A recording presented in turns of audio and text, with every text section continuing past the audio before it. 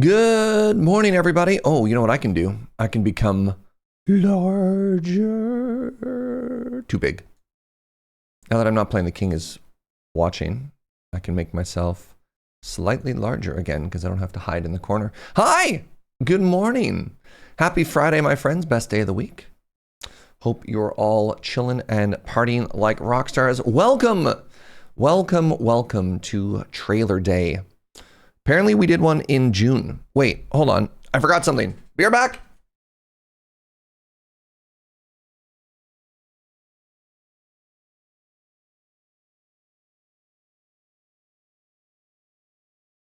You didn't even notice that I'd left the room. Hello. I'd forgot my lippy gooey. It's a lack of surge. Trailer Day. The show where I trailer and you day. No. This is where we watch new and upcoming video game trailers. The reason being, I did my vocal warm-ups, thank you. I personally struggle these days in figuring out where to find out about new and exciting games. I mean, obviously, like, Steam has a recommended page. I don't ever use this, if I'm honest. Maybe I should. There is a couple of annual big trailer shows. There are obviously like streamers and articles and everything that goes on there. But for the most part, I go hunting for them and then I show up. Now, some of these have been out for a little bit.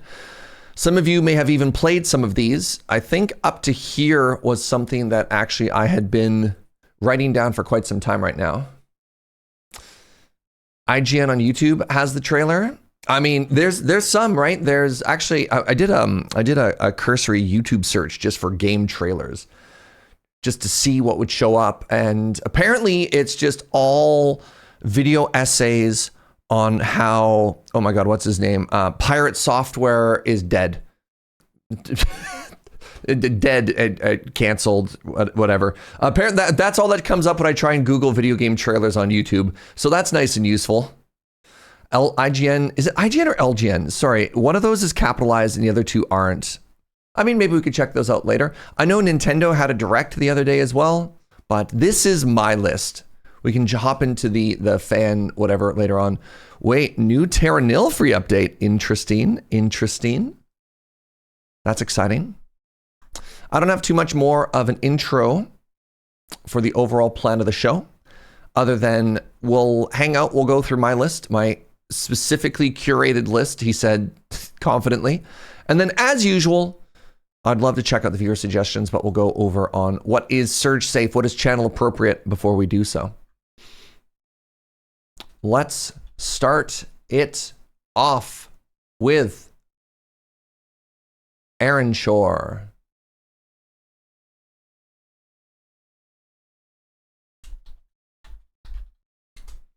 So this game is interesting to me.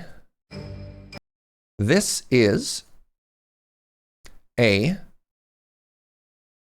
single-player simulated MMO. If you're a fan of old school MMOs, but you don't have the time and you don't want to play with other people,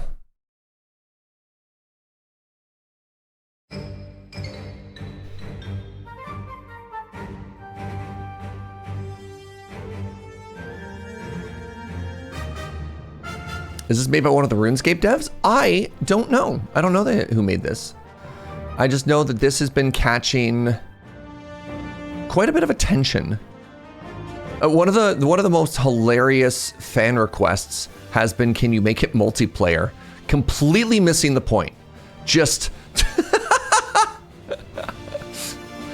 somebody's like, I wanna recreate the MMO experience of Yor, but I don't want to have to play with other people. And people are like, this is great. What if I could play it with other people?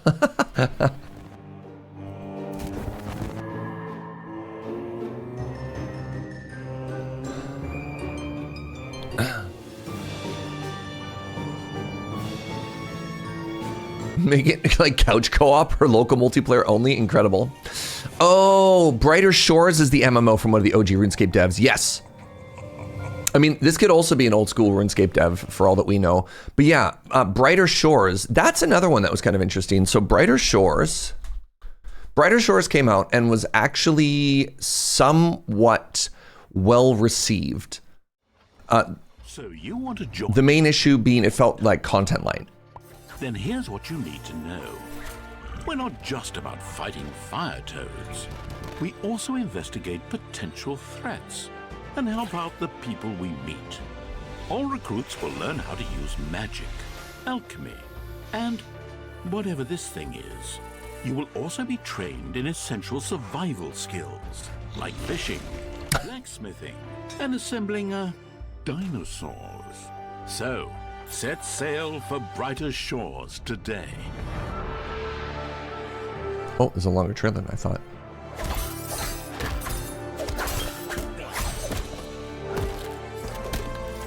Yeah, I heard this game was really, really good. Just needs a little bit more time to cook.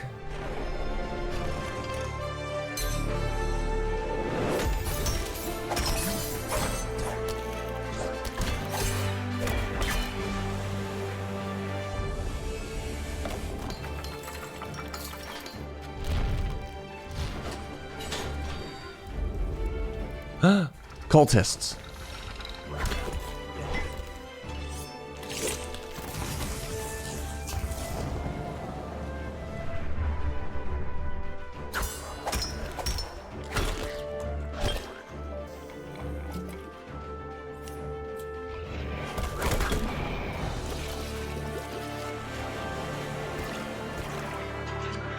I do love the idea of people trying to harpoon fish flounders, though.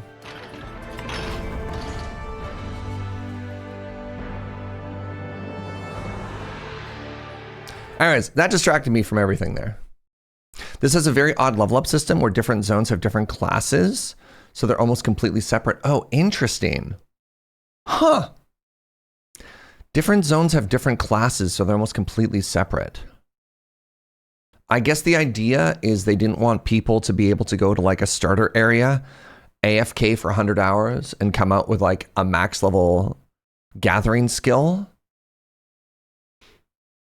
I mean, hilariously, maybe this is not hilariously, it kind of reminds me of crafting, and maybe not gathering, but definitely crafting in World of Warcraft, where every expansion had the same professions, but you needed a completely different experience track. Like if you wanted max level leather crafting in the new zone, you started at 0 and had to go all the way up again. You know what I mean? Right, subs. That's a thing that I do. Brooke Just Bones, thank you for the 64, the full stack. Trailer Day Hype.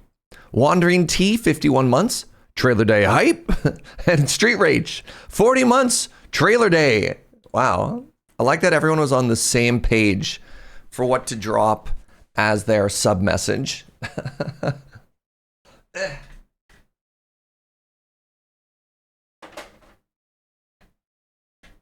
The streamer is watching trailers. It's true. Good morning, Greg Doge. Good morning, Marvel. Good morning, Totally Not a Beholder. You went with the low-hanging fruit. Yeah, I appreciate it, you know? Couldn't think of anything clever. I mean, Trailer Day's plenty clever. So anyways, that is our first game of the day. Let's check out Drop Duchy. So Drop Duchy is, what if Tetris was a city builder? Wait. Oh, that's a year old? No kidding. All right. Oh, they launched. This is how out of date my information is. Apparently this is a full release trailer now.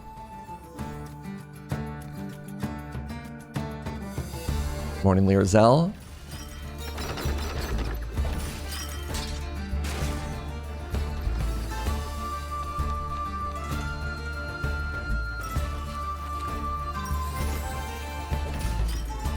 Oh.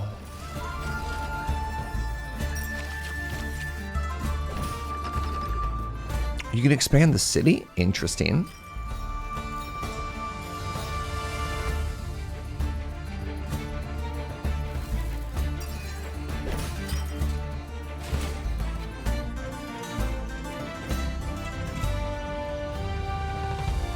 I have to play this game so you don't end up buying it. That's valid. Oh, interesting. There's even like a combat phase? That's interesting. That's cool. This game is fun. It starts getting Galaxy Brain towards the end of the run. Neat.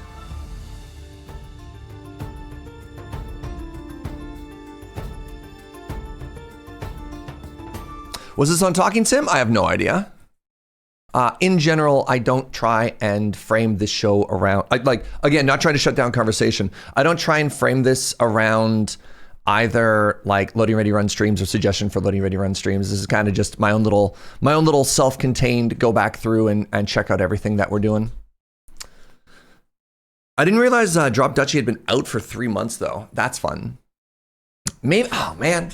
So the other context of this is I have this, I have this little list over here. Jeez. This is every game that I've streamed so far this year. And then I start trying to put down a list of the games that I'm thinking about next. So here's the games I'm most excited to stream again next. I mean, these ones aren't out yet. I'm flirting with the idea of another Cities playthrough and stuff like that. So I could add Drop Duchy to the list. It feels like the perfect intersection of, what's the word I'm looking for here? Roguelike and city builder. I'm reminded of King Domino. Oh, is that another? I don't know. I don't know that game. Take a look for a second. What is King Domino? Oh, it's a board game. Okay. Similar sort of idea though. That's fun.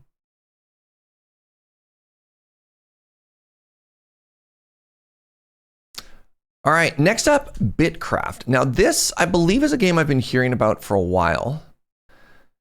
Yeah, a year ago. So let's watch the first one and then, man, how long did I have this notepad open? This trailer's 5 months old. All right, here's the first trailer. This seems like a really cool game, and I believe it's kind of unfortunate because it sounds like a terrible mobile store Minecraft ripoff, like Bitcraft. But this game looks legitimately very pretty. This is very runecrafty. Oh, really? Interesting.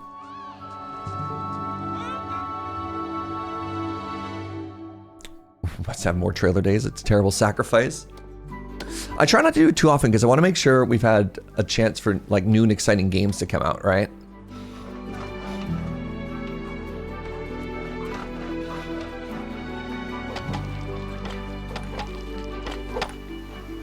Fishing.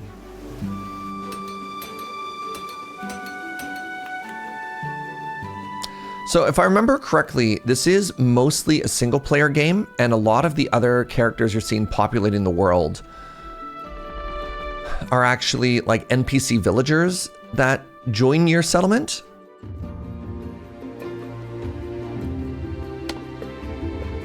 Did they just say it was an MMO? I didn't think this was an MMO. I thought this was primarily a single player experience.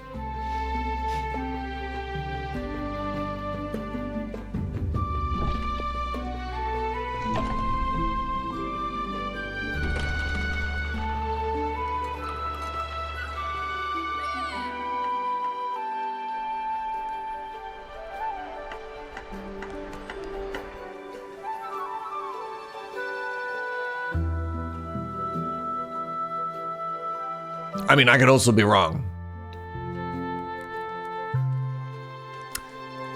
I mean, this trailer is over a year old. There's a chance a lot of things changed as well.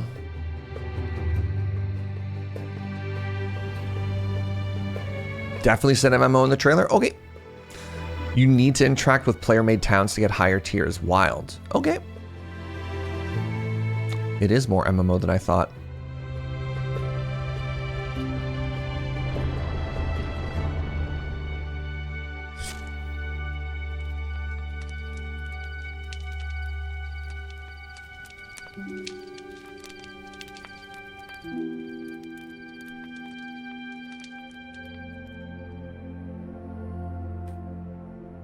All right, so there's a newer trailer that I'm curious about. This is the official early access date trailer. Let's watch this one.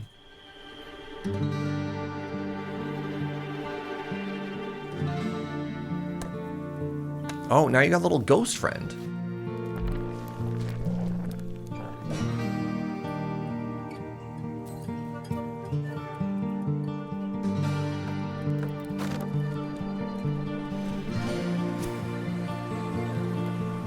That's Clippy the ghost. Ah. I do like, oh, that's a good hop bird. I do like the hexagons of various sizes. There's the big one, but then the carpet pattern inside of the house was like little mini hexagons as well, right? Oh. Interesting thought there. That if enough, like these are probably all player settlements, and if enough group together, they like form kingdoms or something. That's interesting.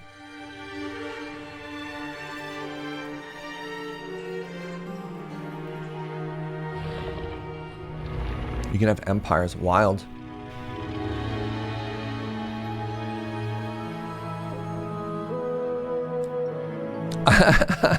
I don't know why, but you know what this, where to go? You know what this reminded me of? Do you ever play those free-to-play mobile kingdom building games where you like have an army and then you have to raid nearby kingdoms for resources, and then there's like enough time comes back and then your army is vulnerable or whatever? And then basically if you don't start playing at day one, you just get eaten by like the bigger civilizations or the bigger players as soon as you join. That's what this map makes me think of like, what do you do as a new player, right? You show up and you just immediately have to navigate this sea of like entrenched politics or something. It sounds cool in theory, but I would feel it might lead to a lot of unnecessary drama. Maybe. I mean, it depends. Again, it just depends on how it's implemented and what the purposes of the empire stuff is. Like, if there's conflict, if you make empires so that, you know, you go and raid from other people, yeah, absolutely not. But if it's the sort of thing that's just, I don't know, it could be fun, it could be interesting. The game has like very little PvP, yeah, right? As long as the goal isn't for, you know, yellow to invade red over here or something, then I think you're okay. Interesting. I didn't expect something like this, but you know, who knows? Sometimes games can take on a very organic path in their development, right? All right, next up, Cubic Odyssey. So actually, maybe I should have done a little bit more of a grouping with this, right? So this is a single player.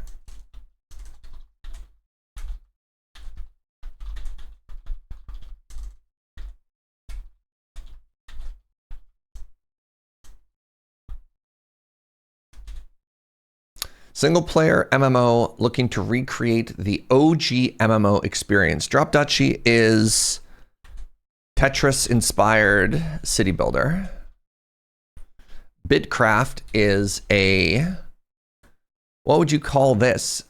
Survival crafting MMO?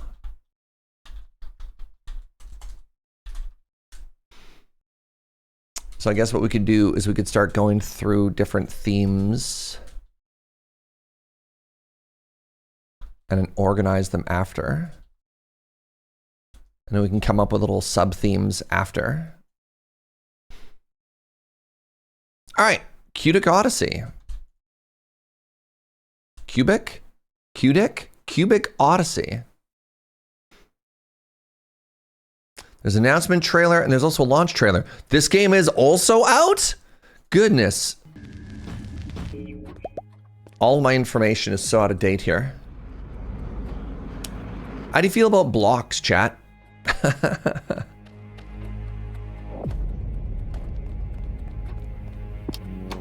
do you feel about... Whoa. Hold on.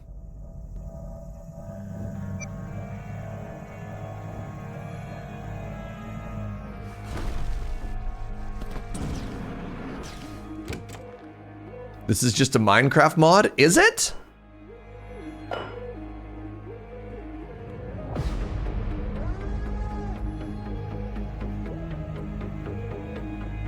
It looks like it may have started there, but this looks like a lot of game.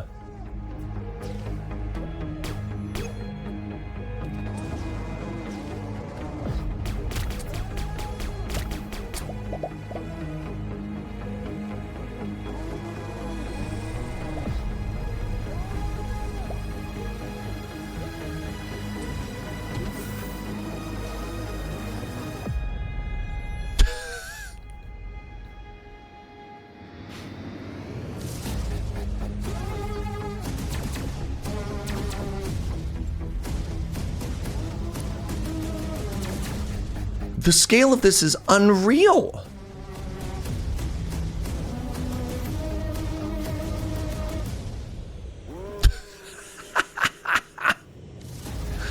Okay, the fact that the planets are giant cubes is very funny.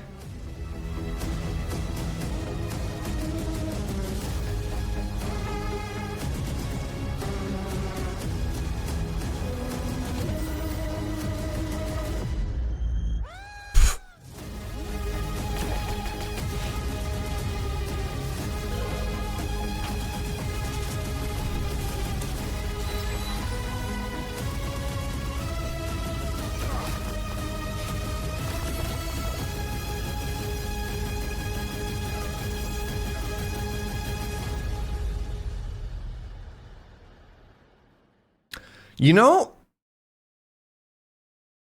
I don't think I actually knew what this game was about.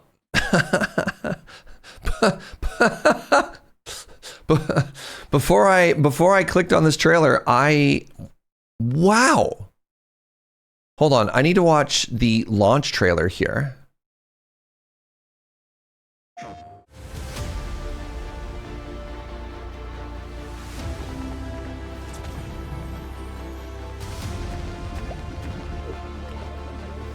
Does the maximum scale make the angel stuff less detailed than plain? I mean, that's often an issue that a lot of games have, right?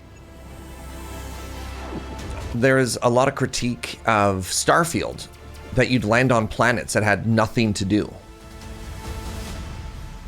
Right? You just walk on moons that were just almost entirely desolate. And so sometimes, you know, where's your focus? Because there's only so much attention you can put on something. Is the focus to make every small experience as detailed as possible? Or to make the scale and scope of your world as grand as possible?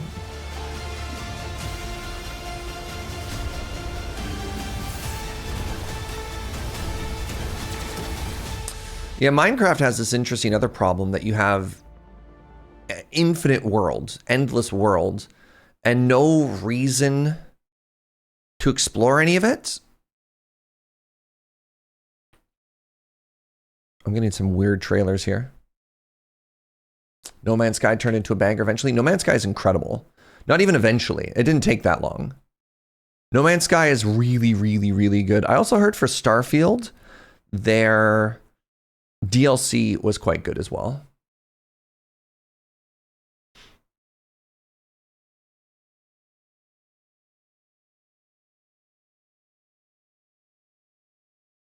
More isn't always better if it's just empty space. Yeah. That second trailer was nowhere near as interesting as the first trailer. Here's a 2-month-old trailer. What's up, Travelog? Thank you so much for the 31. This looks like the exact same trailer we just watched, but re-released a month newer.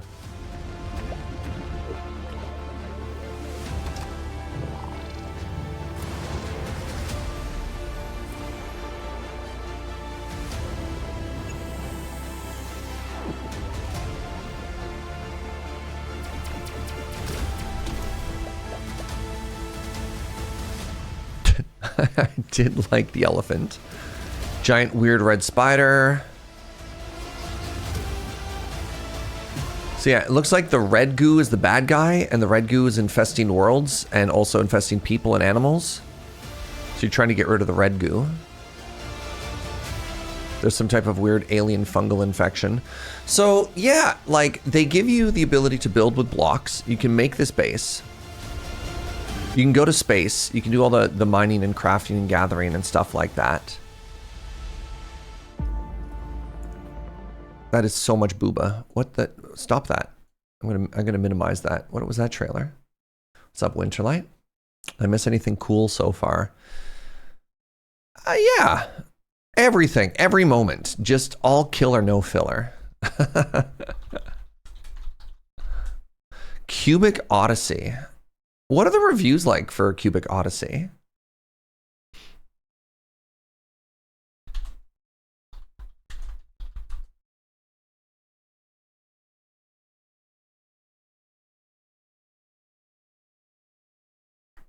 Cubic Odyssey smothers its potential under too much progression. Too much Minecraft and not enough No Man's Sky.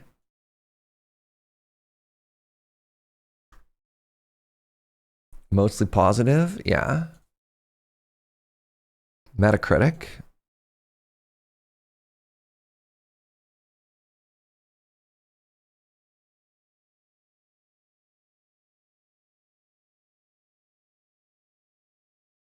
Somebody gave it a 10.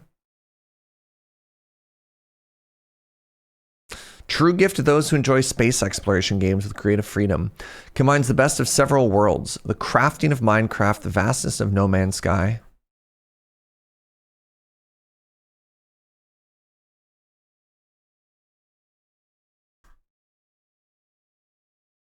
Interesting. Interesting. Huh.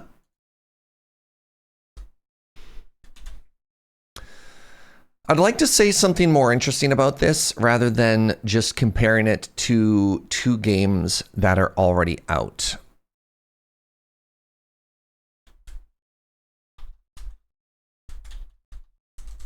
All right. Great review, Serge.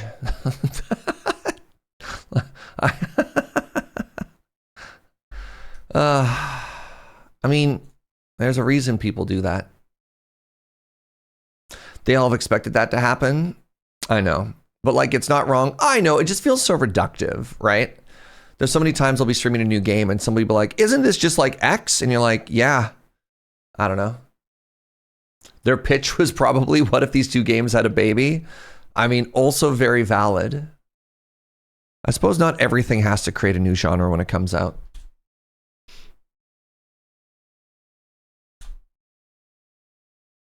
All right, let's check out Castlecraft next. Castlecraft. History shall smile on Tiberius the Brave, mighty king of a magnificent... This is a block building tower defense game. I do worry a little bit about like the tone. Like what if the king is kind of a wiener? Let me make this clear. It's just his Minecraft clone trailer day. You're required to empower the peasant. Whoa. I didn't expect this to be third person in that way. Or is it third person? Do you control people or do you have a free build mode? With your life. In return, I'll take all the credit. Build traps. Dig pits. Recruit soldiers. And for pity's sake, equip yourself!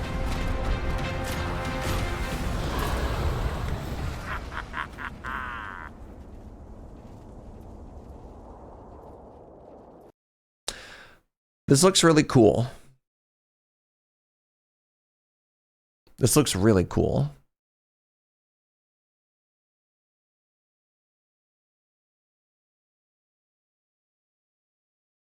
I watched another trailer 3 months ago. Is this the same one?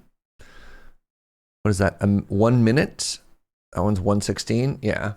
So it's out, but in early access. Interesting. You know what this kind of reminds me of, but maybe better executed, is Minecraft Dungeons. Not Dungeons. Legends? What was the one that was like a third-person combat builder? Yeah, like we've got a hotbar down here, we've got a combat map, we've got stats, we've got the waves. Resources down at the bottom. Let's go to the building mode. The building mode looked interesting. Defend me. So food on the inside. Hold on. Where'd that building view go? You're required to empower the peasants. Build it. So what's interesting there is it also, for a sec, it also looked to me like there are multiple peasants, but you can also control one directly, right? Peasant, peasant, peasant. Castle for the ages. So yeah, it also looks like maybe your goal is when you're building, right? You got to protect your king. If your king falls, the game is over. Maybe that's the king's stats. The castle for the ages. And defend me. I mean it. With your life. Defend me. Yeah. In return, I'll take all the credit. Build traps. Dig pits. Recruit soldiers. And for pity's sake, equip yourself.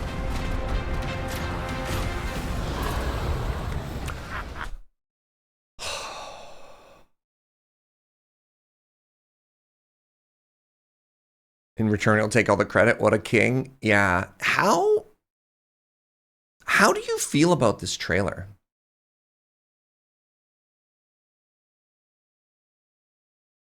I don't know if this looks like one of the coolest things I've ever seen, or if it's just something kind of, I mean, the vibe, the vibe of the king kind of throws me off a little bit. I don't love that. Mid, not great vibe, very mid, interesting. Yo, good morning, Anti-Muffin.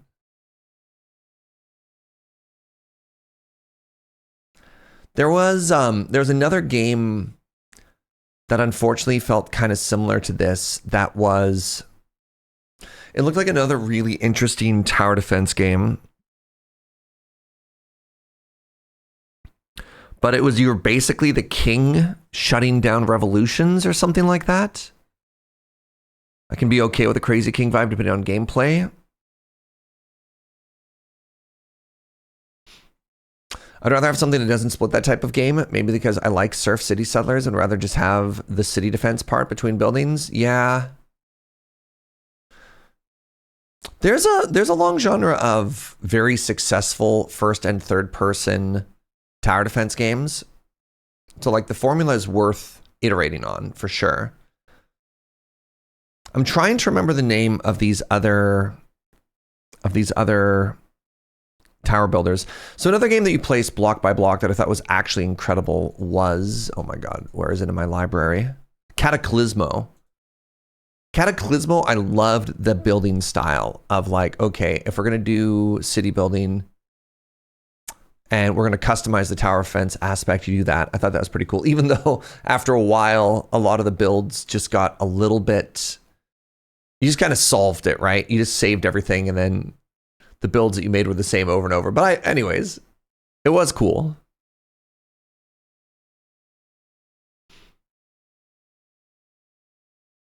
I have no idea what the actual gameplay of this entails. So it's a wave-based tower defense game, right? So I imagine there's a daytime, nighttime mechanic or a build and defense mechanic where, you know, you collect a bunch of resources, you build what you can, the wave starts, and then you rinse and you repeat. The most interesting take recently has been the factory tower defense games. Yeah, that's valid.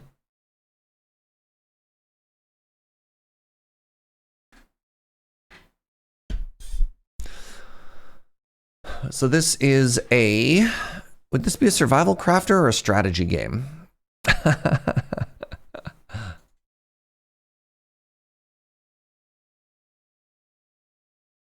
Jeez. All right, let's put it under tower defense.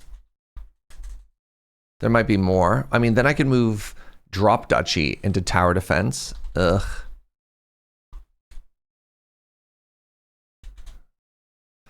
Third person Survival tower defense. Do you spell defense with an S or with a C, chat? This is embarrassing.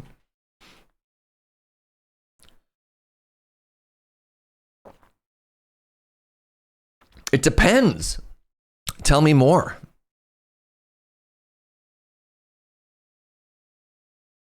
S is for the Americans, C is for the British. Oh, what if I'm Canadian? As a Canadian, we always straddle the line between American and British spelling.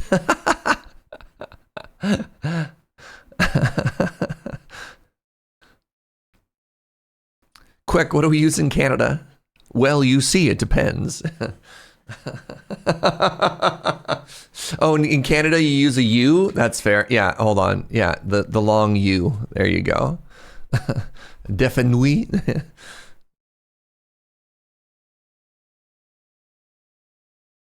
It's C in Canada? All right, I'm in. There we go. That feels better. All right, let's look at another game that's probably been out for 6 months. Drill Core. Oh, only 2 months on this one.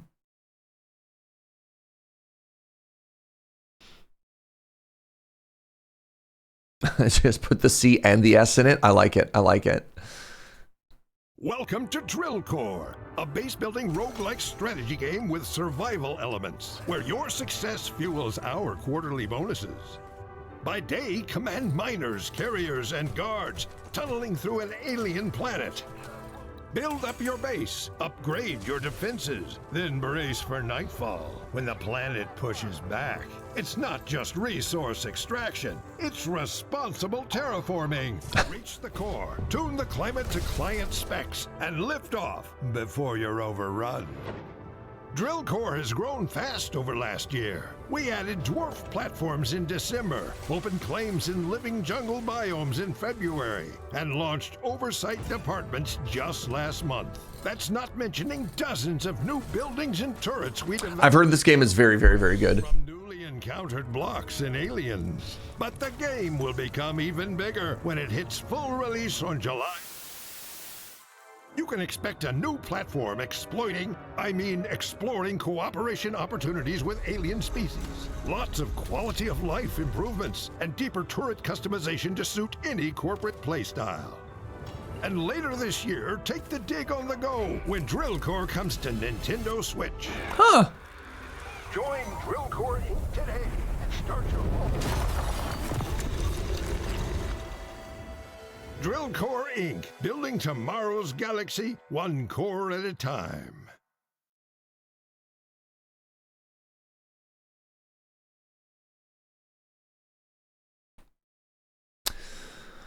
Put there as well. So there was a Steam Next Fest, I think it was last year, maybe not this year, last year, where so many of the strategy game roguelike streamers that I like to watch were all playing this demo. So it was like Dolphin Chemist, oh my God. This is so embarrassing. What's his name? Serenity.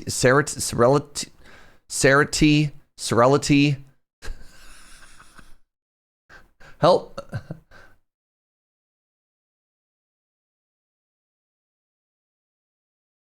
Celerity. There we go.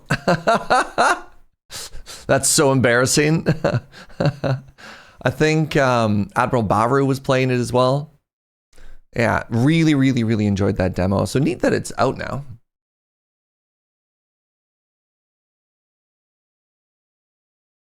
Celerity got a custom item in Brotato as well. There's the celery tea, which is what was throwing me off. Reminds you of Domekeeper little Domekeeper Wall World. I think there's a Wall World 2 that's coming out soon too as well. I don't know who Celerity is. I just know it is a word from Vampire the Masquerade. Celerity is an old Magic Pro who turned into like pretty big roguelike strategy game streamer. Pretty chill. Does a lot of like late night. If you're looking for late night English streamers in, I think his games of the year were like How am I so bad at thinking names of games? Dead Cells. Dead Cells is one of his old-time favorites. Brotato was up there. Playing a lot of these. Doing a lot of backpack battles lately. Celery is a terrible vegetable. You take that back, Uno. That's so important. Celery is so important. Never. Try making any soup base without celery, you peasant. Anyways, Drill Core. So yeah, this is another tower defense game.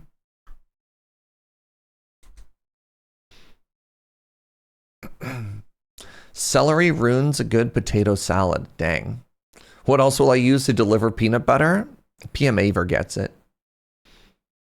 If I wanted to eat crunchy grass, I'd just eat grass. It's a bad vegetable, but an excellent spice. Interesting.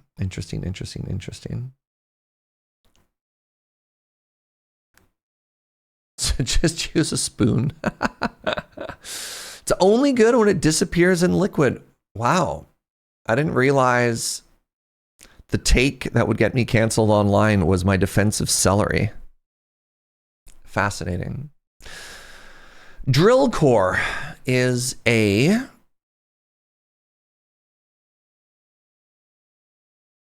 How do I describe what we just watched?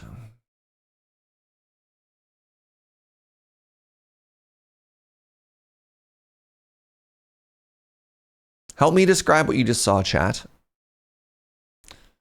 Tower Defense Management Sim. Pyrelight, you're a genius. It's okay, Serge. Chat is wrong sometimes. Thank you, Aramis. Appreciate you. Roguelike Tower Defense. They say it in the trailer.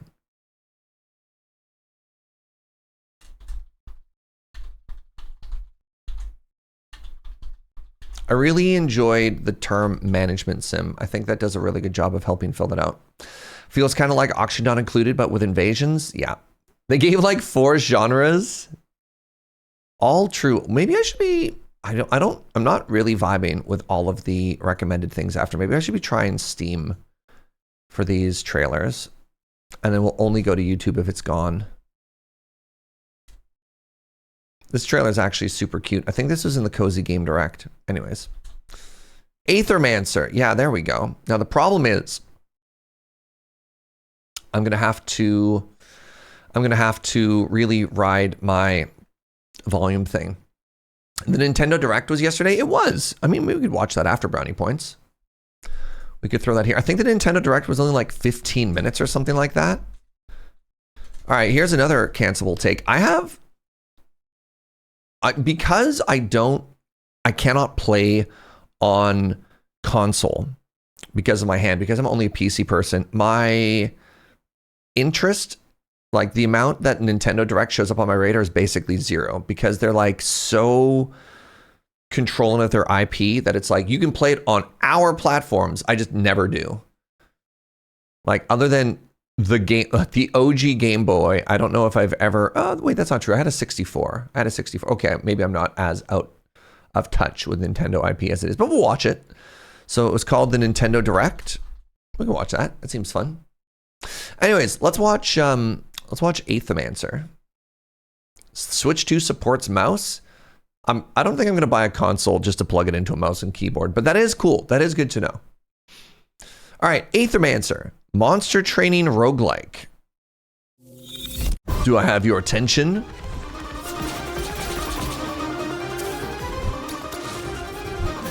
So the only downside with Steam is every single trailer is going to have a different volume. So give me a second to like...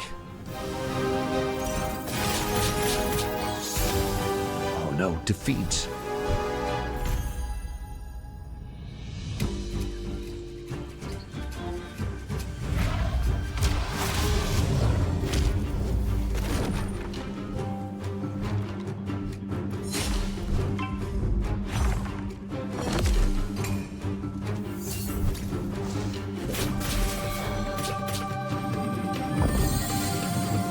This art style is stunning.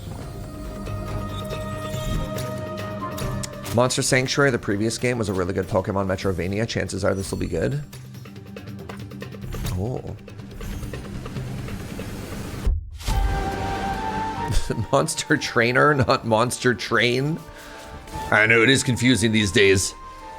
All these words meaning different things. It's exhausting.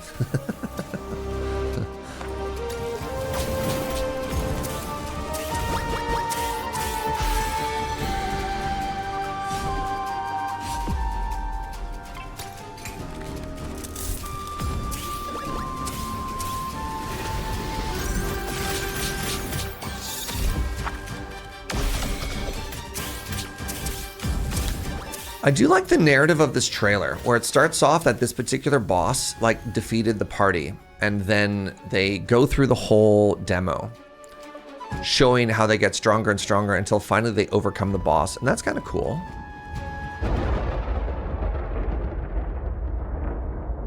A roguelike monster trainer is also fascinating because it kind of breaks what a lot of the, like, you can't catch them all if it's a roguelike. You know what I mean? You just go through, you have a run, you see the random things that are given to you, you do the best that you can out of the... Is that interesting to anyone else? You can eventually... It's what all the Pokemon randomizers and Kaizo rules tried to make. Yeah, that's a good call for sure, Roses McGee.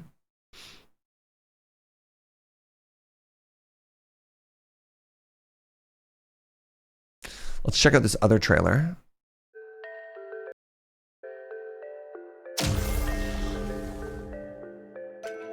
Fight, advance, die.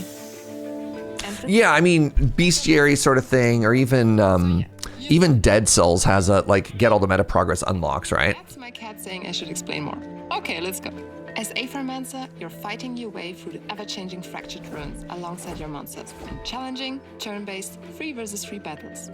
Speaking of monsters, the stars of the show, you'll encounter more than 50 monsters from different... 50? Each playing differently with unique signature traits. For example, Volpatinger can use the enemy's attacks against them. And you will need your team of monsters, as the world you're traversing is filled with danger and hostile monsters, like those over there. So menacing. If they have not spotted you though, you can ambush them, which grants you an advantage in the fight. Combat is all... Yo, look at the top here, sorry. Your monsters... There's a... Would you call this like a Pokemon-inspired energy system? Right? So you can see, now that we've paused, you can see there's energy costs as well. Huh. So there's probably synergies between monsters that have like low stats but high energy generation, and then some that just want to have payoffs or whatever. Shows enemy intent as well, so you know what's going to be coming up. Oh, this is suddenly very interesting. Generate Aether every round, but also need it to unleash powerful spells, like this one. Some monsters can even purge enemy Aether to stop dangerous actions, as the enemies conveniently let you know what they plan to do next turn. That's really funny. Aether management is... I love that I saw a screenshot, decided to pause and figure out how all the systems work, just see if I could intuit it, and they just described it all. Maybe I just watched the trailer. Only one key to success. You can pursue different strategies. Let your monsters team up with the sidekick buff, or grind your opponents down with poison. But my go-to? Defeat them before they can do anything. If you attack enemies with the right elements, you can stagger them, which makes them skip a turn and receive more damage. Awesome. And hey, if you're a control freak like me, you don't have to just watch your monsters fight, you can take actions alongside them, depending on your player class. During your adventure, you will explore the different regions of the fractured ruins. Today you can see one of them. You will encounter cute NPCs. Watching the trailer explains the trailer. Does it? Not always true. Well, and most importantly, raise your monsters. Watch them grow stronger as you build a unique monster from a skill pool that reacts to your choices. So with time, your team grows stronger and stronger. You discover powerful combos and construct builds that... What's up, Milk? Crazy good, they feel broken. But be careful not to underestimate your enemies, especially when your monster's starting HP is reduced from corruption damage. Because once a monster dies, they're just gone for the rest of the run. Whoa! I mean, it's a roguelike. If your monster dies, it's gone forever. Huh? Get up. up and try again. This is the Eternal card game, but as an RPG roguelike.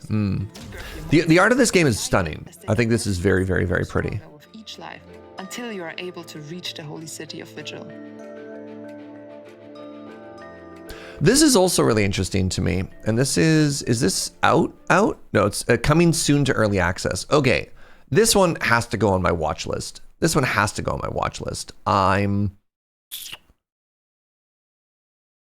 a watch list. This is my backlog.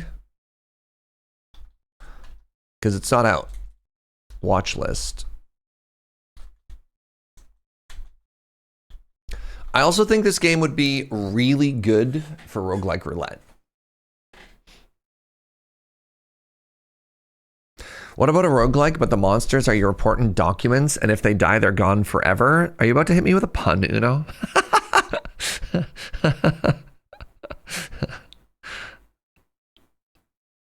There's a demo. I appreciate that there's demos, and I appreciate that more games are adding demos, but I am not a demo kind of guy. I'm just not. I don't know what it is. And that's so weird because growing up, I loved demos. And maybe it's a difference between, you know, being an adult with disposable income versus being a kid. But like the PC Gamer demo CDs were huge. Huge. God, I check out everything on those.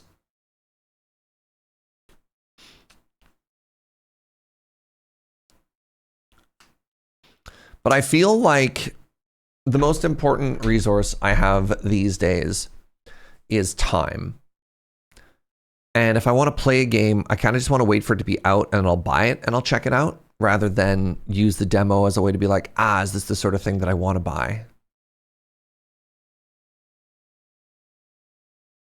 Cover discs are how you got your first virus. Wait, really?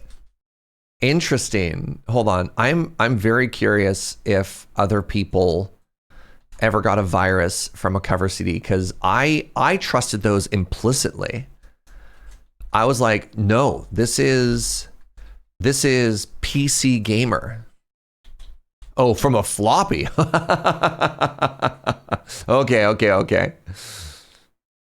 I don't think I ever had a cover floppy from anything.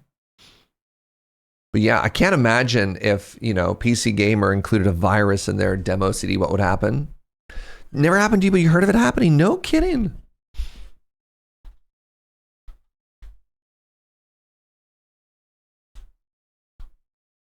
This is a monster trainer roguelike. It seems very exciting. I got mine the good old fashioned way through LimeWire. Years and years ago, one of the summer jobs that I had, I was working for a company in downtown Calgary. The specifics don't matter. And my job was, one company was acquiring another company. And I was hired on a contract basis to do due diligence, where I had to go through and confirm the assets that the other company bought, right? And they're like, yeah, this company bought this other company. It includes, 100 pickup trucks, for example. And so I had to drive all over Alberta and BC, track down all these things, take pictures. Anyways, why was I in downtown Calgary for all of this? They figured since I was already writing everything down, and this is back talking about how completely unqualified people can be. They wanted me, no computer programming background at all, to build a database to store all the information of all the things that I was tracking down. Just build a database. And most of the time, what I ended up doing was going to like all the office workers and executives and running like free antivirus software, because all of the emails and all the websites they were going through, this was in like the mid to late early 2000s. Everything they touched was so full of viruses that all of their computers were just garbage, like so full of bloat they couldn't do anything. So I actually spent more time just doing tech support, trying to save my coworkers' stuff that I did doing stuff. Microsoft Office had database software. Yeah, it was called Microsoft Access.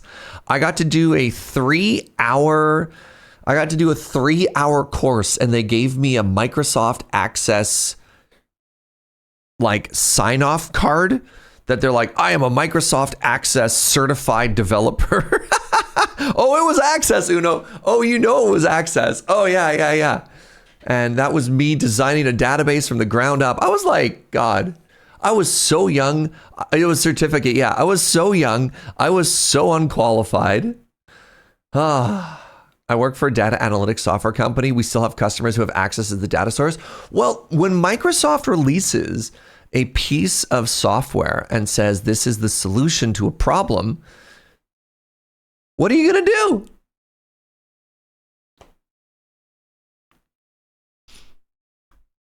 So anyways, I've never gotten a virus from a video game demo, but boy, oh boy, they probably use that database to this day. God, I hope not.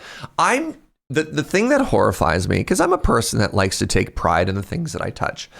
The thing that horrifies me is the thought of whoever they hired to replace me to maintain it after the fact, looking at what I did and just being like, you paid someone money to make this?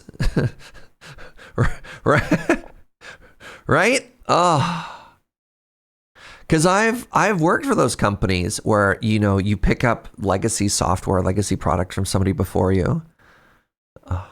My first workplace had its entire production data stored on the Access database. Yep.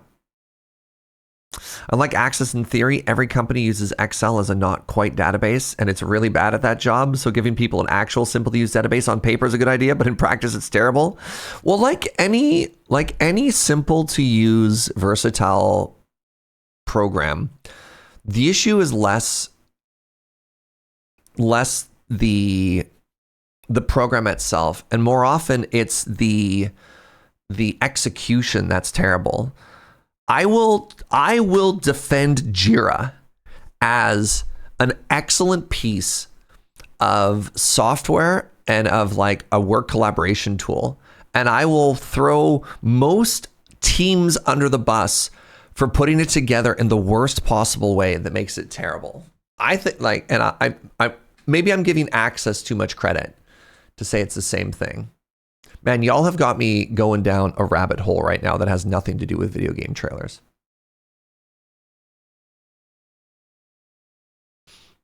I just want people to stop using Outlook so it's fine. Yeah.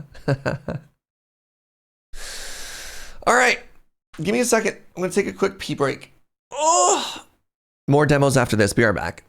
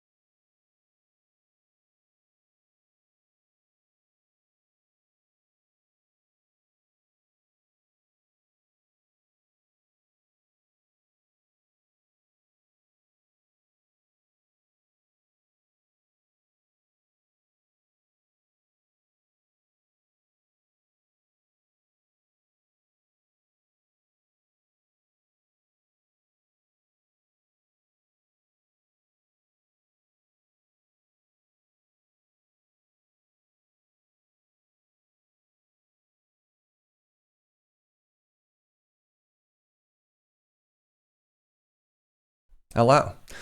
I worked in IT as well. I did. I worked as, my previous job before getting into, what's the word I'm looking for?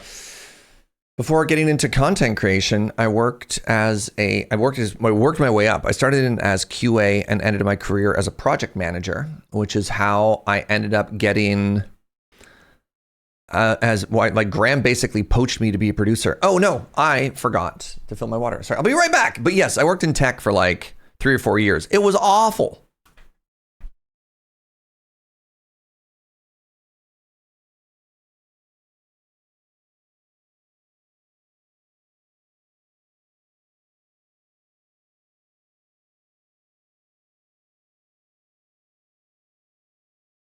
My experience working in the software industry was very, very, very bad.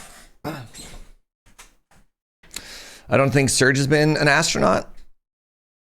Just wait for my astronaut arc. Serge is normally so chill and reserved. That's incredibly entertaining watching him go off about things. Thank you. Good morning, Colleen. How's it going? Sorry, I'm just scrolling back up. What brought about the database discussion? The database discussion started talking about getting viruses from video game demo CDs and see how it goes. Oh, you just heard about 9 o'clock retiring? Yep. Weeks ago. We did a whole 6-week send-off and everything. Sometimes it's okay for things to end. Serge is the world's first astronaut barista. Were you saying barista, or do you think I'm going to be a lawyer as well? Barrister? Look, if they could send Homer Simpson to space, I think I am perfectly qualified to go to space at some point. You know? All right. I'm a little bit worried about this demo, Scavlands. This game has a little bit of a Tarkov vibe, and I'm hoping that this doesn't violate my own Serge Jaeger family-friendly rules.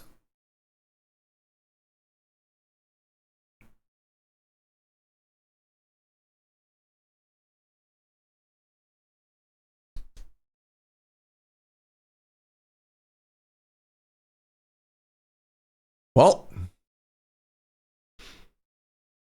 hello?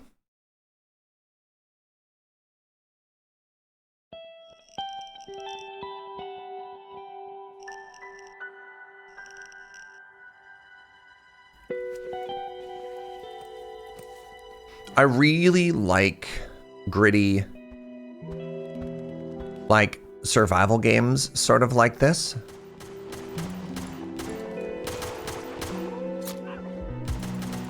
So the looting system seems really interesting. The healing system seems really interesting. I don't know. I don't know about y'all, but like, I love this aesthetic.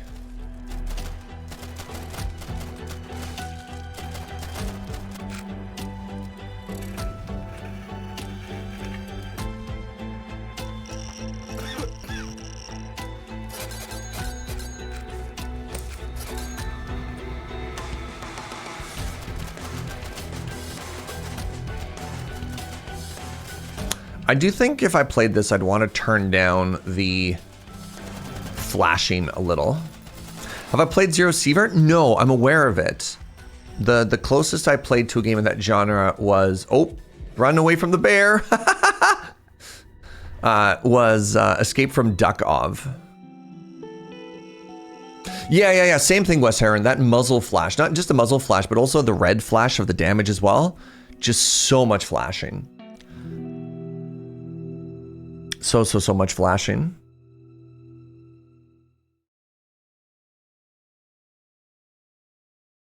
Comment on James winning the 9 o'clock Memorial triple threat match. I was on vacation. I have no idea.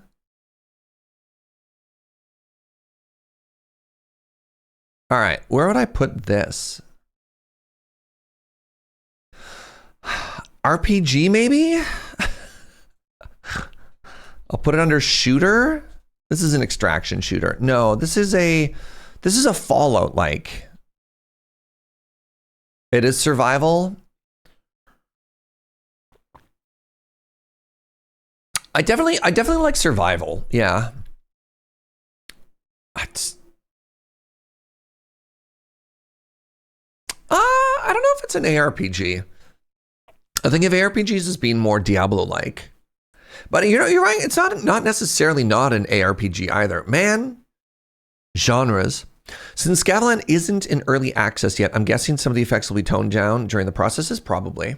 Stock RPG, is that what the S is for? All right, I guess it's definitely, shooter RPG. See, this is why I don't normally like to put it under, under genres. Because, wait, I already have an RPG genre. Because then when you try and classify them, it just falls apart, right? All right. We're getting rid of, well, the problem is if I have survival, then I have survival crafter, but then I have shooter survival, right? Let's get rid of these categories. Let's get rid of the categories. Let's just describe every game by itself.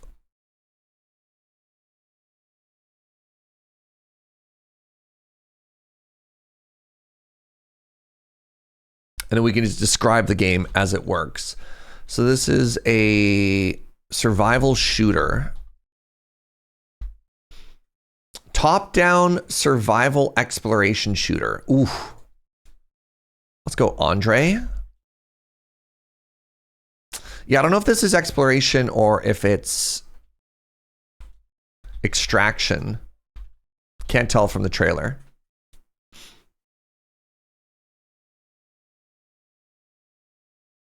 All right. This is a trailer that I caught randomly the other day. I love this trailer. All right. Y'all love city builders. And one of the biggest questions I always get is, can I make it more walkable? Can I get bikes? Well, introducing Car Park Capital. So you want to pave paradise and put up a car park? Brought to you by MicroProse, a new tycoon game. I'm pretty sure MicroProse is the company that made the original SimCity. Of car dependency. Like, this is an OG company. Oh, that was Maxis? Yeah, MicroProse is old school. Sure, some might resist, but with little re-education. Freedom has 4 wheels. Citizens will embrace the automotive future.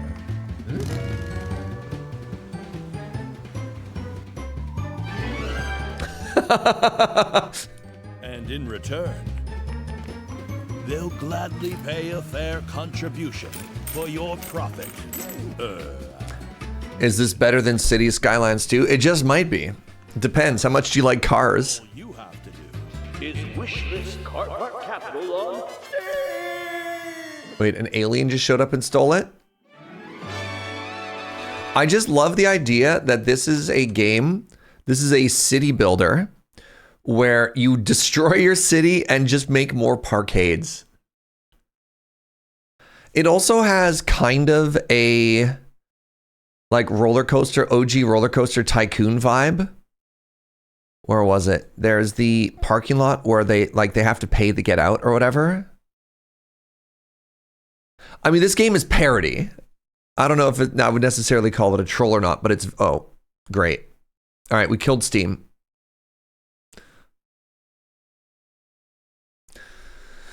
A game for the car enthusiasts. If you don't like cars, don't worry. We've got propaganda for you. Yeah. Oh, MicroProse made the OG Civilization. I need to look up MicroProse really quickly here. MicroProse? Is that how I spell it? MicroProse?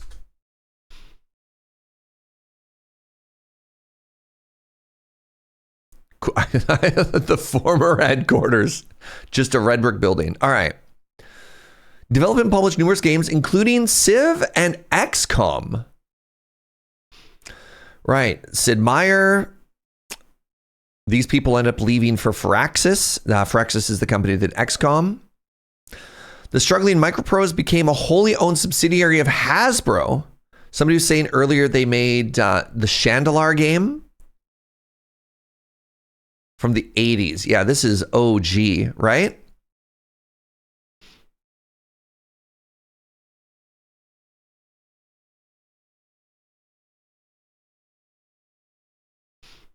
What do we have? Sid Meier's Railroad Tycoon, Civilization. Yeah. A bunch of like fighter game simulation games. Interesting. Very few of us here were alive at the time. What are you trying to say, Milk? What are you trying to say? You trying to say I'm old milk? Oh, that's so much better. Oh my God.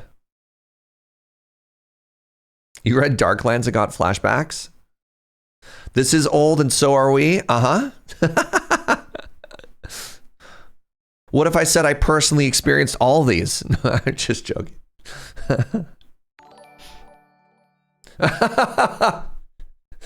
How dare somebody gift Milk a sub for making us all feel old? Who's the coward? Thank you. All right, hold on. Under Hasbro, I'm curious about this. Hasbro issued $70 million in cash to purchase all of the MicroProse shares. Okay. $70 million in 1998. Wow.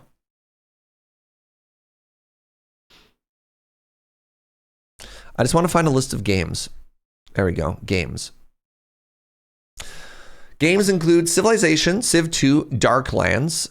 I'm going to skip Grand Prix Gunship, Lightspeed, Master of Magic, Master of Orion.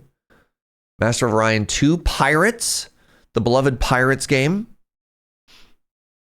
UFO Enemy Unknown. Yep. Railroad Tycoon. Sid Meier, who now works at Firaxis, eventually got the rights of most of his games back under his control from Atari. Huh? MicroProse is younger than I am. Man, I feel old. Nah. Turns out time just keeps on marching on. We shouldn't worry about it too much. Wait, Sid Meier's is a person? There is, I'm pretty sure Sid Meier's doesn't even work on the Sid Meier's Civilization games anymore. I think the last one he collaborated on was... Am I right thinking about this? That like he had very little involvement in some of the more modern ones? Next, you're going to tell me that Tom Clancy's real. So funny thing about Tom Clancy, I believe a good chunk of his books now are just ghostwritten under his name. I don't even think Tom Clancy writes most of the Tom Clancy games, books. Am I thinking? Yeah, same with American McGee. Yeah. Tom Clancy absolutely started that, but the Tom Clancy brand is not even Tom Clancy anymore. At least Sid Meier is still alive. Tom Clancy passed away in 2013. Wild. All right. Hold on. I'm just going to Google this. Which Civ games did Sid Meier work on? I'm curious.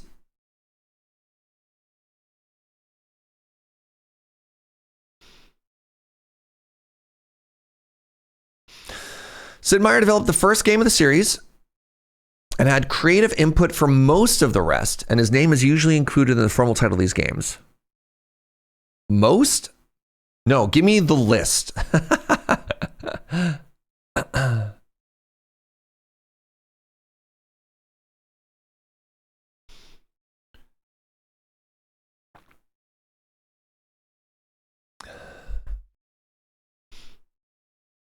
I was going to say he must be fairly old. I went to college with his daughter back in the 90s. You're talking Tom Clancy or Sid Meier, real gamer cow? The conversation just keeps going everywhere. Sid Meier's 71. Good for him. Tom Clancy. Wow, that's cool.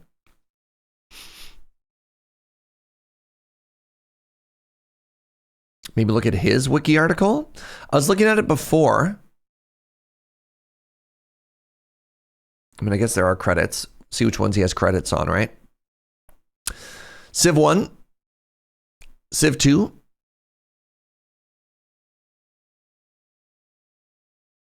I can't believe how many of the games that he made just has his name in it.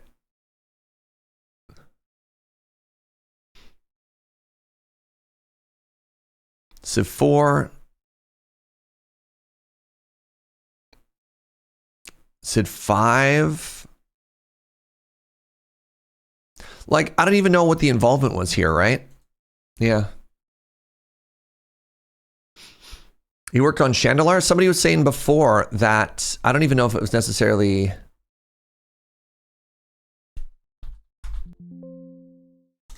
I don't know if it was Sid Meier.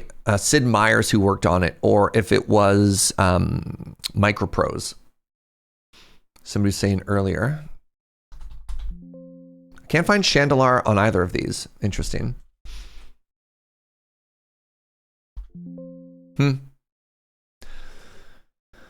Yeah, Chandelar's not listed under the games here for this, but I mean, again, Wikipedia is not exhaustive, right? In the Sid page,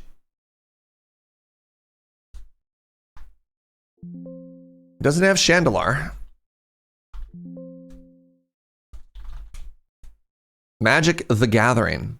This would be the last game that Sid Meier worked on for MicroProse. It just says Magic the Gathering. Oh, no way. The official game name is Magic the Gathering. It's not even called Chandelar? Really? I'm learning to this. I'm learning to this? That's not even how English works. This is news to me. Really?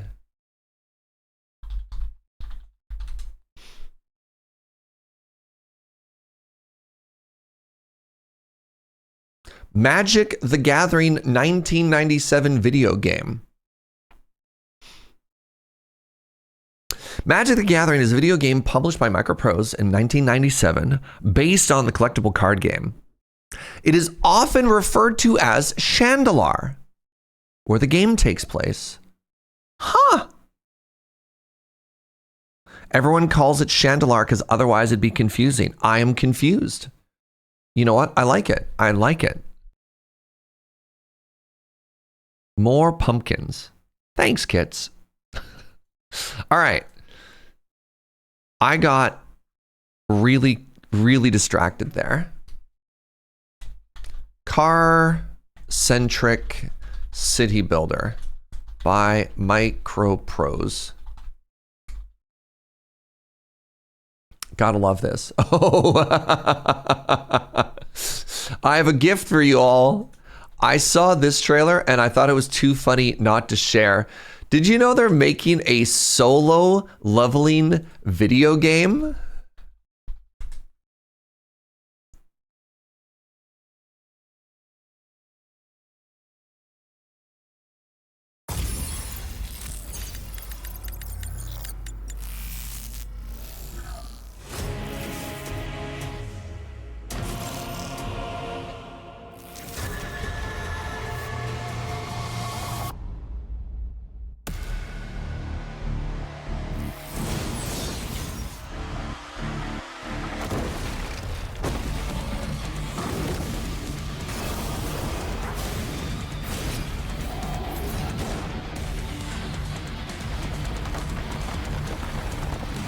It beat out Frieren and Dandadan for Anime of the Year last season. Really? Sorry, I'm like not that invested in the world of anime stuff, but huh.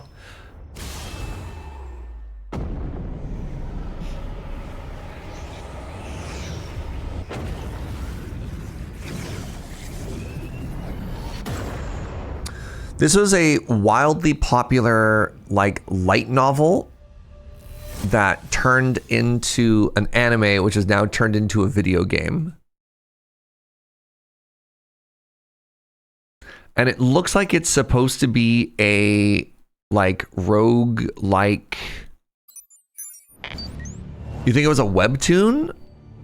I don't remember seeing an animated version of it. I thought I read something. There's also webtoon at some point. Okay, all right.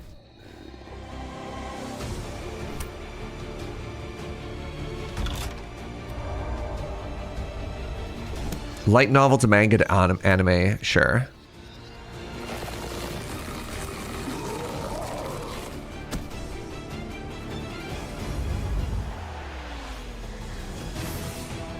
I watched all my friends die that day.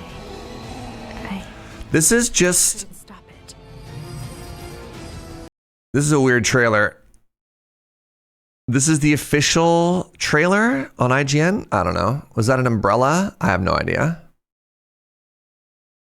Yay, solo leveling game. Might be a little bit violent though. Yeah, I imagine. You know what? A Diablo-like kind of suits the OP Isekai format. It kind of looks like it's more Hades-like from that first trailer we watched. The anime is quite brutal. Oh, interesting. Oh, that's SL Arise. It's a mobile gacha game. Oh, what? Sorry, there's solo leveling Arise and solo leveling Karma. I'm gonna be real with you.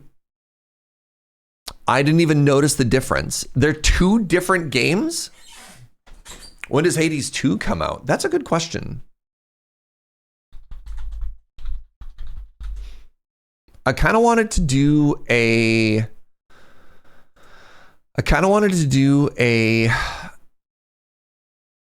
replay of Hades 1 in anticipation. No. There's early access out. The final that we're talking about, when we say out, we mean 1.0. They finished the last early access patch. It's got to be soon, right? Soon TM. July's patch 11 is said to be the final pre-1.0 patch. It's only a matter of time before the all-important launch date materializes. Okay, so it hasn't actually been announced yet. Yeah, I definitely want to play that. I don't know. That's crap.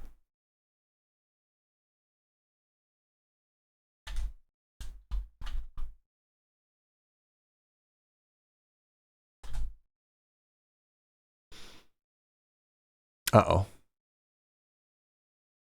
What's this solo leveling Karma thing? It's a trailer we just watched. Looks like it's a Hades-ish. Would you call a Hades an ARPG? It's definitely a roguelike.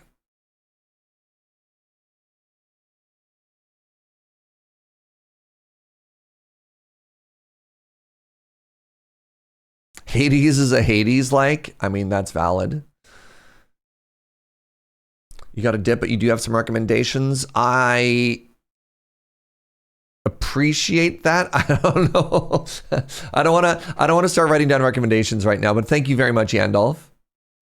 See if other people catch it. Knights and Type Spaces, Spellforce Conquest. Interesting. Sins of the Solar Empire. Catch you in the VODs. Have a good one, friend. Roguelike twin stick for that. All right. So anyways, solo leveling Karma. I don't know. We'll call it Hades-like. We'll repost it when we get to them, Yandolph. Thank you, Inkslayer. All right, another big one. There's a new Katamari coming out. Huh?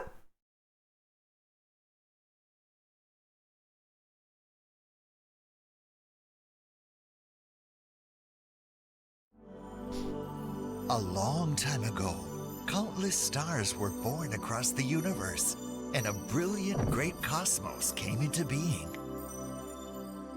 The guardian of this great cosmos is one whom we love, the king of all cosmos. It's me and my mighty king of kings.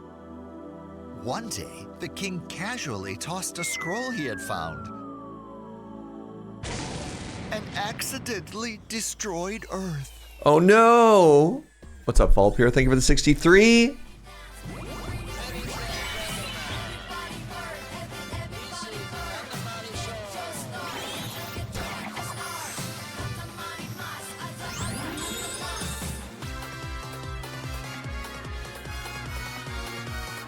It looks just like I remember it, chat.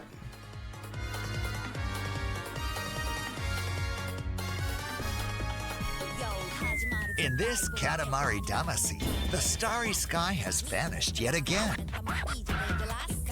Now, time travel across the eras and roll up all things big, small, wild, and wonderful to restore the stars of the universe. Roll with ease using beautiful items. They added power-ups. Oh, hello, new cousins. Wow, everyone's here too. A family reunion. Customize the prince and cousins to create a one-of-a-kind being. So wonderful. Battle with friends in Katamari Ball. A new universe of songs. Keep rocking and rolling to the beat.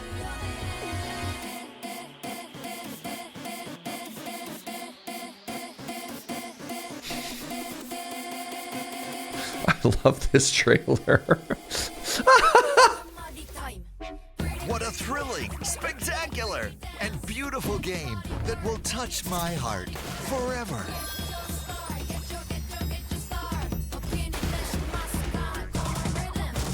So let the good times roll and see how life gets better with Katamari in a story that begins once upon a Katamari. What an incredible trailer. This hits the entire vibe of the original perfectly. Yeah. Yeah.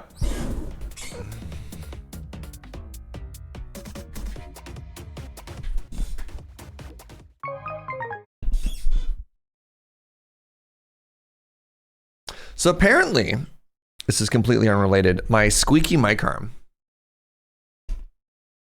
My buddy Jim found that you can buy almost this exact same mic arm, which I spent like probably between $100 and $150 on, from not Capital Iron, from Princess Auto for like $15. What?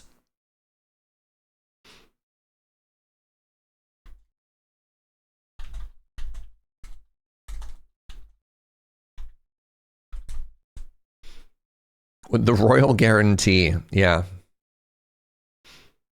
So I might have to get a new one because this one squeaks. Really? I might need to make a trip, yeah. That looks just like the Rode mic arm that you have. I believe it is, I believe it is the Rode mic arm. Hold on a second here. Let me find Jimothy's post.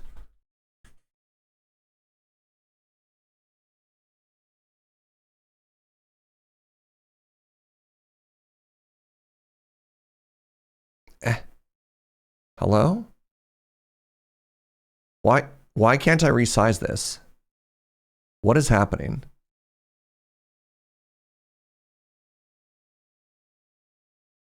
Can somebody explain to me? All right. Yeah, like look at that. So that's the Rode Professional Studio Boom, right? $140. Like, look at that. $15.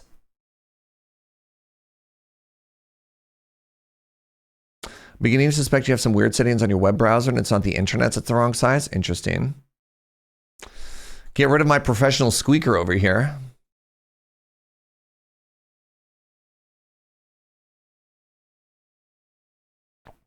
Not only $15, but also a lifetime warranty. Interesting. Maybe once my car is out of the shop, I'll go and upgrade. I don't know, unless y'all really enjoy this. What do you think? I mean, I could keep it. I could keep it if you know, y'all like that vibe. How it's this feature? How audible is it? Simply don't move the arm. It turns out I'm not a very stationary streamer. Somebody was also telling me WD-40 wouldn't fix it. Who knew? Came for Surge, stayed for the squeaks. That's fair. It's very squeaky. Oh, I don't like the sound of that. Or I don't like how audible that is. That sucks. All right. Hey, what's up, German Gary Oak? It could be anyone. Apparently, I've been lied to my entire life that WD-40 is not actually a lubricant.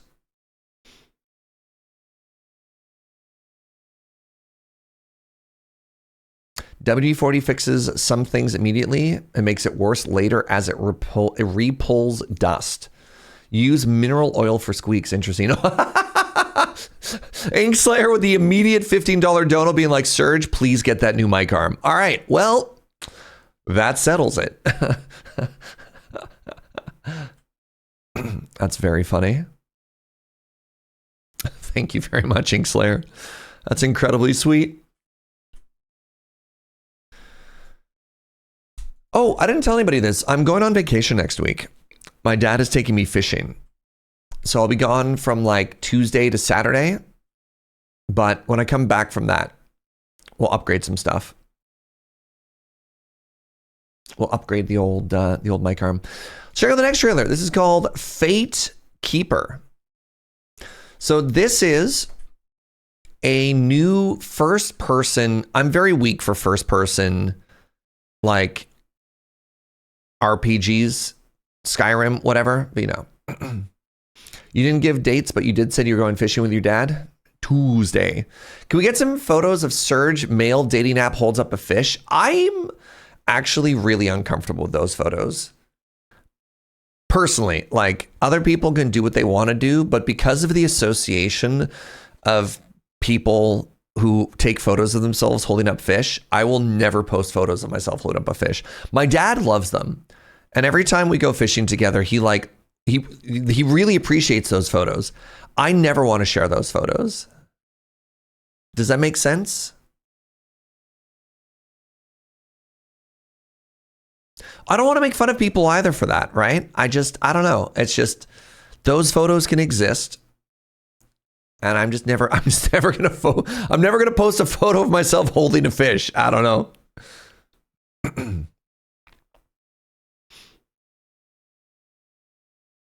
A very Surge answer, and I love you for it. Oh, thank you. Now, photos with me with a magic card.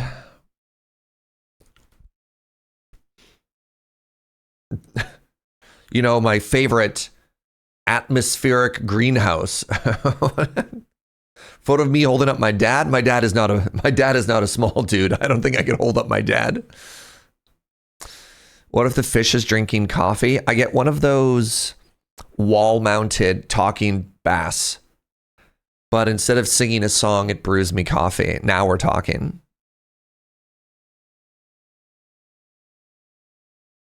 A magic card hanging from a fishing line. Anyways, let's just watch Fatekeeper. There might be a little bit of fantasy violence in this one, but I'm still excited. This game looks legitimately really cool, by the way, if you haven't seen this. Search a little bit Dan. Ugh. Why is this so quiet?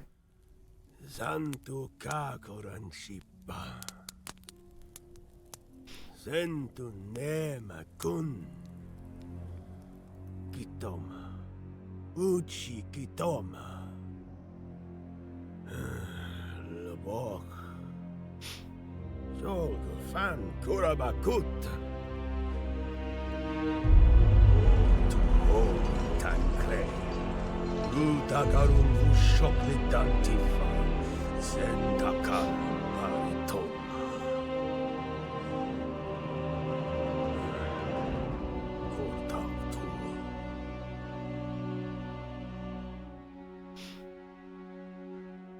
O tu makumba drugo buri.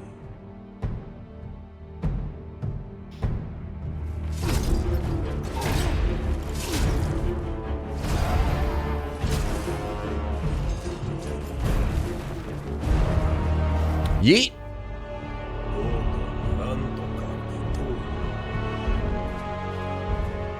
The voices are so quiet compared to the music of this trailer.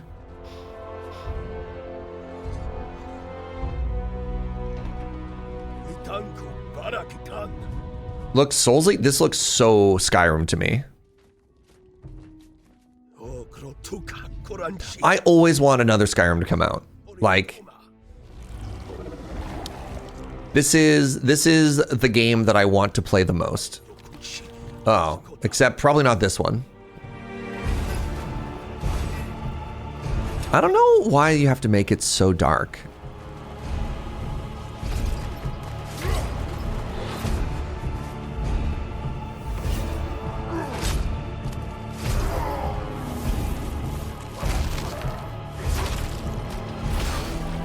Oh, dang. Jeez. Did I play Tainted Grail? No, I saw that one as well. It seemed more like a retro run as well. I heard very good things about Tainted Grail. I was literally talking about that last night.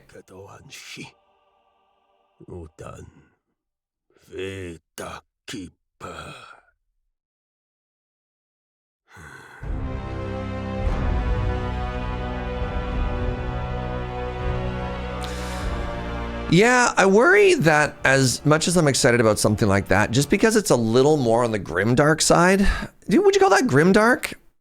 This is probably not the game I've been waiting for.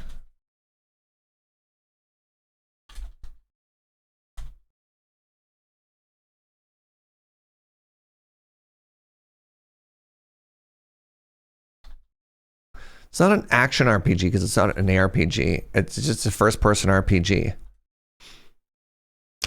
I always recommend Dread Delusions as a Skyrim Morrowind game with an awesome world, but is it a hack and slash is good?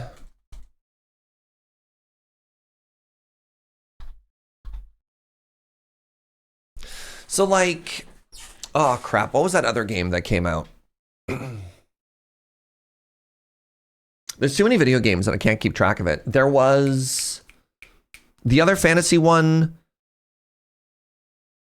with the weird mushroom fungus things set in the, I think it was set in the Pillars of Eternity world. Do you know what I'm talking about? Help. Avowed. Like Avowed also came out and I was just like, it's a rated R game. Why do the first person hack and slash RPGs also have to be like, give me a PG-13 one. Is that too much to ask for? Why does the world have to be so dark and so full of swears, right? Where's I don't know.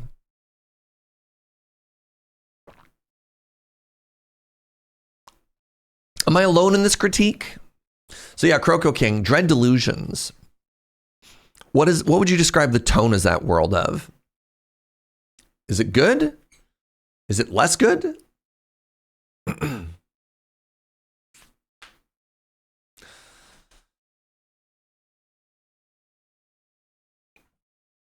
Dread Delusions is rad? Well, now I have to check out this trailer for Dread Delusions. That's the wrong word. I am curious. Was Skyrim PG-13? So Skyrim, I believe, was actually rated mature. But I think it was rated mature for the context of the time. Like when you play through it, it's surge safe. It has a little bit of implied drug stiff, but you don't have to engage with it. The violence is never actually that graphic. There's like no profanity. Like I believe Skyrim is rated M for mature. But it's also like 14 years old, right?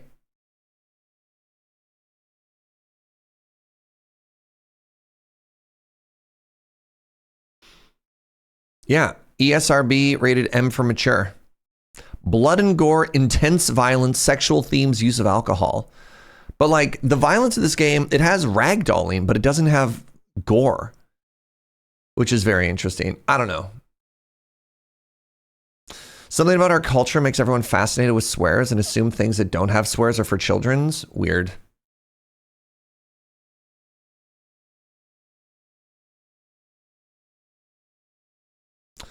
Check out Dread Delusions from 2024. Oh, what? What is this art style?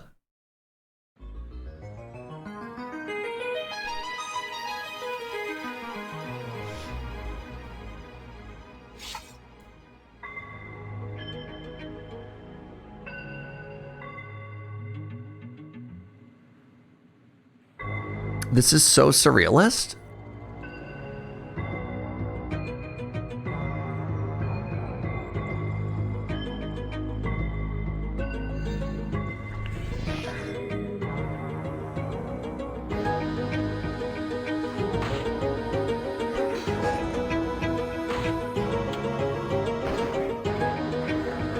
I pull out a gun and I shoot the frog.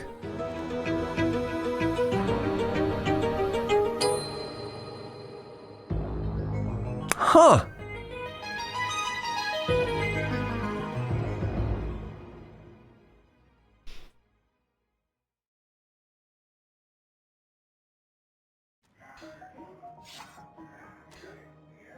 Calamity is cyclical.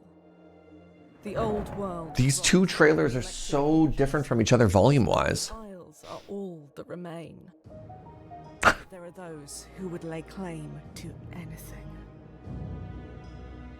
Opportunists, tyrants, fools. Their hubris rises like bile. Their arrogance. Stealth archer? A tide. Yo, giant flying airship? That's kind of cool. Gone Huh. is the age of ambition. Nigh is the age of delusion. Might have seen this on the most recent GDQ. Huh. All right. It's like if old Konami made a Souls-like. I'm curious to see, oh, there is, I was able to see, like, I'm curious to see if they have like a character screen with stats and everything. That's fun. Attack, defense, lockpick, agility, lore, spellcast, charm, and barter. You know how Morrowind was the most interesting in the Elder Scrolls game because it wasn't afraid to be weird with its world building? Dread Delusions outclasses it in an interestingly weird front. I mean, I wouldn't necessarily say Morrowind was a success just because of its world building. Though, that was a big part of it. God, Morrowind was so good. Are there any updates on Skywind yet, chat?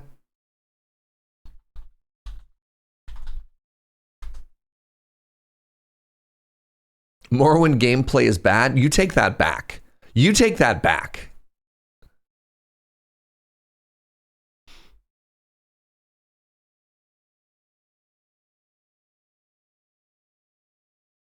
FAQ.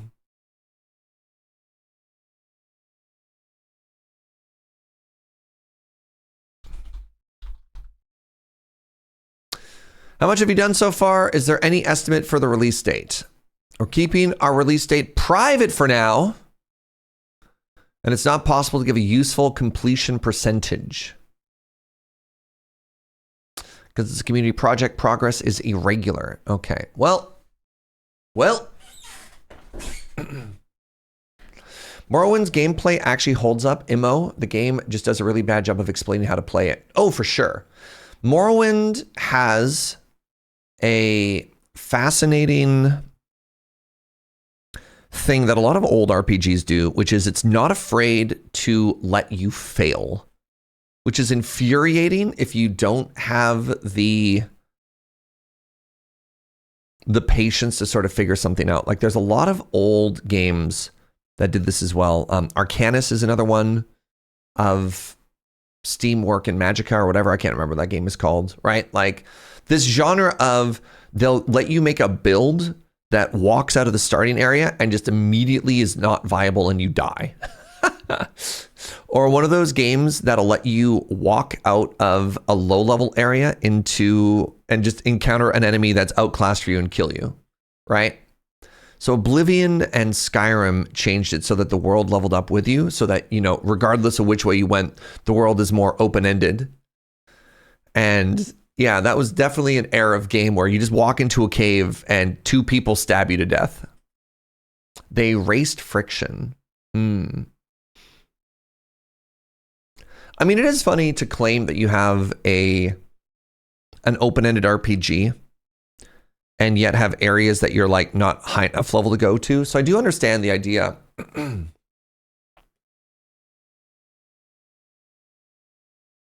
Trying to compare it to Breath of the Wild lets you go anywhere, but then you definitely hit some soft friction, not even that soft of this is going to kill you. Will this project end in Oblivion?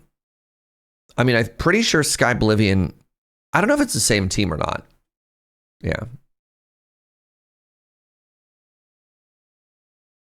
Anyone remember the moment in Morrowind when you walk into a grave, get bullied by a ghost, and can't understand why your attacks won't work? Good times. I love the Arcanum magic systems and so much about it, but you need someone who designed the game in the room next to you be like, do this next or die. Yeah. So the Arcanum game was really funny because I want to say they had a tutorial island where you're literally on an island and there's a bridge. There's one bridge out of town. And you needed to be able to do one of three things. You either needed to defeat them in a fight, have high enough speech to get out, or I think you could bribe them if you had enough money. And if you weren't good enough at any of those three things, you could not advance the game. You just literally couldn't get any further than that. There's just a hard skill cap wall. And if you built your character wrong, you couldn't get by. Gotta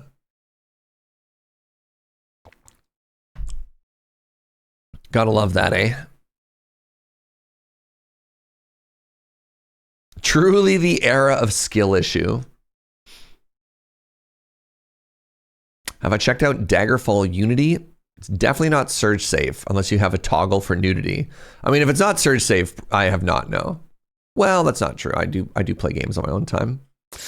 My best gamer moment will always be in Morrowind. I was instructed to go east to a certain mine.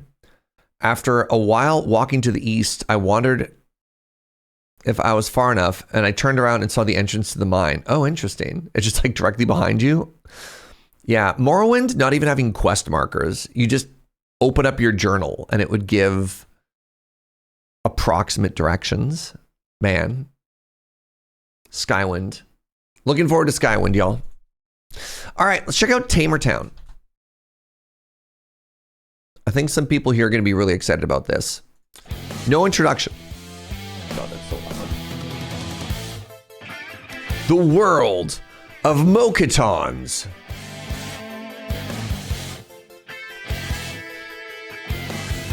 Build a Tamer Town.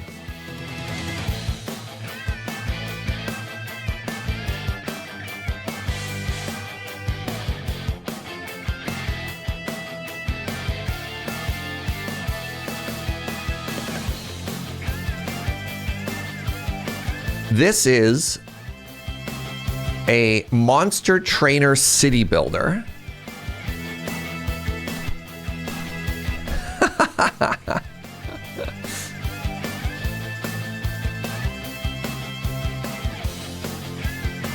Yeah, chat, please. It's Mokatons. Big Pika is watching, and they might sue us.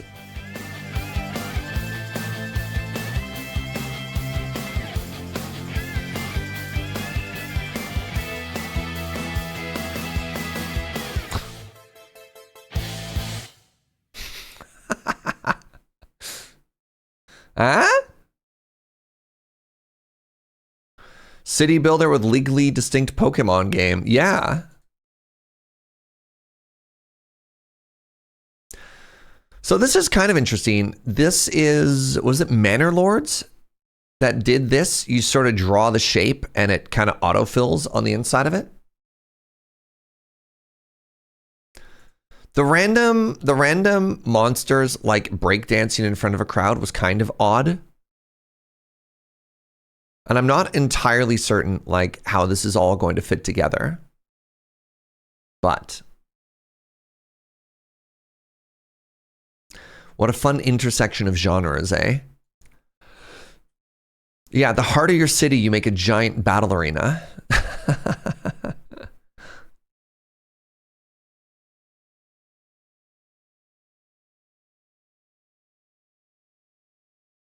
Breakdancing builds strength and dexterity and provides skill points, obviously.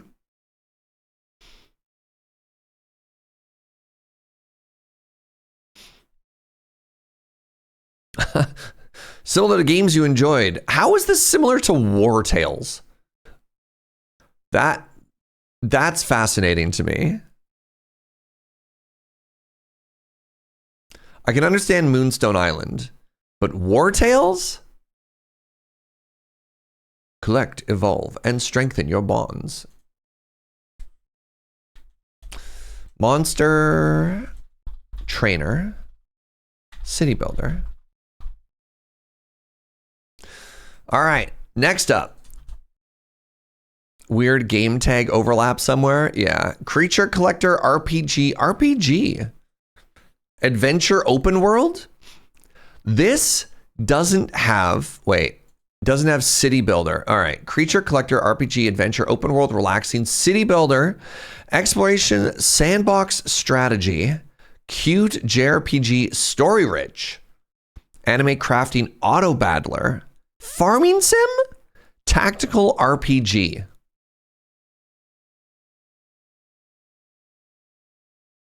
wild.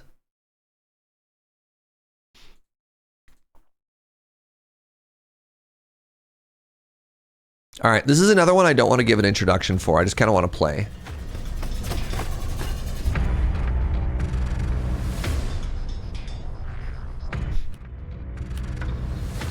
So, here's another city builder. But in this city builder, your city is a train. So, Frostpunk. What was that movie where everyone lived on the train, the whole world? It's Snowpiercer. Yep. Snowpiercer. You basically drive around, stop at places, look for survivors.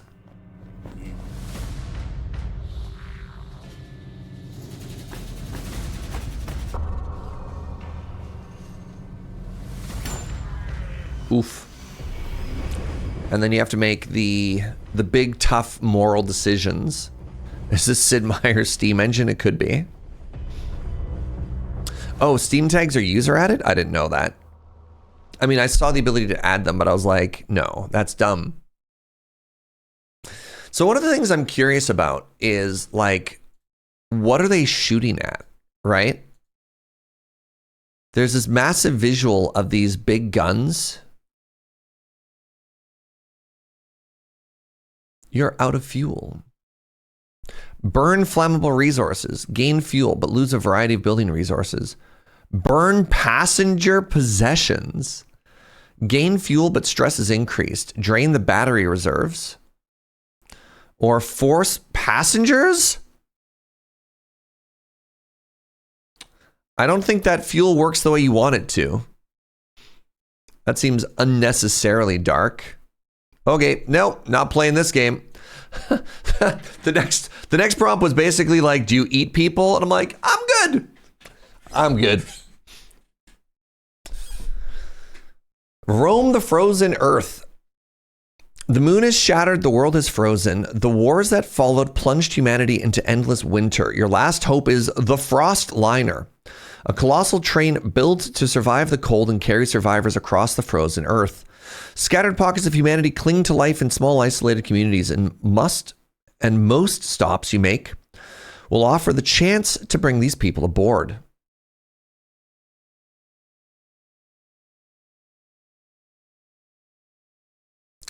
It doesn't say anything about zombies. Yeah, maybe raiders.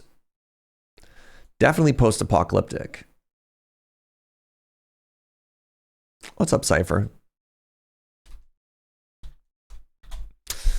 Enjoyed the recent North 100. Time Vault shirted Time Vault. Yep. Turns out deck good. Oh, Joe messaged me. Weird flex, but okay.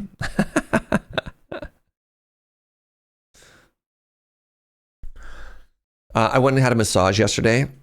Joe went and had a massage today.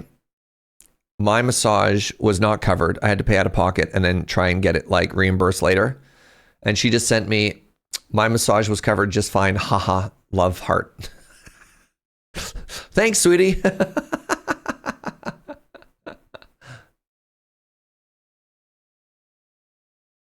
Looks like my type of game, maybe not a stream game. Yeah, yeah.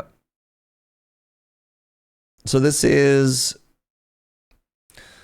dystopian. This is post-apocalyptic. How do I spell apocalyptic?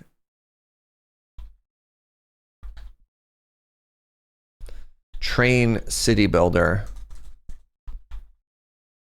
with, oh, thank you, chat. With mega sad narrative prompts. I don't know.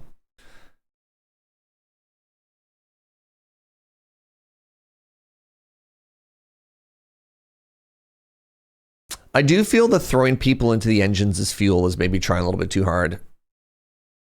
You're just like, we really liked how Frostpunk like made you make tough decisions. I feel that a lot of people played Frostpunk and got the wrong idea, right? Yeah, they're just like,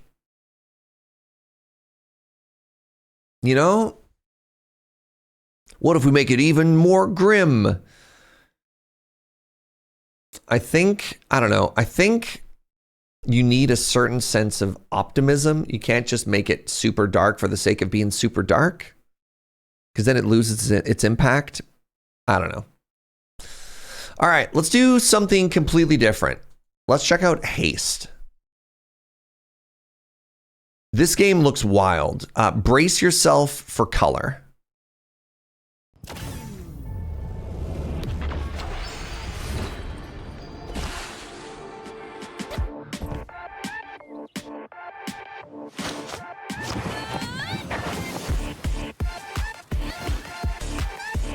This is one of the few demos that I did end up playing. As I said, I don't do it very often.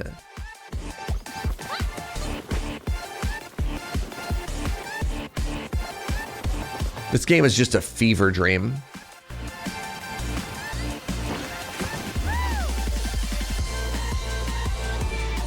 Really good music, really interesting visuals. It's a word I'm looking for, like flow style game.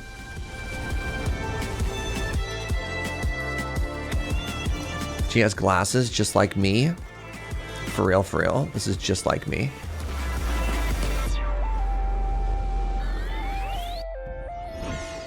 Looks like someone finally made a 3D Sonic game, which works.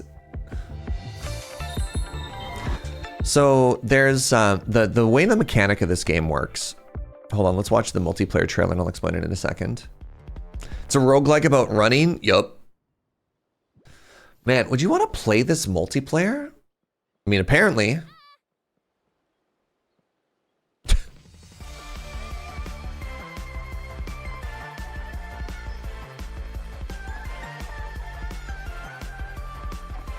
Is it a run like?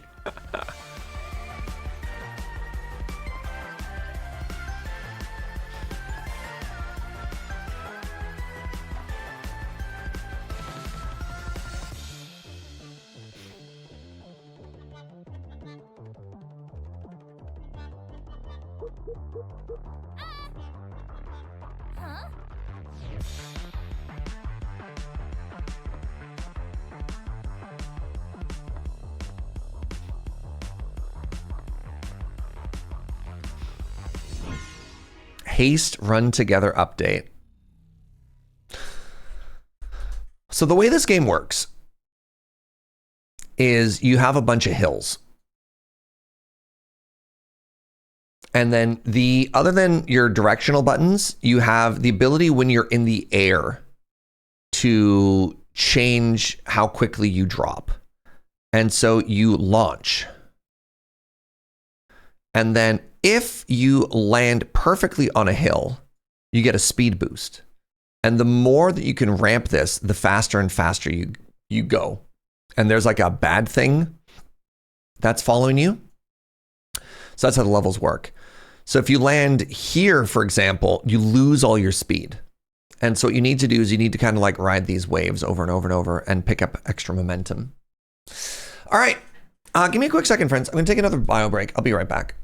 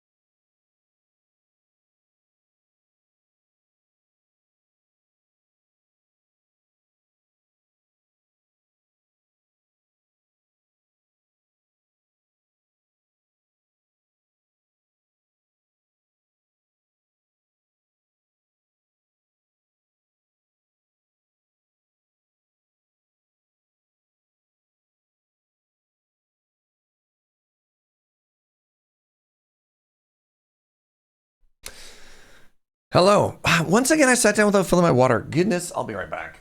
Serge.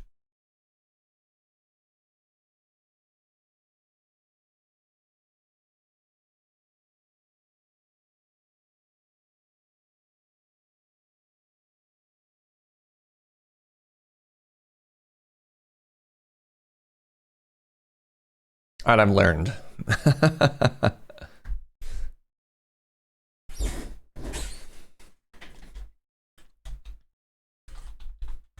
Third person running game with excellent music. I also like their reviews. Very positive. 7,000 reviews. Oh, came out April 1st, Lamau. Was it Adam playing Haste? No idea. All right. Let's check out how Endless Legend 2 is going. So they're doing kind of a neat, I think they're doing like an interesting early access thing with this game right now. Hold on. Is Haste on sale right now? 30% off. Ends August 14th.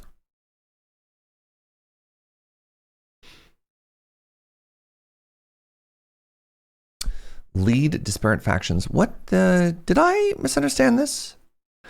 Planned release date. I thought I read some articles online that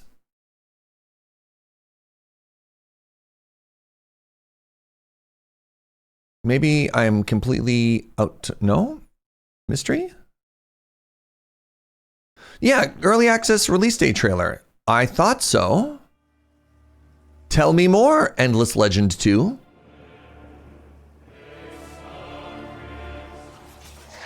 Had a light delay? Okay. What's up, Lady Mix? Ooh, I'm late, but I donated blood and I'm here to eat and chill. Love it.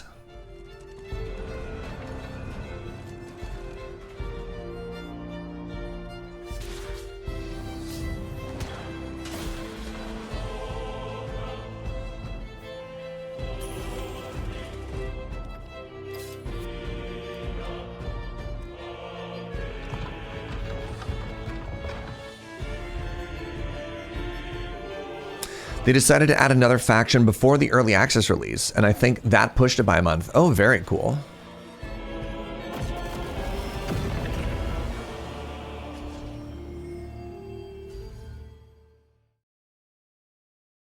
What is this? The gameplay trailer. How many people are stoked for this? Endless Legend is one of the most beloved, like, fantasy 4Xs we've seen for a while. And then, of course, we have Amplitude and Hooded Horse. So, if I remember correctly, Endless Legend, I don't know if it was Amplitude, was bought by Sega. And then I think they bought back. I don't know if Amplitude separated from Sega or if it's just the Endless Legend they got from it. So, and I think this is Amplitude is the same people who did Humankind. And then Hooded Horse is, I love Hooded Horse as a publisher. Like the number of games that they've released it's unreal. Like this is becoming synonymous with quality for me, especially in like the niche Surge games. So very excited about both of these. Not really sure why, but I never quite liked the UI style in the Endless games. That's fair. Yeah, Hooded Horse is a list of bangers from Hooded Horse. Sorry, I actually want to show this off for a second. So Hooded Horse released Against the Storm is the big one right off the top of my head. But, all right, Steam.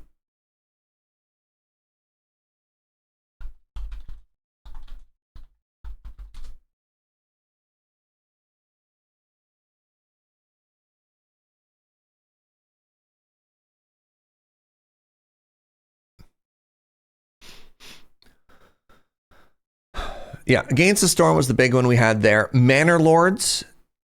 I've heard very good things of Workers and Resources Soviet Republic. I haven't checked it out. Norland, Cataclysmo. Oh my God.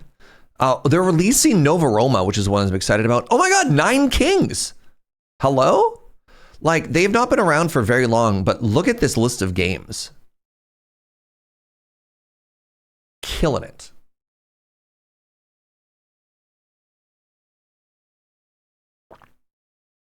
Sergio, make friends with Hooded Horse. I do get emails from them occasionally.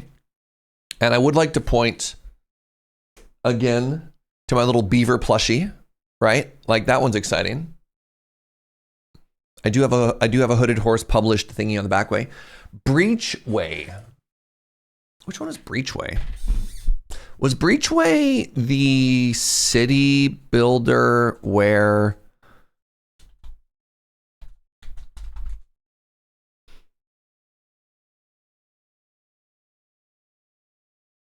what the heck is Breachway?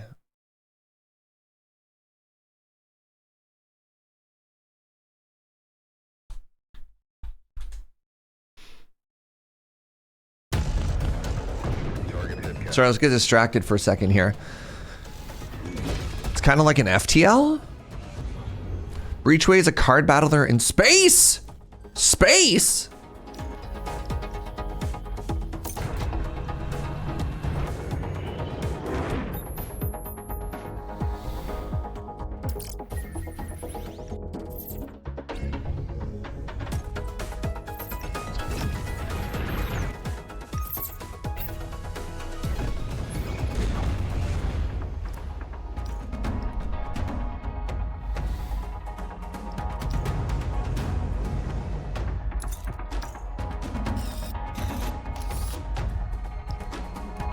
FTL Lite? I mean, it kind of looks like, oh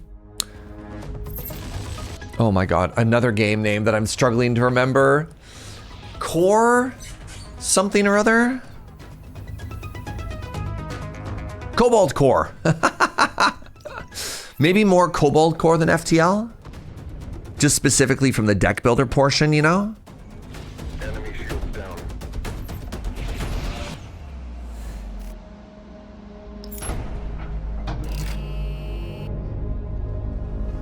But either way, very, very excited about Hooded Horse lately. Amplitude statement. With ownership of the studio returning. Okay, so it was the studio. So Amplitude was acquired by Sega and then they bought themselves back. I didn't know if it was just specific to Endless. With ownership of the studio returning to some of our original founders and members of the team, the creative vision of our games and the Endless universe rests in the hands of those who know them best. Interesting. To avoid too much spam for me, I mean, go ahead and spam. If you're stoked about games, talk about games in chat. That's literally what today is about, right? Talking about games that we're excited about.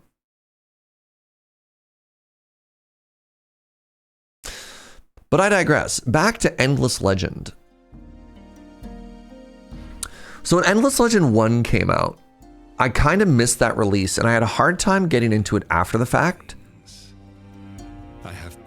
Especially as I came from Civ, and they have a very different take on the genre.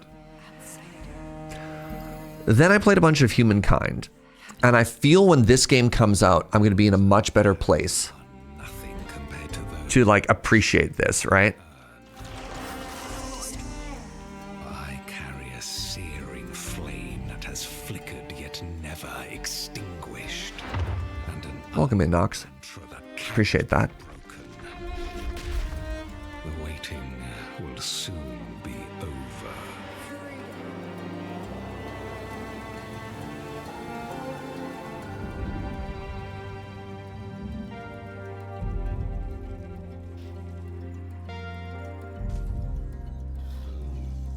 I think one of the tricky things in a fantasy 4X and something like this is a game like Civilization is very approachable because, you know, if you've read any history,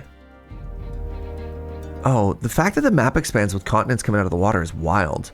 Like the world is literally changing. Anyways, it's very easy to think to yourself, a person with a musket is going to be able to beat a person with a bow. But when you're lining up different fantasy things against each other, it's less intuitive and more you really need to like read all the stats and the numbers.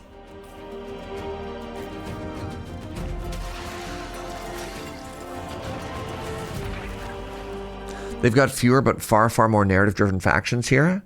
The first Endless Legends launched with 8 factions, and this one will have 6. They're making it very story-based. Very story-based is interesting. So one of the things that always appealed to me as a Civ gamer was the ability to tell your own story. And so I worry with something very, very, very narrative of how that'll impact the replayability. Because at its core, like this, Stellaris, right? These are games that you want to play over and over and over and over and over. And the example I'd want to give is in roguelike games, there's a game called Liftlands, which took a lot of the formula of something like Slay the Spire and it added a massive narrative arc to it, which made the first couple playthroughs fascinating. And then I had no interest in playing through again after that.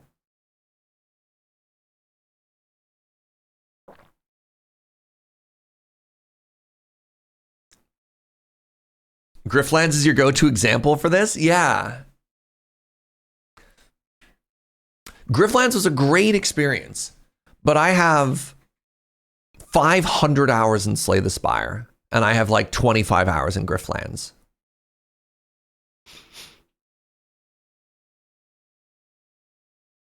I mean, I don't know.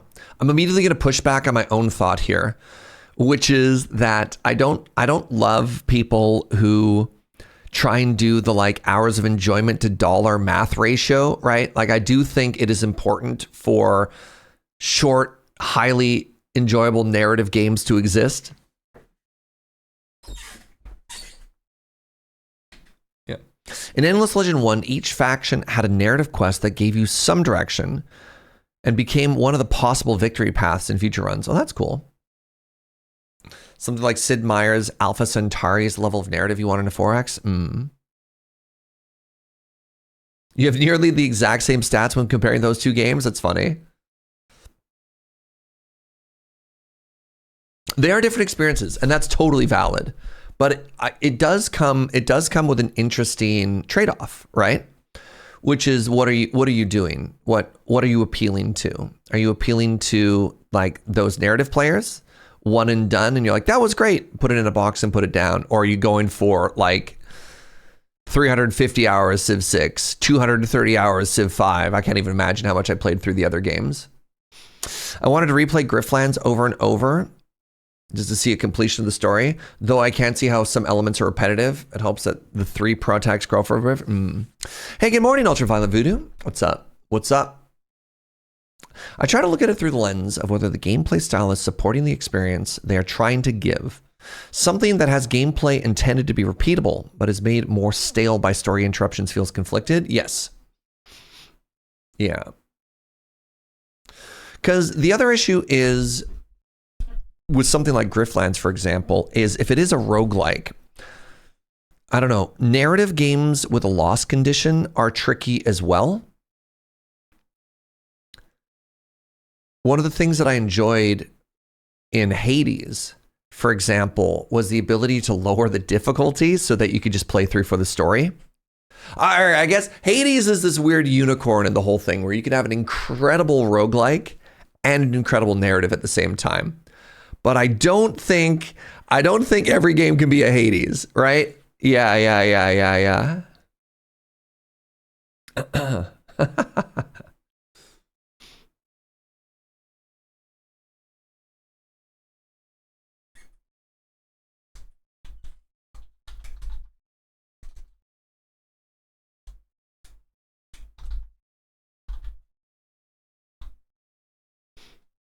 Knock on the Coffin lid, combined narrative with puzzles. You do multiple runs to discover the way through the plot. Interesting.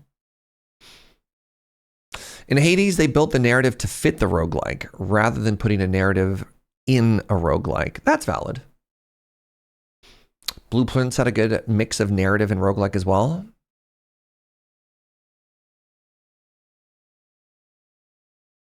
Yeah, well, I think the way it worked, I think why it worked in Blueprints was the narrative was the reward to solving the puzzles.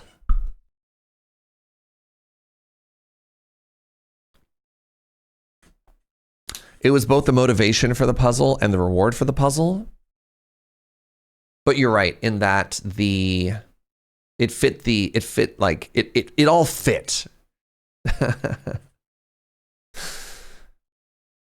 Okay, another new game, Shinobi, Art of Vengeance. This game is coming out this month, which is kind of cool. This is a very, very, very stylized 2D action platformer. Blueprints is a game of the year. Oh my God, the game of the year this year is going to be impossible. It's actually going to be impossible. So this year we have Blueprints. We have Expedition 33. We have Split Faction, right? Like,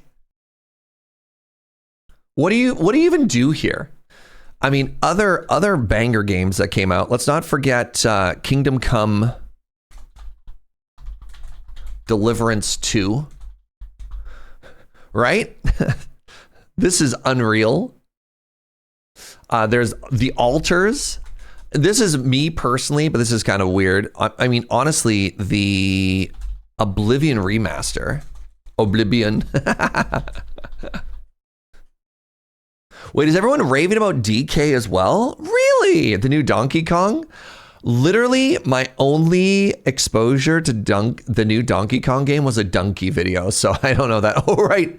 Death Stranding 2? I don't... Look, I am not a Kojima fan, so I have no idea about Death Stranding 2. Right. Oh my God. Oh my God. Sorry. You know what we haven't even gotten yet? We haven't even gotten Hades 2 or Slay the Spire 2 yet. Indiana Jones is eligible because it came out after the Game Awards. Wild. Silk Song? I'll believe that game when I see it. Donkey Kong. Sorry, I need to watch the trailer for the Donkey Kong game. What's it called? Donkey Kong, Where's My Banana? Oh, sorry. What's this game actually called? Donkey Kong Bananza? So they made a massive open world. It's like Mario 64, where you just go around and explore all these like giant puzzle levels or whatever. To do an awesome training montage, don't you think?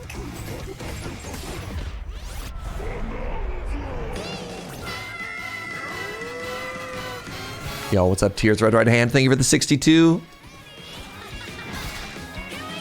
We'll practice all sorts of awesome moves, one after the other, getting stronger, getting faster. Run! Let's do this! I am strong! You and me, we're the best! Check out the overview trailer. Our montage will look so cool.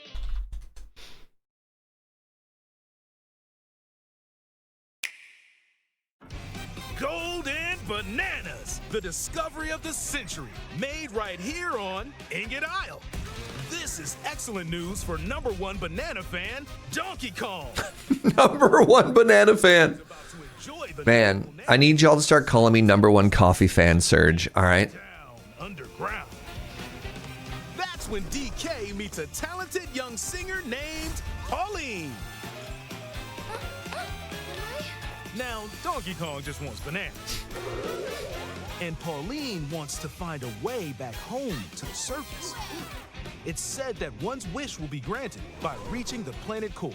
So the unlikely duo set off on a strange subterranean adventure. Donkey Kong Bananza! Thank you, Nox. You think you could outrank Hoffman? What has he got on me? Only a former world barista champion. Rookie numbers. Some layers are so spectacular that it's hard to believe you're underground. That is a lot of sky for the underground. Yep. I would in fact have trouble dealing with that. Yeah, the world being so destructible and climbable in this is wild. So one of the things you can do in this game is there's almost like a Breath of the Wild style physics where you can grab a chunk of earth, spin it, jump onto it, and then like fly on it. Like this game seems fascinating. Barrel through enemies, walls, and other obstacles to collect golden bananas known as Banandium gems.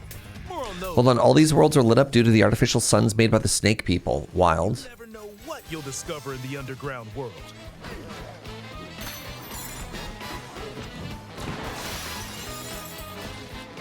So carve your own path with Yeah, like. abilities. Oh. Sorry, the girl that's like clinging onto her back. Now that can do something special.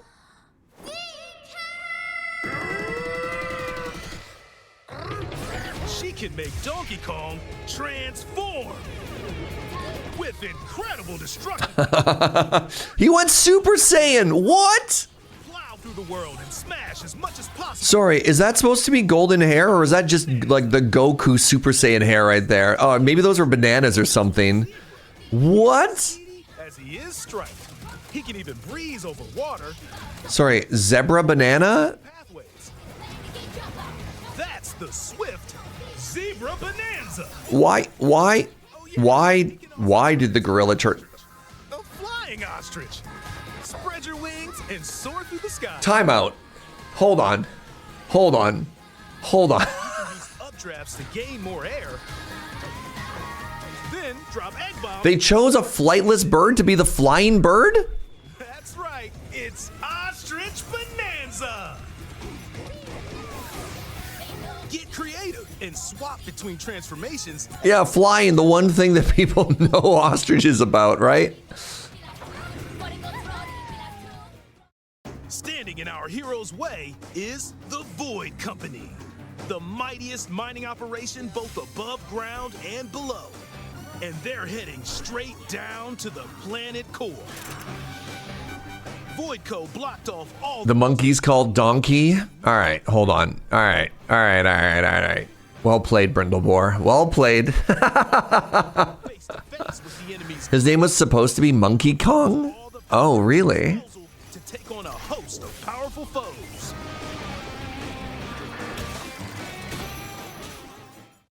As you explore the underground world, you'll come across ancient ruins. These hold challenges where you can earn Banandium gems.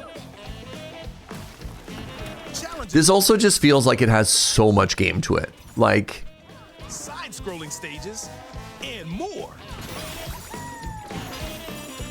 Keep your eyes peeled to find the Banandium gems. congratulations, you've released a game that's going to take someone 600 hours to 100%, and there will be people who will 100% this, right? Gain skill points. Donkey Kong is so ingrained in my brain, I've never even thought about why we called him Donkey Kong. I'm gonna be real as well, yeah. His name was supposed to be Monkey Kong, but the American devs misheard Miyamoto? Plus, and so Donkey stuck. No way.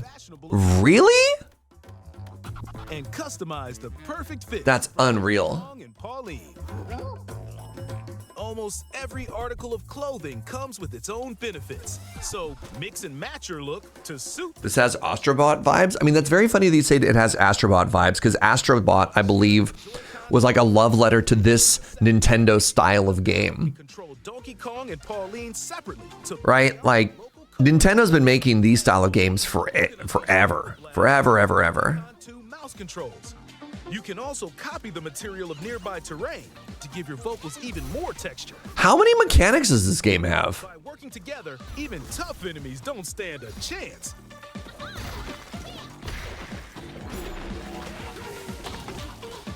This game also Oh, this is for co-op. Oh, okay. The game, they can quickly share it to another player so they can join on their own system. Oh, that's cool. It can also be Local game share is very cool. Plus, you can play online between Nintendo Switch 2 systems using Game Share via Game Chat.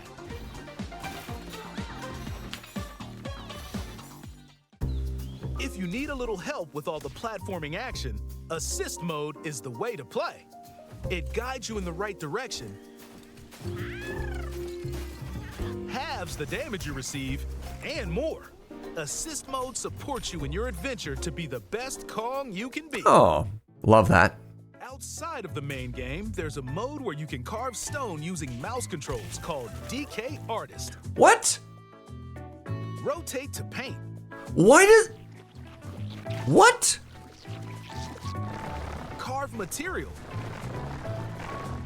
Or add some back on. They just give you an art program? Why? Sculpt to your heart's content.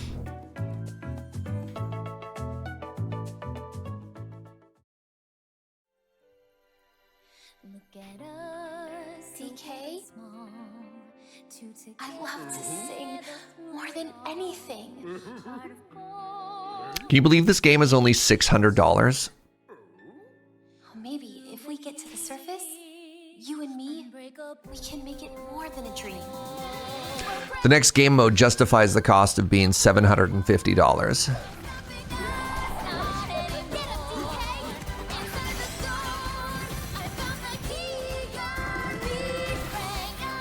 Join the powerful donkey. The copyright license they had to get to buy the likeness from Dragon Ball Z is why it's only $300. Planet Core. Can you believe the last 3D DK game was 26 years ago? You know, an actual banger game, Diddy Kong Racing for the 64. Donkey Kong Bananza. Available July 17th. That game was unreal. On Nintendo Switch 2. Pre-orders are available now on Nintendo eShop.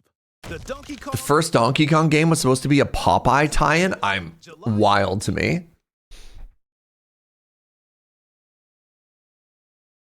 Probably not going to get a Switch 2 for a while. Yeah, I don't know. I get it. I get people being stoked for stuff. Look, Joe only has 8,000 hours on Stardew on our Switch right now. It's I don't know if we could really justify an upgrade.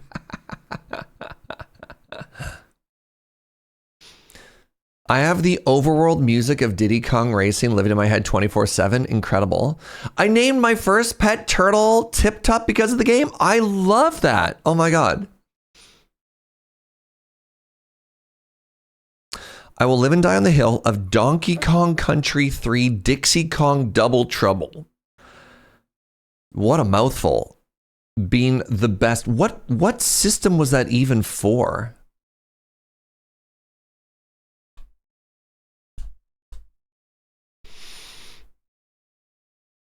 For the Super Nintendo.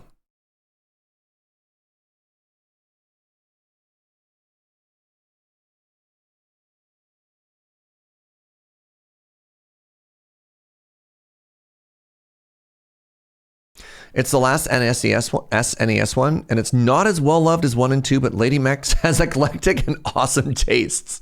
Heck yeah. Oh, my spot in the Nintendo shop queue came up the other day, so my Switch 2 should be here tomorrow. Congratulations. Wait, Stardew runs smoother on the Switch 2. Oh no. Say it ain't so. Anyways, hey, before we got distracted by 15 minutes of Donkey Kong lore and memories and everything like that, remember, geez, right, we were talking about Game of the Year. I'm trying to resolve the ADHD stack that got us onto Donkey Kong. How did we get from Shinobi Art of Vengeance to 15 minutes of Donkey Kong, chat? What have you done to me? Just what were the steps? Game of the Year, yes, but Shinobi to Game of the Year? Where was the step? How did we get from Shinobi to Game of the Year? I understand Game of the Year to DK. Somebody mentioning that this year's stacked. Sure. Was it just a one-off comment? Shinobi to Blueprints. Right. No. That's what it was. Shinobi wasn't related to the conversation. I was introducing Shinobi, but we're still talking about Blueprints and Game of the Years. I understand. We didn't even get to Shinobi. All right.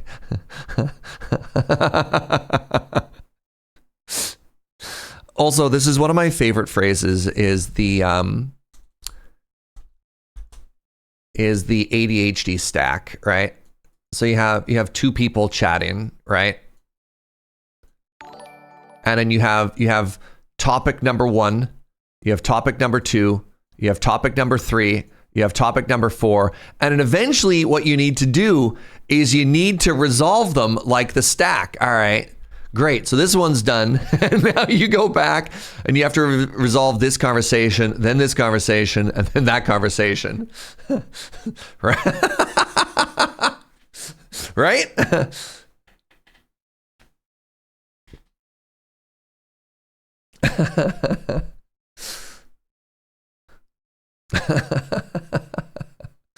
Cuddly Kitty, what's up, friend? Thank you so much for the 52 months. That's all of the weeks except for the secret 53rd week. Oh no, this is like the blueprints all over again. What do you mean a 53rd week? All right, reminder chat, this series, Shinobi, started in 1987, and the last Shinobi entry was for the 3DS 14 years ago. All right, let's check it out. Sega. Forged to unleash vengeance. More than a weapon, it is the soul of a shinobi.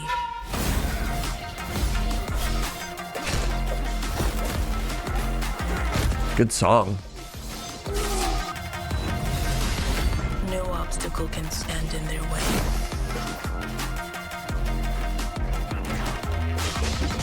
Sword. Pardon me.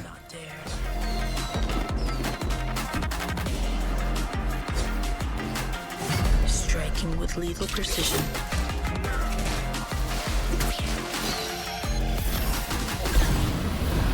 Oh, very cool animation. Yo, what? Each weapon a tool, each tool a part of the whole. This is the master of a shinobi.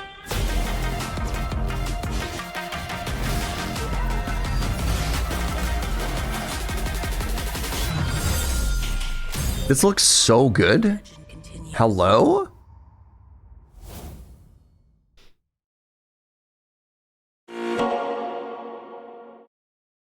I missed the trailer because I was resolving the stack conversation. A year is an even number of weeks. So you get 1 extra day, 2 on leap years, which is why the days of the week change each year. The secret 53rd week. I want to watch another trailer of this game because there's 2. This is just the combat trailer. Master the ninja arts. Also known as Narts.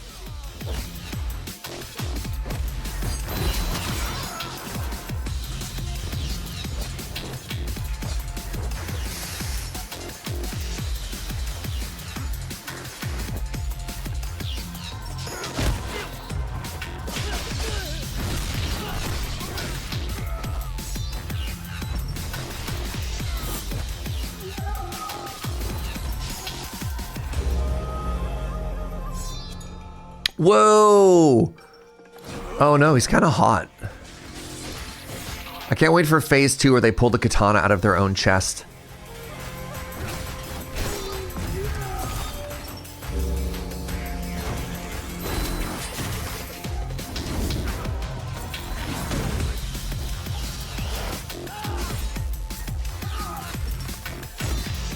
Yeah, this game does a great job of having simulated violence without actually being like hyper violent, right?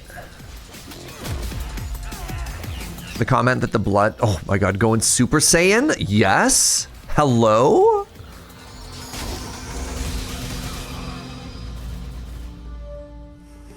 Oh, just animation wise, this is beautiful. Oh no, hold on. In-game currency upgrade? I hope that means meta progression, not microtransactions. Ghost outfit. All right. Sega Villain Stage downloadable content. The Digital Deluxe Edition. Uh-oh. Sometimes your eyes just catch something. Pre-orders receive the original arcade outfit, play 3 days early, and the Fortune Hunter amulet, plus 10% off.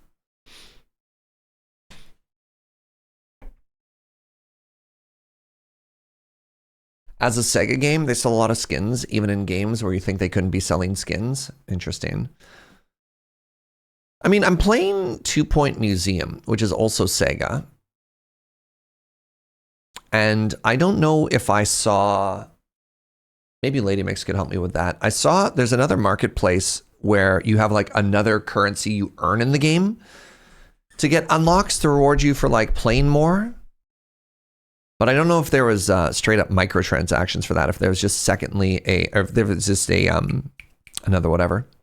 I don't really like the play 3 days early digital pre-order bonus as a concept. They've been doing that increasingly for a lot of games. Ultraviolet Voodoo, as a pre-order backer reward, you get to play the game before it officially releases, which is funny because like you could call that early access, but early access has a completely different meaning now. But yeah.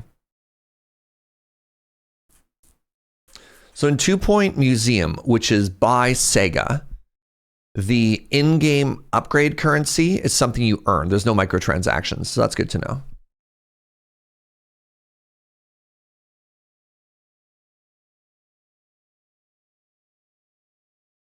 Calling somebody pre-orders a backer is wild for an established studio. Yeah. I mean, they're not wrong.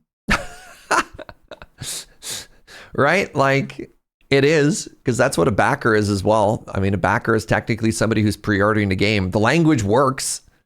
It's one of those moments where, you know that meme of the person who's like, I guess, right? They're not wrong.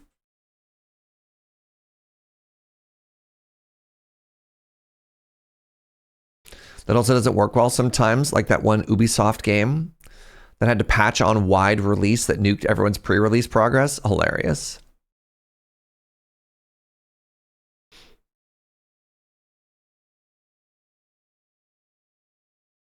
Backers just have even less guarantee of receiving anything. It is a risk. But that's the trade-off, right? You got to pay for development on one side. All right, anyways, let's go this way. This is a 2D action platformer. Banger looking game. All right, I've only prepared, 3 more things to watch. Sword of the Sea, Recur, and then we're going to watch the Nintendo Direct that I didn't actually see. So let's check these out. And then, for those of you who are excited about games, we're going to move into the viewer suggestions, but I want to introduce it first. So start thinking about games in the back of your mind. Trailers that you think would be surge safe, that we can make suggestions for. I just looked more at Dread Delusion mentioned in chat, and I think I need to try it. Let's go, Lindbergh.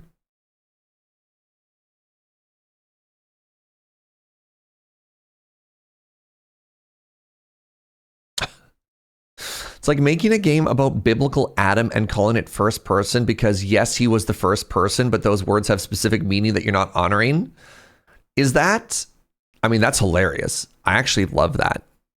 Sorry, I don't know if that's a criticism. I think that's so clever, and I'm here for it.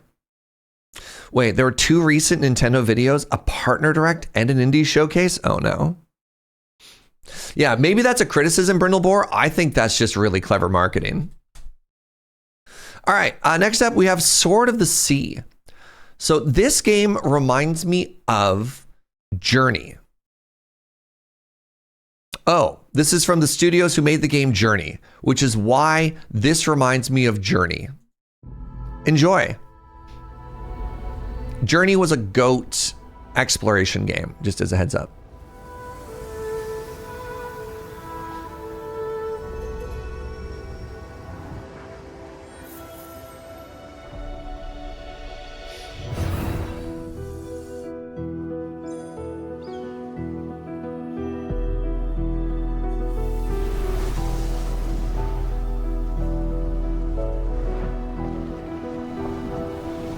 Really play Journey. Apparently, the real magic of Journey was sort of this like asymmetric multiplayer thing that could happen. where you'd occasionally, I mean, it wasn't asymmetric, it was just very, very, very random, where you could encounter other people in the world, but you couldn't communicate in any way. So like sometimes you just walk together and sometimes you just leave. And I wonder if playing Journey now, when there aren't other people playing, if it's lost something. Big.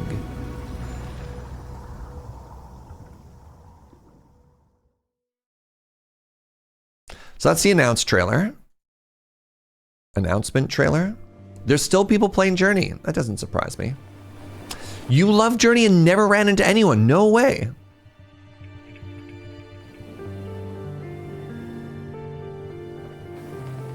I love that they're scooching across the sand, but the sand is animated like the ocean.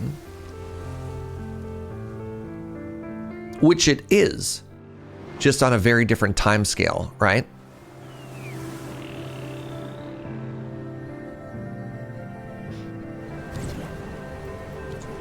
Floomp, floomp.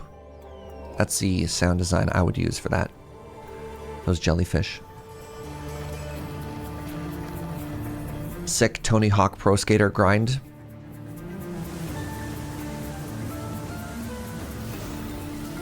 Oh. Sorry, I have such a soft spot for mountains.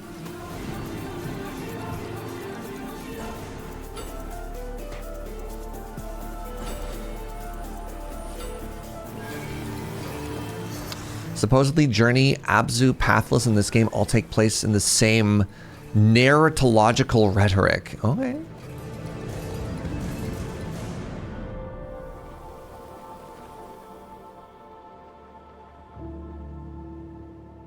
This game looks stunning.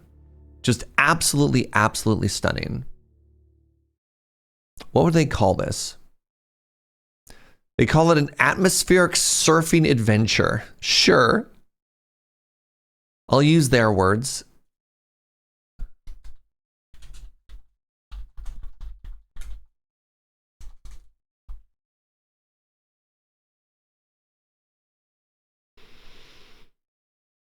Love my valley, beautiful mountains everywhere you look. Mountains, best biome. Pardon my... All right, I'm excited to get this new mic arm, by the way. Goodness gracious, it's so squeaky. All right, the last trailer before we check out the Nintendo Direct, we've got Recur, a time-bending journey to the end of the world and back. So this is a really cute, like, puzzle platformer. Moving, isn't it? Now and then, you just want to hit the brakes. Maybe because you're not ready for what's coming next. But strangely enough, you see the rules somehow changed. No more rushing or uncertainty. I mean, the future's still there. But time, it's under my control now.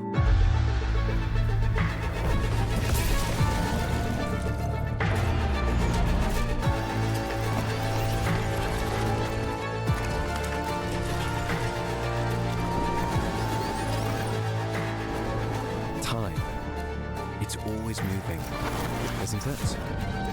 And if it isn't, well, it seems I'm the one who has to fix it. How cool is this, eh? This is not the first game that has allowed you to kind of move back and forth. I think there's a classic puzzle game called Trine. Was Trine the puzzle one? Braid, thank you. Braid was another game that allowed you to rewind time. But this one seems very, very, very just more elegant, right? Like we've just leveled up since then.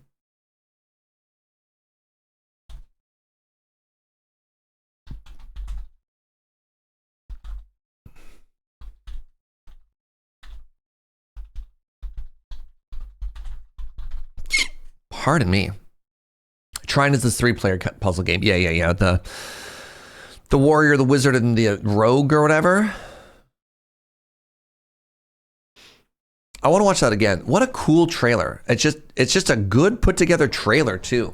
The animation looks stunning. Moving, isn't it? Right? Now and then, you just want to hit the brakes. Maybe because you're not ready for what's coming next. But strangely enough, you see, the rules somehow changed. No more rushing, uncertainty. I mean, the future's still there. But time? It's under my control now. Very good trailer. Gives the hook, explains the premise, gives gameplay based on said premise. Yup.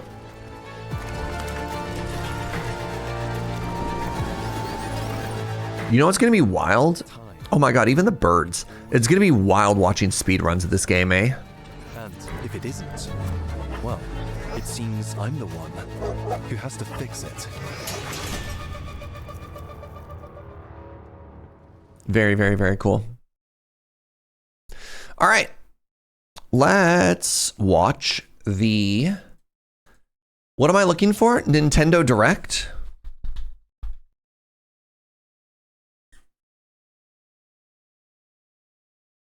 Nintendo Indie World? Trevor with the 84. Thank you so much, friend. Streamed 1 day ago, 15 minutes. That seems right.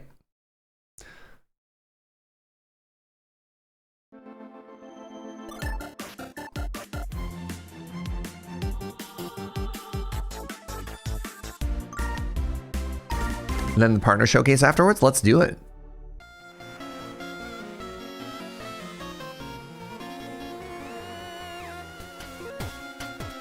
Oh, is this just like massive retro inspired? Oh, cool.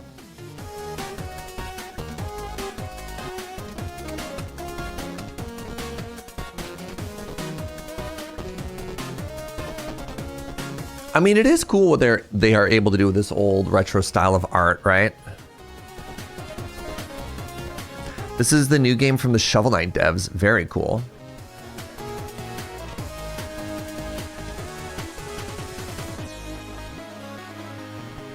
You like more mouse-based games?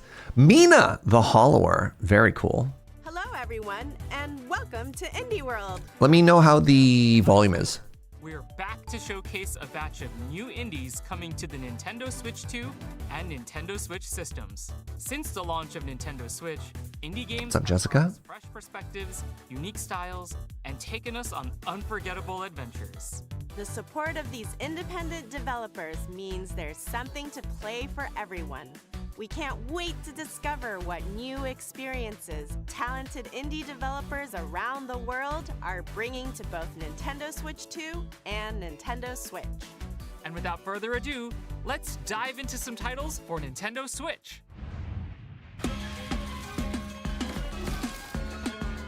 Whoa, cool. The art style of this game is the perfect mix. Oh, wow. Is the perfect mix of both upsetting but not too far. Oh my god, I love this.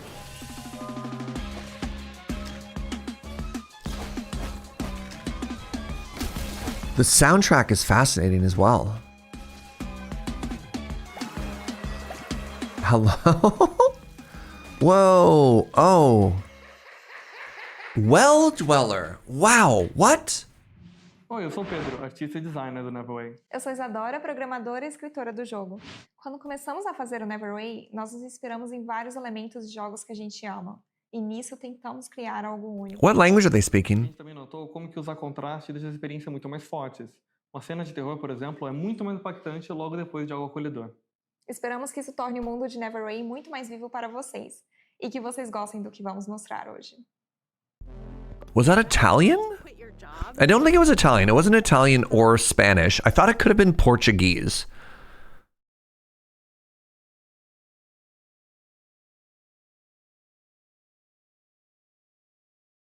All right, so this is the introduction to their game.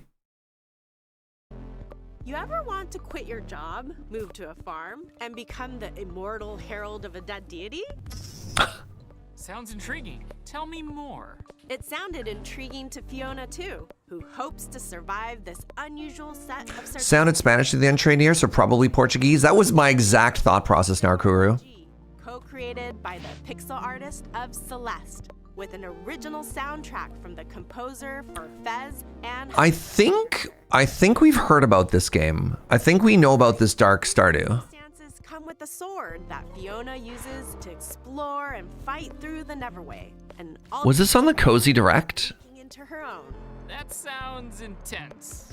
Is she alone? Not at all.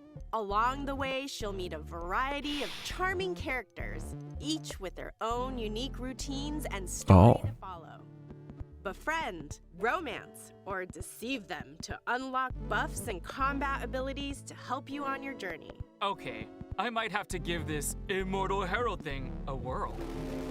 Answer the call, persist through this deadly dimension, engage in fast-paced combat, and pay off your debt when Neverway descends onto Nintendo Switch. Neverway? Very cool.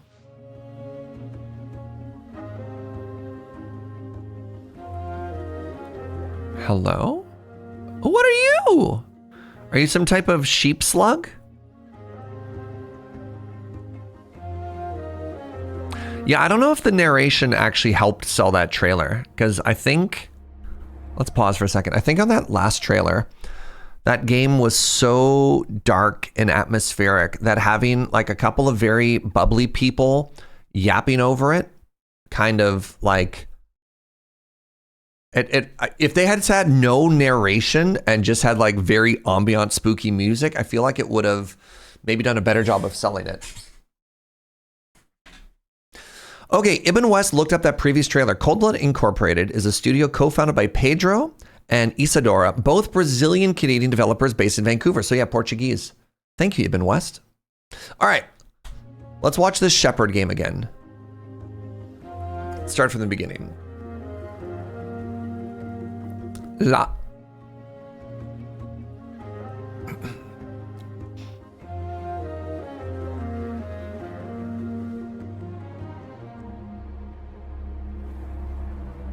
Zoomy. Whoa, bird.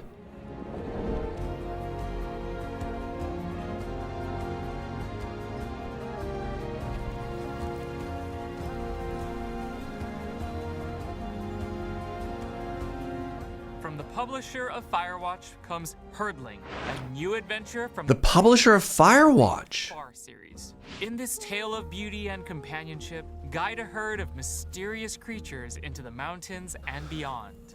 The journey will be challenging but breathtaking as you traverse fog-wreathed forests, forgotten valleys, and snowy plateaus. As you cross these diverse biomes, discover more of the fabled beasts known as calicorns. Hello. And add them to your herd. You'll also encounter eerie dangers, formidable obstacles, and environmental puzzles as you climb higher and forge your way to the mystery at the summit. Wield your staff to guide the calicorns and join their exhilarating stampede. Are these two the narrators for the entire direct? They might be. Trust and survival It is a consistent voice, yeah. climbs onto Nintendo Switch August 21st. There's an interesting thing in this trailer about, yeah, I definitely noticed that the stones look a lot like books over and over, right? Like they kind of look like stacked books, but also there's an interesting moment of where is this game set? What is the background of this world? Is it, and then you see, yeah, these ones look so much like books, right? These stones. But then there's a shot with like, there's old houses. You're like, okay. But then there's shots like this, where all of a sudden you see power lines and a highway overpass, which is very, very interesting that we're in maybe a modern setting.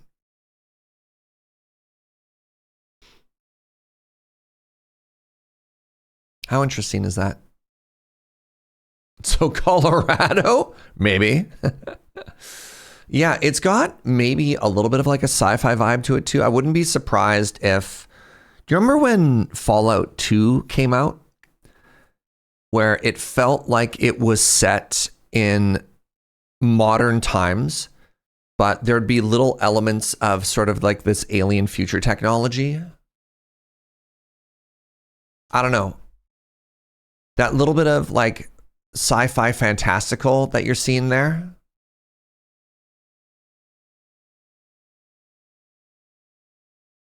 Interesting. Again later today on Nintendo eShop. I don't remember when Fallout 2 came out because I was like 10 at the time. That's valid. Can't be the devs of Firewatch because they were bought by Valve. I did not know that. I did not know that Valve bought out Firewatch. Huh. What's up, Quantum Twitch? You love living in Colorado? Ooh. One of the nice things of when I was living with my parents was being able to see the mountains regularly. I do like the mountains. All right, next up, is this seat taken? Window seat or aisle? Window. Booth or table? Valve bought Campo Santo and then later killed the interesting looking game that they were working on. So was I believe their follow-up game was like an Egypt exploration game. Is that right, Eli? Now I will in the Valley of the Gods, I will say that I don't believe Valve ever kills anything. And I'll finish this thought. What I've been told is at Valve, people are allowed to just work on whatever they want. And as such, if they just want to stop working on something, they let that happen, which can be both good and bad. So I don't know. So did they buy the game? Yes. Did they buy the studio? Yes. Did the next game not come out? Also yes. But yeah, on paper, yes. But in reality, they work on what Gabe wants them to work on, is what I hear. I mean, that's probably also probably very true. Serge, you can see the mountains from almost anywhere on the island. Not every day, Hosk. Different mountains, but Valve, yeah. But yeah.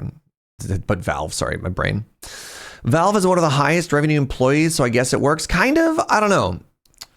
I have conflicting thoughts on Valve and Steam in particular. I mean, the fact that they're run by a billionaire loses some points already.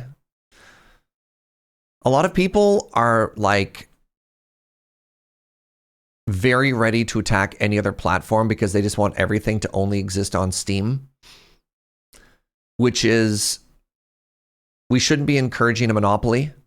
You shouldn't have any loyalty towards a storefront, right? He didn't start that way. Sure, that's fair, right? Yeah, you know. But still, right? I don't know. I think there's a certain point where, yeah, I don't know. Again, conflicting thoughts.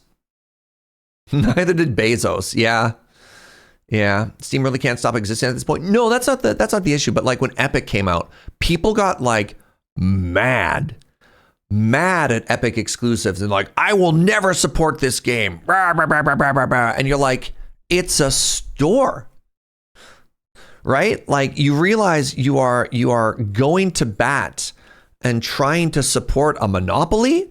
Like even if it's a good monopoly, right? And you kind of like some of the parts, it's I don't know, it's odd. I do prefer them being privately owned rather than having shareholders trying to squeeze out all the profits. I mean, that's valid. Everything should be on each platform so we can choose what we want for sure, right?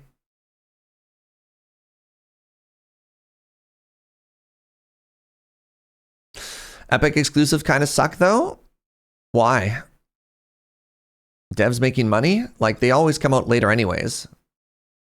I don't know. I don't think they should suck. Every platform has exclusives. Right? Nintendo exclusives. I mean, just go ahead and say like, man, it sucks that all the Nintendo games are exclusive to Nintendo. I mean, obviously it's starting to change a little bit too. It's just weird, you know?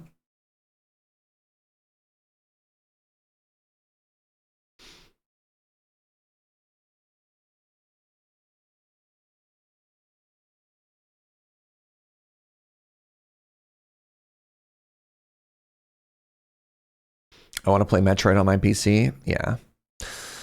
So that's my potentially unpopular take. Like, don't get me wrong. I use Steam every day. Right? But I do worry increasingly about things. Let's just watch this video game trailer. Window seat or aisle? Window. Booth or table? Booth. Lone wolf or life of the party? Ooh, now that's a tough one. Well, those are the types of... This is a puzzle game where you need to line up the social inclination of the people. Their preferences. You're in charge of who sits where. Play seating matchmaker to please picky characters by dropping them into social situations and watching them react. Discover each character's unique traits, from the relatable to the outlandish. Everyone has a seat at the table. Piece together these satisfying puzzles at your own pace and unlock fun new scenarios like bus rides, banquets, limo rides, and more. Sit back, relax, and find the perfect spot for everyone in Is This Seat Taken? Launching on Nintendo Switch later today. Your Meow meow. city just got even bigger. That's right. Little Kitty Big City is back with a free update, chock full of brand new opportunities for mischief. Use the cat customizer to give your kitty a fresh new look, or even recreate your favorite fur ball. Once you're looking meowvelous, head out into the city to explore new areas. Hold on. Sorry. Look at the closed captions, the auto-generated closed captions trying to pick up the pun for meowvelous, marvelous, but with meow. All right, anyways. Check in on some familiar faces. Get your paws dirty as you learn skills. Wait, cats dig? Or strut your stuff for the fancy Oh, what a fancy meow meow. in the whole wide city. With a catwalk like that, it's a good thing you can also unlock additional camera mode features to capture it all. Say Capture? That's not a cat pun. You gotta be kidding me. The Little Kitty Big City free picture perfect update launches on Nintendo Switch this year. That previous game seems like an interesting as a puzzle, but the social components feels like it would cause me no end to anxiety. That's very funny. Your cat loves to dig. It's the worst. No kidding. I always associated dogs with being diggers, but not meow meows. Huh. All these trailers have been kind of incredible so far. Nintendo Switch games you just saw. Next up, let's take a look at some indies bound for Nintendo Switch. I mean, I guess we are watching the indie world, which makes sense why I'd be on board with all of them. Whoa! Was this lethal content? Put on a brave face, squad up with your friends, and hop into This game was fun. the bell as you try to go viral. Content warning. Right. I confused content warning with lethal company.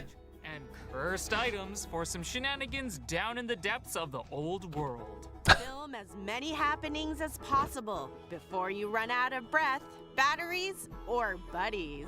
As long as one of you makes it back to the surface, you can upload your footage to SpookTube, grab some popcorn, and watch the views roll in. You've got 3 days to hit your view quota. More eyeballs equal more moolah. And the more ad revenue you can generate, the better gear you can acquire for your next run. What could possibly go wrong? Fame and misfortune await. Oh, a trampoline. Coming to Nintendo Switch 2. Oh, they're adding it to the Switch as well. Really? Hi, I'm Kenny Sun, and today I'm excited to share Ball Pit. It's an action roguelite that fuses elements inspired by some of my favorite games, like Hold Down, Vampire Survivors, and Loop Hero. I'm working with an amazing team of artists who have brought the world to life with a beautiful low polypixel art style, as well as composer Amos Roddy, whose pulse-pounding soundtrack locks you into the rhythm of the action. We can't wait to share with you all. Why fruit? I don't know. Brand new survival roguelike, Ball Pit. In the ruins of old Balbalon, you'll battle through auto-scrolling levels with brick-breaking style attacks using a bevy of balls that bounce around the battlefield. Whew. You better believe it. There are over God. 50 randomized balls to equip and combine during your journey. Experiment with powerful and unexpected synergies to blast your way through the pit. Collect resources as you progress to build out new Balbalon with over 70 distinct buildings, earning you additional power-ups, bonuses, characters, and more. Each region of the pit offers its own No. hazards on top of swarms of increasingly challenging. I look like I'm really going to enjoy this game. Filling bosses.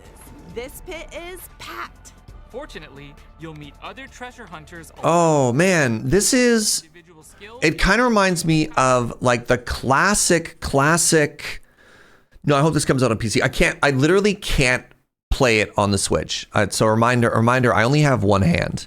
My left hand, I can't hold controllers. Yeah, I'd have to play it on PC. It's Peggle meets base building. Not only Peggle, it reminds me of like Space Invader, actually. Wow, this is such a U game. I was about to say, this seems so good for me. There's a demo on PC. At the very least, it was last Next Fest. Oh crap, what's it called? Ball X Pit. So many people recommended me this game. Oh my God, when I did demos earlier, people were losing their mind about this game for me. They're like, Serge, you have to check out Ball X Pit. And I was like, sure. Oh no.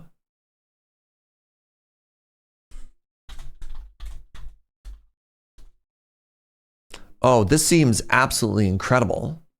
Pixel Art Dragon, what's up, friend? Thank you for the 66 months. To your arsenal. Experimentation. Sorry, let's go back. Everyone lock in. Everyone lock in for a second here, all right? Like Hold Down, Vampire Survivors, and Loop Hero.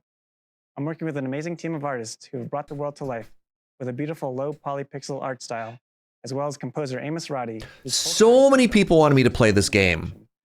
We can't wait to share with you all. Chat, why didn't anybody tell me to play this game? Brand new survival roguelike, Ball Pit. In the ruins of old Balbalon, you'll battle through Balbalon? with brick-breaking style attacks using a bevy of balls that bounce around the battlefield. Whew.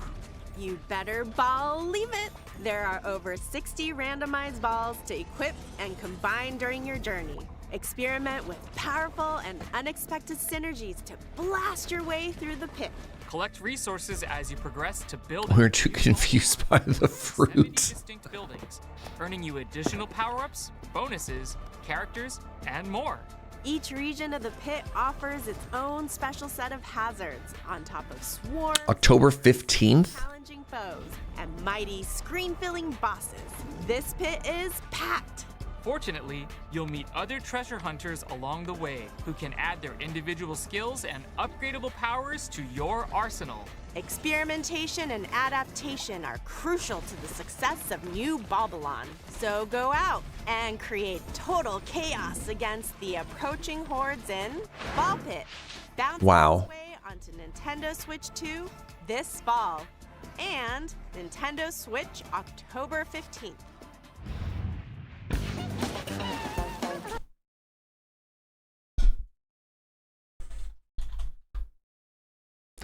Don't mind me. Just going to immediately add this to my wish list. Ultimate Sheep Raccoon.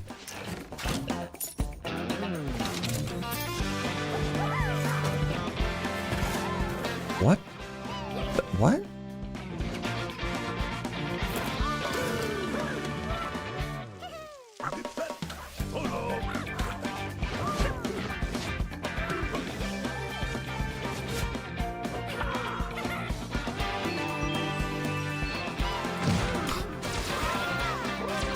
So do you build the racetracks? Or do you just race the tracks? You create obstacle courses and stages. It's Ultimate Chicken Horse on motorbikes. I mean, I don't know what Ultimate Chicken Horse is. Like, what is the gameplay loop here? Oh my god, I love this outfit. 音楽担当とのヌーです。カイです。グレイシャドウは私のホームである北海道の豊かな生態系や寒冷な気候。 Oh, this is the next game. Okay, hold on. So it's done in rounds.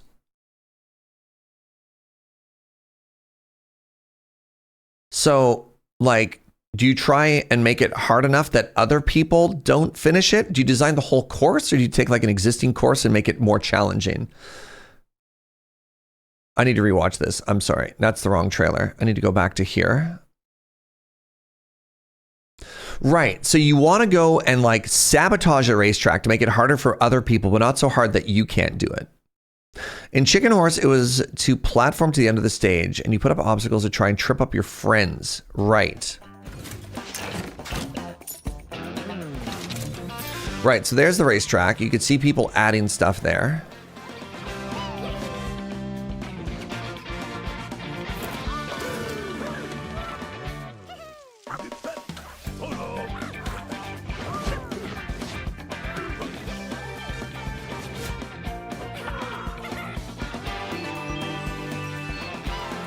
Interesting. Fun little chaotic puzzle puzzle game. Party game. Huh.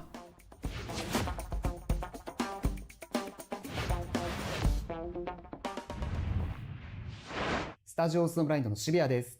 音楽担当とのぬです。カイです。グレイシャドウは私のホームである北海道の豊かな生態系や寒冷な気候からインスピレーションを受けて生まれました。音楽ではその世界に共鳴すべく声も多用して情景を描きました。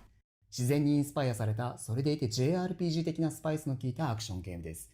遠い未来の海に住む会長の市場として、The auto-generated subtitles are like, oh, they said JRPG, I know that word. 65 million years in the future, the Everwinter has encased Earth within a permanent layer of ice. But under the surface, a new chapter unfolds. In Glaciered, you play as a Twi, an evolved avian species descended from dinosaurs, endowed with the abilities needed to protect the Everwinter oceans.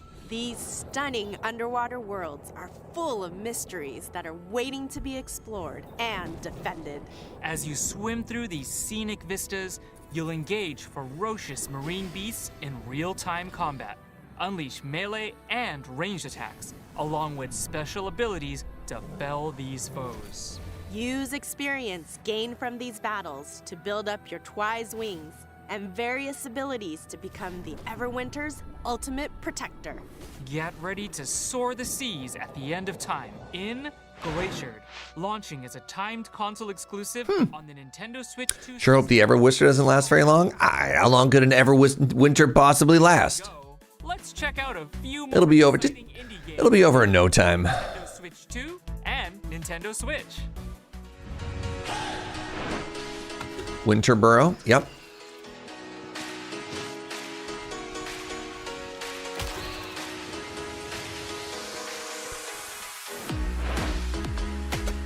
Pardon me, I'm sorry. Little cleaning game.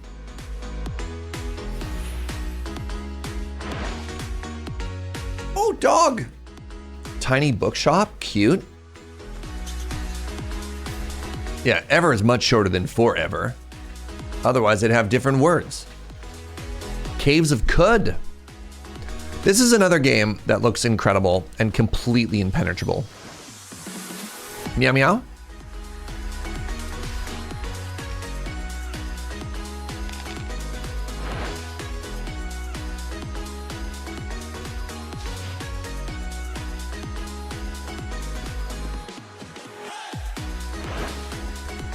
Go-Go Town.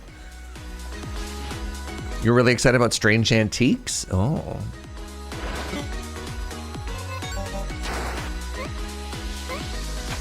Oh, they're bringing UFO 50 to the Switch? That's cool. That's all for today's Indie World. We hope you enjoyed the games in today's showcase.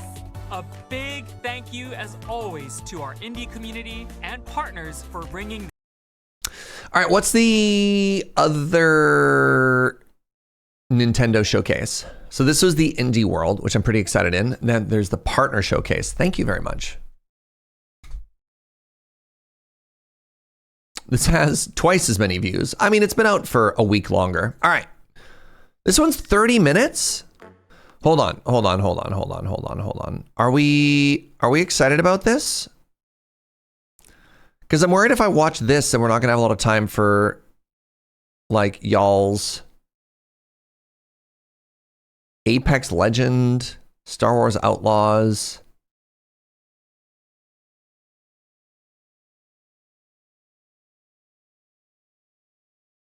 You thought the partner showcase was kind of meh? Like, these are games that I'm less interested in. I'll be real. You've watched this, it was kind of mid. All right, let's skip this. All right, sorry, Nintendo. You're You're gonna have to do better to impress us. Let's just talk about what you want to see, right? Because I know a lot of people have suggestions they'd love to check out, and I'd much rather watch your suggestions than just Nintendo, right? I think Inkslayer says he has 10 suggestions.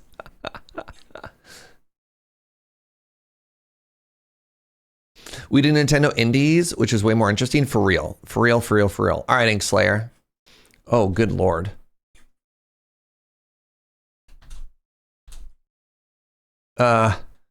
Wait, where? Oh no, I needed punctuation. I don't know where one starts, the next one ends.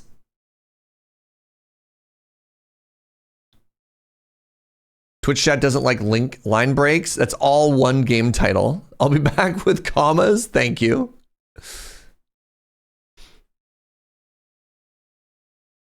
Heart of the Machine.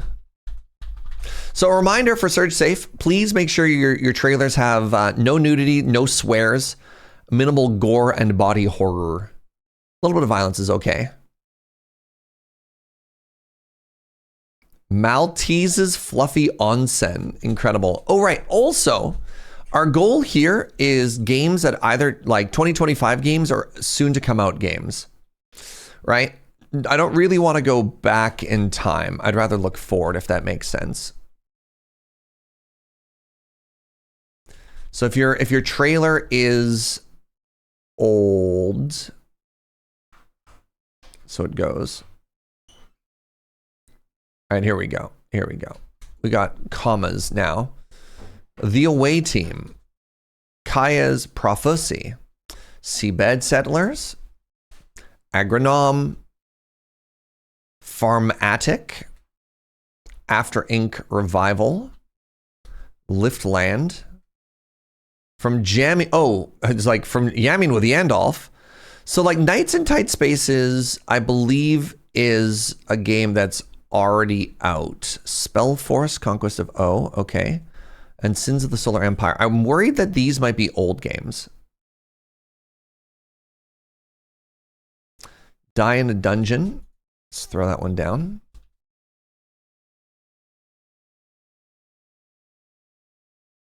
Oh, y'all have so many suggestions. Complex Sky, PowerWash Simulator 2, Voyagers of Nera. We got Fretless. Hi, Jojo.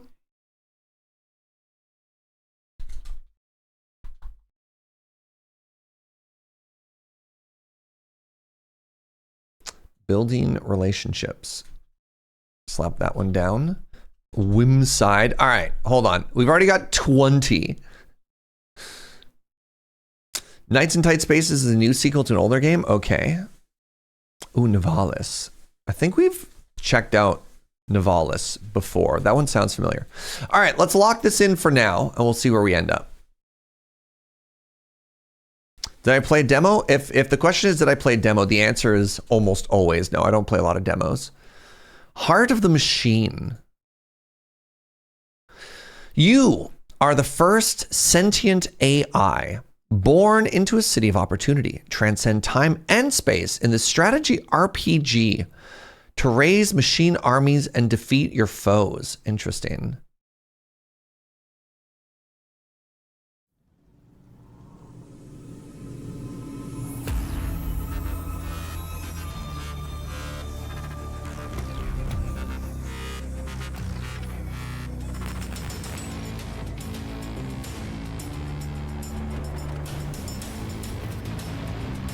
Wait, this is a tactical RPG? What?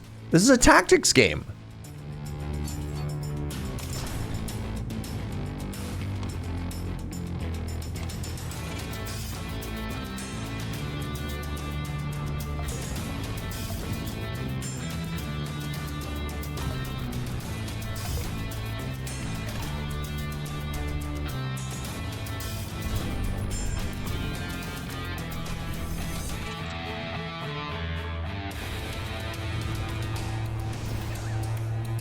Meow meows.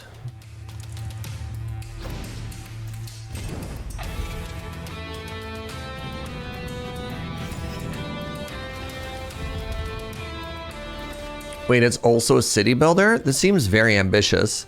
I also love that some folks are like, no, and other people are like, this is incredible. This is exactly my game.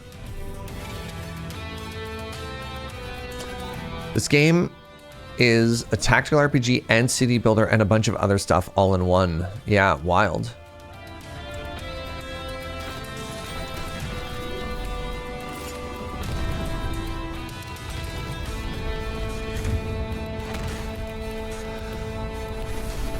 You start with a single tower and a unit and you build up an entire network from there. Wild. Huh. Hooded horse? Y'all. Hooded horse.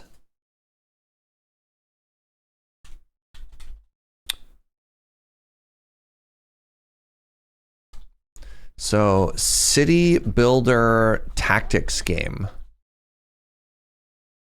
Very cool. There's going to be some tonal whiplash. What do you mean? Heart of the Machine going to Maltese's fluffy onsen? This has been carefully curated that every game flows into the next one. All right.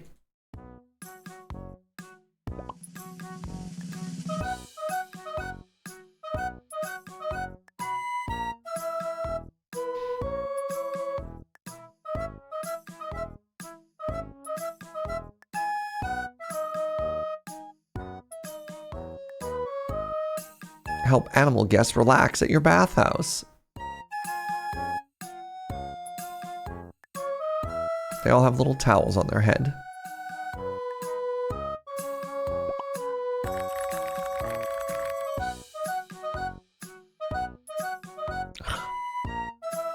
Leave it running while you work or study. Oh my god, it's an idle game?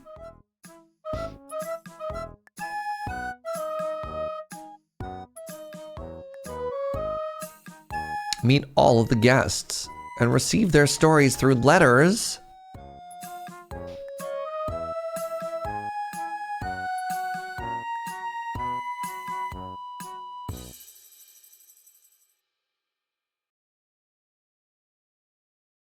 Cinematic, the 1.2 update.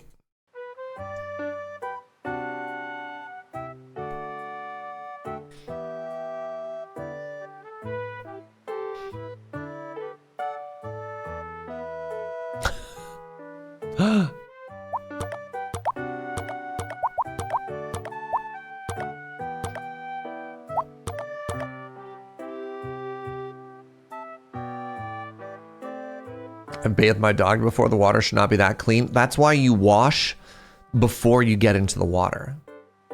Please, that's just Onsen 101. You don't get into the bath water to get clean. You bathe before you get into the bath water.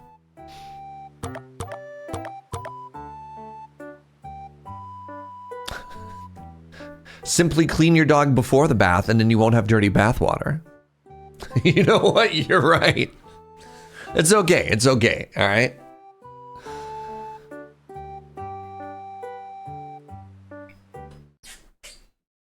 I'm going to be honest. Sometimes I see a game and it's like too anime for me and I'm out. This one is not the same. I don't know what it is. I look at this game. I'm like, this is actually impossibly cute. Hi, Jojo. Welcome home, sweetie. I know.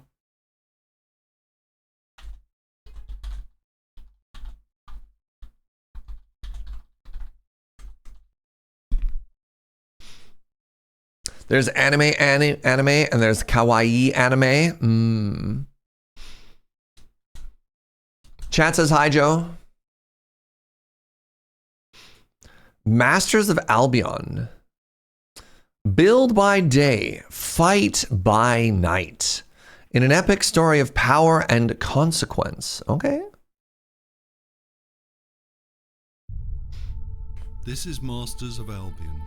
We're a team of 20 people dedicated to making something new, unique. A solo dev.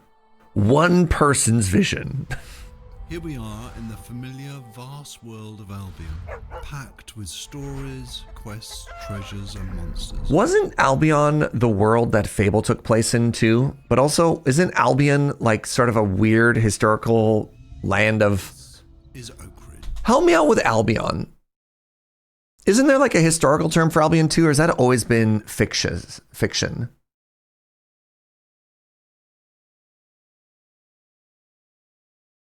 I was under the impression that Albion was like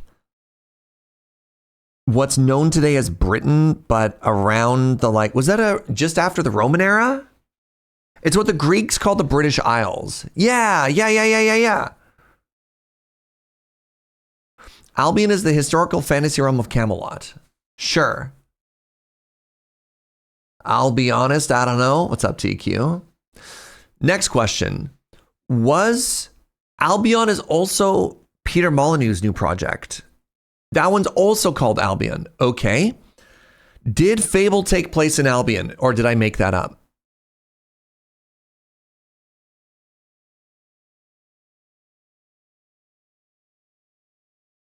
Fable did as well. So I was right on. No way.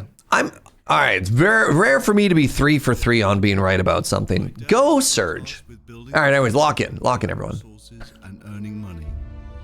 By night, your town will be attacked by many of Albion's creatures. Need order. You can design anything. Whoa, don't like the hand. Oh, don't like the hand. The weapons they use, the armor they fight with.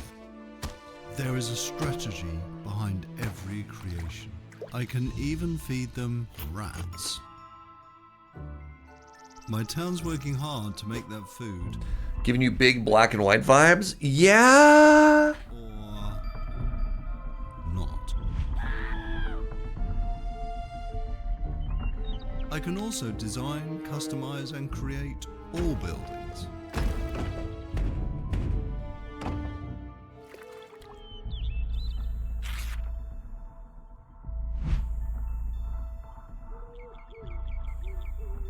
Night is coming, the sun is going down, and now my town needs... Is it an actual god game? And this is my hero's time to shine. You don't have to play in god mode. At any point, you can possess a character. What? My hero is now under my complete control, and now it's time to fight.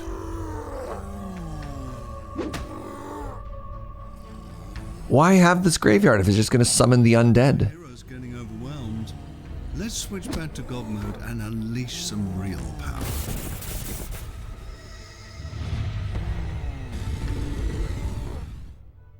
Okay, we survived the night. Now, let's design a better weapon for my hero. You can be as silly as you want, but bread swords just won't cut it. This is just a glimpse of Masters of Albion, an open-world god game full of combat, choices, mystery, and story. This is the new Peter Molyneux game. Now. I mean, that explains a lot. That explains a lot. A lot.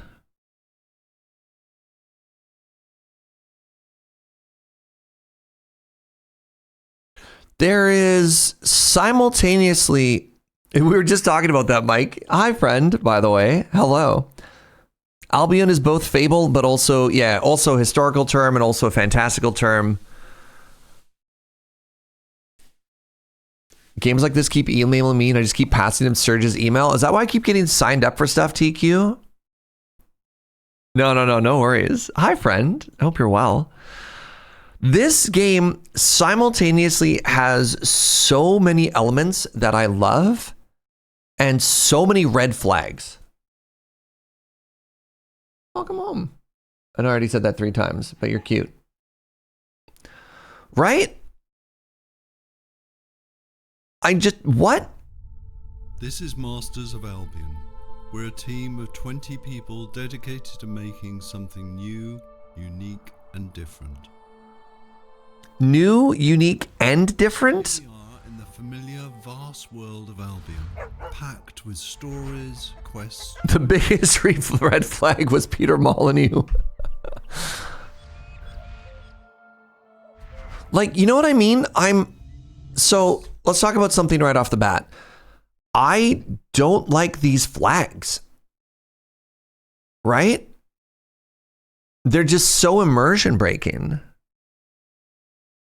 Is Oak Ridge. Also, we've got wooden palisades, but we've also got like an Industrial Revolution era factory building and smokestack. By day, you're tasked with building the town up, gaining resources, and earning money. By night, your town will be attacked by many of Albion's creatures. Yeah, Design anything. The food that people eat, the clothes they wear, the weapons they use. Like, why can you add a rat? There is a strategy behind Right? Like, yeah, you can make them eat dead rat, haha. And then also, it's just so, like, it doesn't feel like a game where you want to succeed. Does that make sense? Like, in Black and White, the game was sincere in that it wanted you to try and succeed. Or maybe I'm misremembering because it's been a long time ago. But like, look at the posters on the wall. Now recruiting test subjects, save some lives, maybe. Minutes since last accident.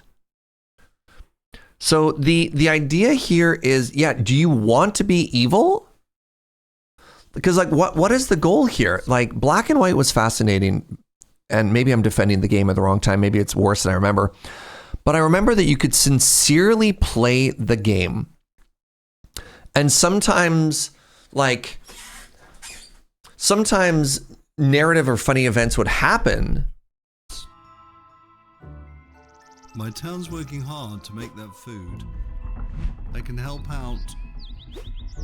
Or not.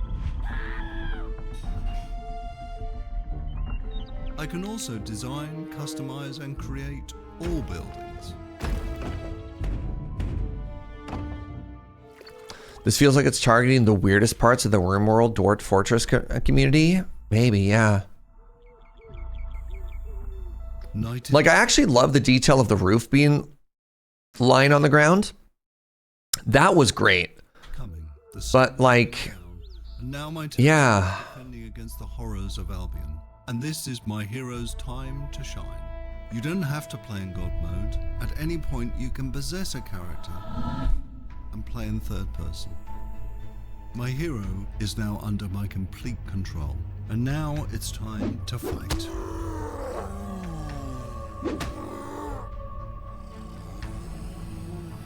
Why is there a banner that says click to close the gate? Yeah. Again, I just, it just feels, I don't know how it feels. Not good. We survived the night. Repair banner, that's behind my camera. Let's design a better weapon for my hero. So, I don't know. Odd. Very, very, very odd.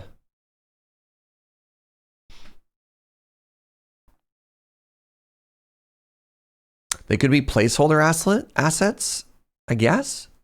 I still feel like other comparisons to talk about is Dungeon Keeper. It's pulling from that kind of dynamic as well. Yeah, you and Inkslayer both just mentioned Dungeon Keeper. I didn't realize Dungeon Keeper was Peter Molyneux. Huh.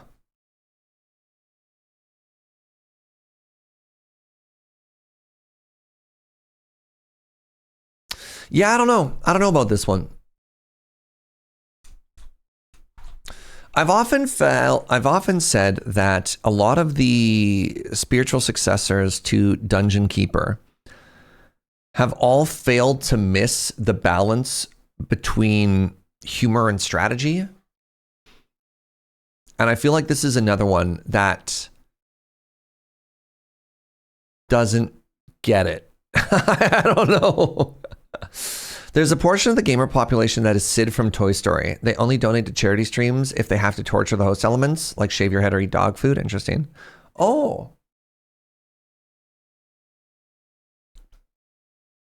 Thank you for goo. Let's move on to Hieronymus.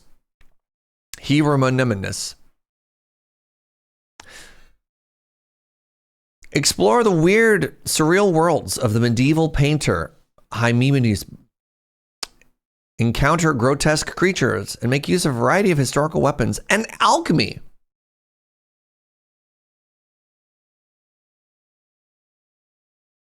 Warning. Oh. May contain content inappropriate for children. Let's.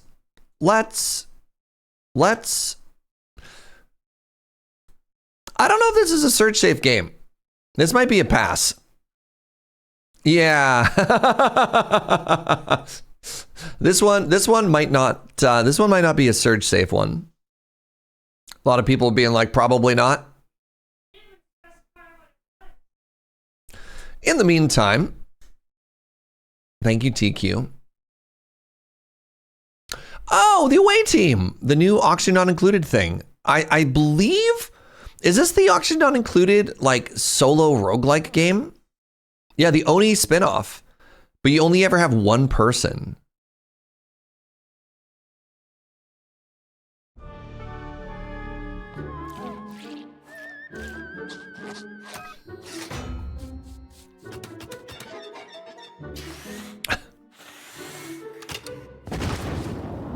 I love the idea that somebody, while cleaning, managed to perfectly accidentally start the rocket launch takeoff sequence.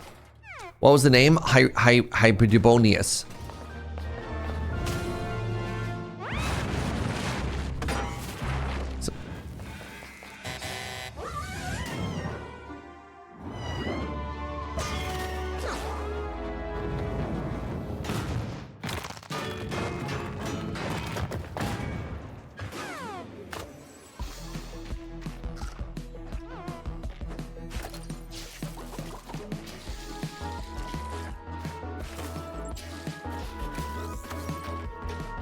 Would it be right to say that this game might be an interesting intersection between like Terraria and Oni? Is this just Noida? No.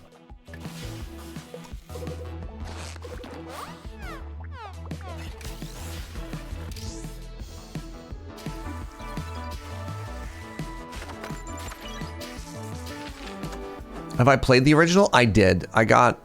I played a fair amount of the original, and by a fair amount, I mean like dozens of hours, until I realized I wasn't smart enough for that game at all. Is Oxygen finally included? Who knows? Oh, liquid handling has always been a huge part of Oxygen Not Included. Oxygen Not Included is such a smart game. Yeah, there you go. I played 60 hours. I streamed a little bit of it as well, and I also tried my own like off-camera playthrough of the game. And I realized the only way for me to succeed in the game was to follow playthroughs or walkthroughs. And then I realized that I'm not even enjoying playing it, because I'm not playing it. I'm just recreating somebody else's playthrough, right?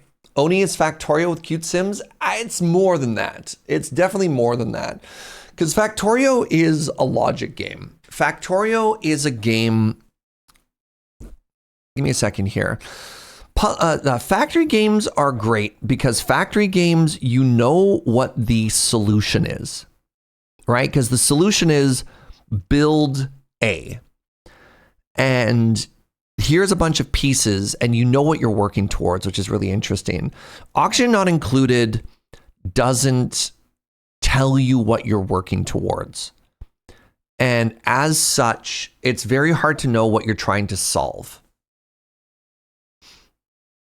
You have 4,000 hours in Auction Not Included, and it took me 200 plus hours to even start to understand how mechanics fit together. Yeah, exactly, right?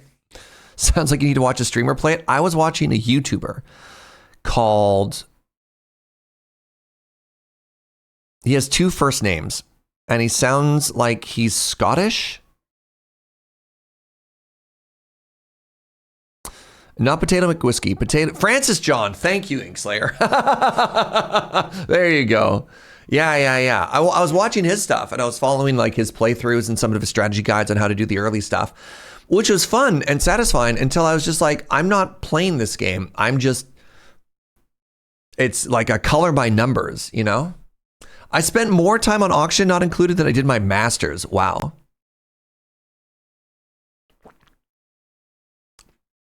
Joe says Joe. TQ says the Hieronymus is weirdly uncomfortable and makes no sense. Don't watch it. Okay.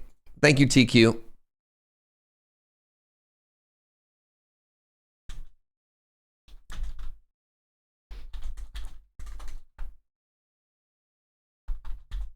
Molyneux.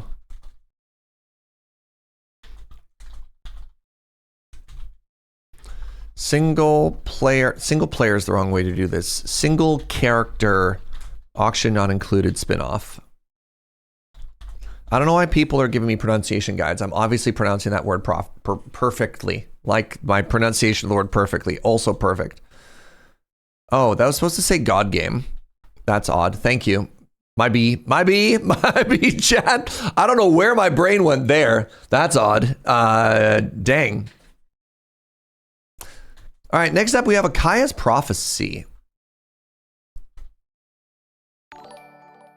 Viscount, thank you very much for the 47 months. Slides in. Was that a Freudian slip? Who knows?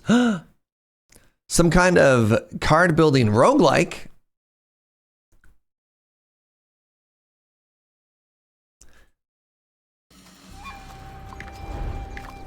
Oh, you get to open a boosty?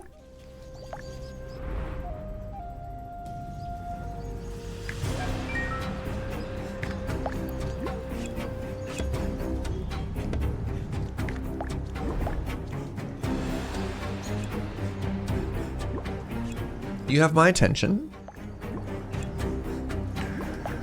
Yo, this reminds me of, there was this old tablet game that I used to play that you started with the 4 elements and you like combine them. So if you had fire and water, you'd like mix it with, and they'd mix into steam, and then you'd have earth and you'd mix steam and earth together and you get like mud or something like that. I've never played Stacklands. I don't know what Stacklands is. Was it Doodle God? Yeah, Doodle Alchemy or something like that, right? And eventually you're building like spaceships and cars and all kinds of weird random stuff. This kind of reminds me of that, right? Like you're combining these basic elements. Feed the god. Marmalade. Or face their wrath.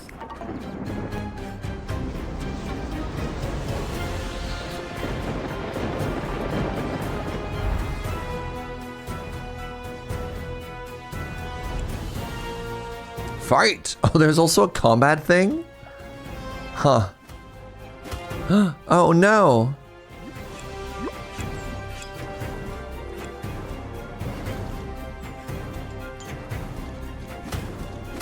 This is a city builder and they also turned it into like a card battler as well? What?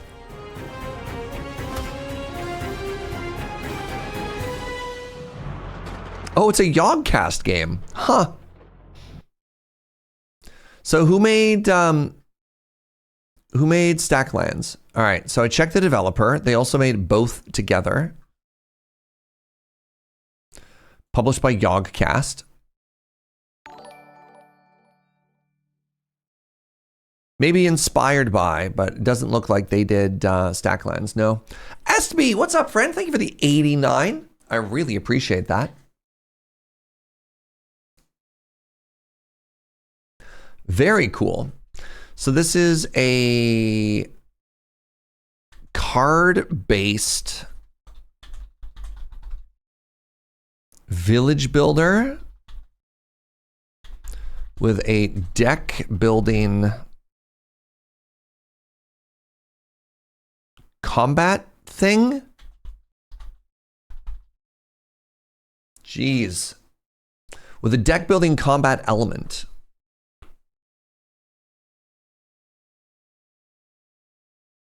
Yeah, I never played Stacklands. It was like very, very, very minorly. I don't look. Stacklands was probably like what, 2014, 2008, 2002. There are so many new games. Public service announcement to reopen your cookie clicker. Your grandmas miss you. I don't know. I'm gonna be honest. Like this always looked interesting, but not enough that I was super intrigued.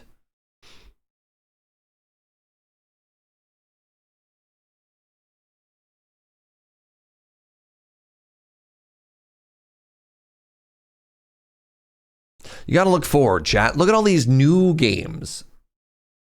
It's a good few hours. Similar to He Is Coming and Nine Kings. Is it, though? You have a game that you want me to play on my secret channel? Ooh. Very interesting. Kaya's Prophecy is intriguing. I'll put a thing there. Away Team is also interesting. I wonder if I'd enjoy Away Team more. I'm hoping that with Away Team, what they're going to do is they're going to take the overall complexity of Oxygen Not Included and then make it baby mode. So a baby like Surge could play it and not get overwhelmed.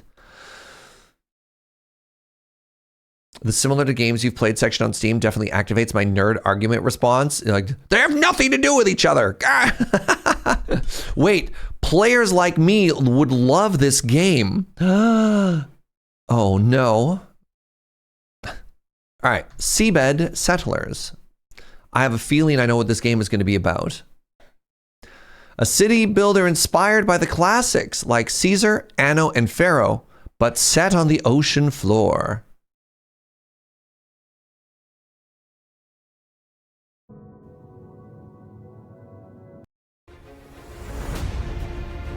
In the near future.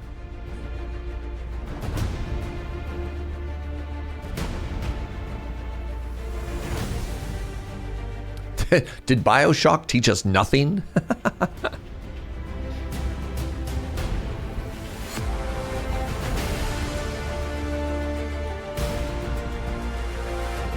I like that even underwater we can't get away from wheat fields. Also, how deep underwater are we in? Are these biodomes? These biodomes, depending on the depth, are not getting natural sunlight. Purely aesthetic.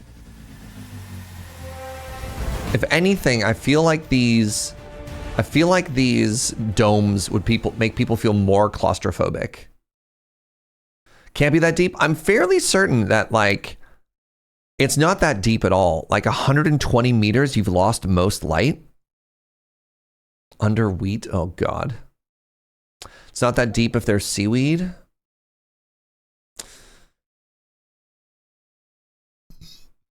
Pardon me. But like, if it's not that deep, why are we even here? Colony operations can now commence.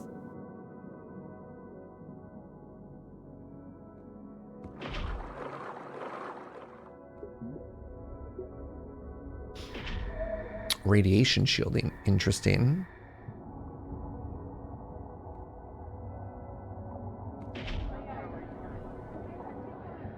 Can't build here.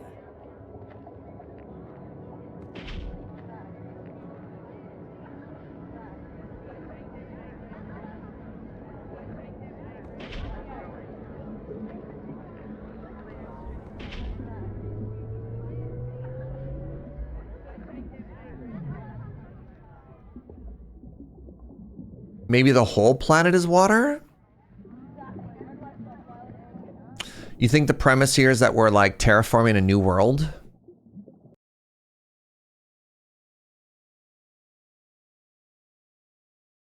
Expand underwater colony as humanity flees a dying world. Oh. Humanity has fled the surface, now rendered uninhabitable by radiation. All right, whoever said radiation shielding, hey, clever, clever.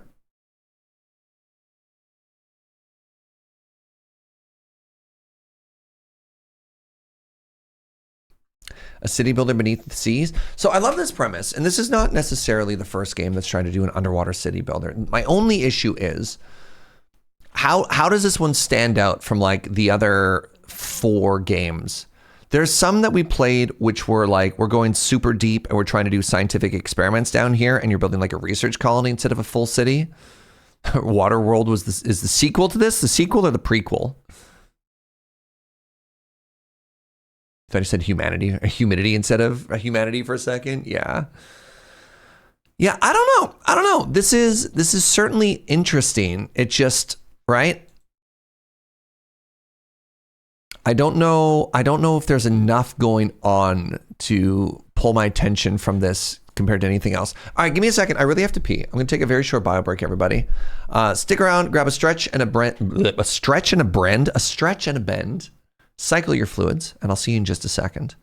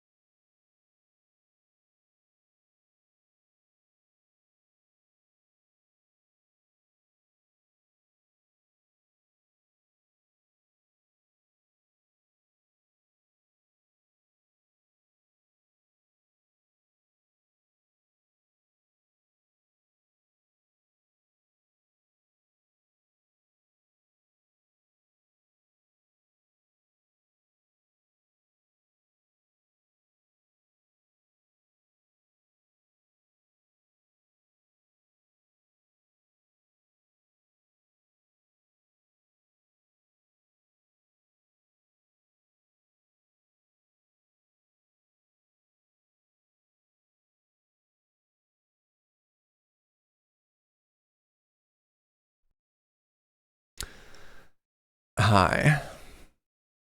How's it going?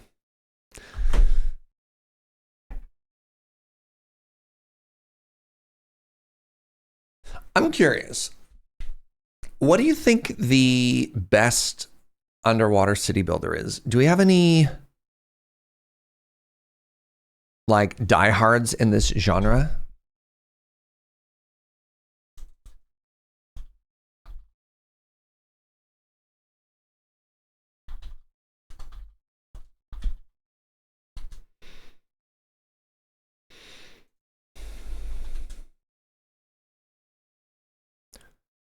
Here's a 2024 article for the best underwater games. Horrifying. I mean, I guess so many underwater games are about, have like a horror element as well. Well, Subnautica, I'm trying to think of, I mean, Subnautica is obviously the correct answer, but I'm trying to think specifically through the lens of a city builder. Horror game, Maneater, horror game. Beyond the Blue. I think that's just a scuba game. Dave the Diver. Okay, these are all not what I'm thinking about.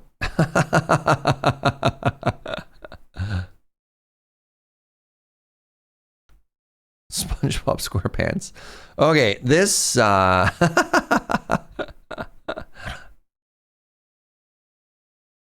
oh God.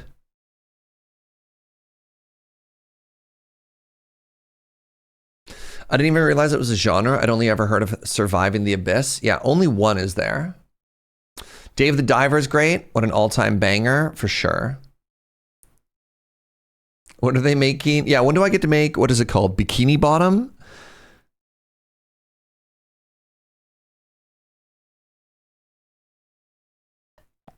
Did we already watch this trailer? We did, Major Frostbite. My official corporate answer is Life Below.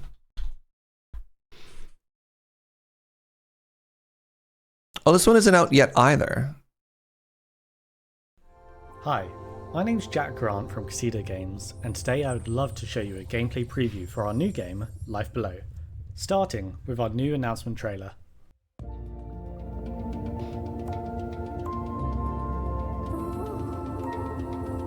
Turd. Dog.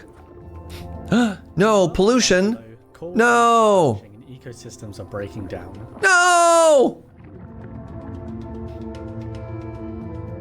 By the power of the mysterious reef heart, you must restore balance, using the ocean floor itself as the foundation. Feels a lot of the city builders aren't even out yet. Yeah, for sure.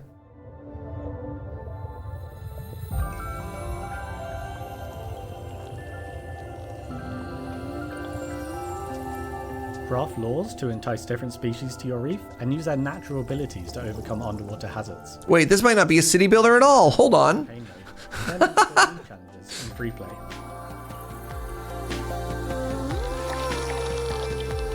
This might just be extremely cute. Advised by marine biologists and shaped with authentic underwater audio, Life Below introduces realism into its world of fantasy.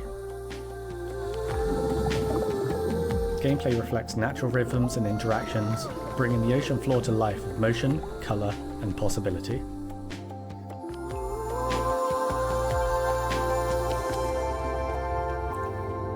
Experience a charming campaign over a series of handcrafted animations, guided by a heartfelt story written by award-winning video games writer Rhianna Pratchett. Appointed by Gaia, Thalassa must restore life to Thalassa's a good name. Ocean Guardian, revive long-gone habitats, overcome oceanic instability, and increase biodiversity. It is nice that this is not a horror game, because as people in chat have mentioned, so many of these underwater games are horror games. Wait, this is a city builder. I lied! Resurrect entire ecosystems by strategically crafting and managing vibrant coral reefs to restore life to the deep. This will take a combination of energy channeling coral, resource generating seashells, and much more to ensure the ocean's floor not only survives, but thrives. With the perfect environment formed, you can lure over 40 different wildlife species, from coral crabs and monk. It looks like it might be more of a puzzle game as well. It looks to me like you might be in like a very small area, right? Is Rhianna Pratchett who I think it is? I mean, the last name Pratchett does carry a lot of weight, right? To keep the underwater ecosystem thriving, you must cater to their needs and protect them from external threats.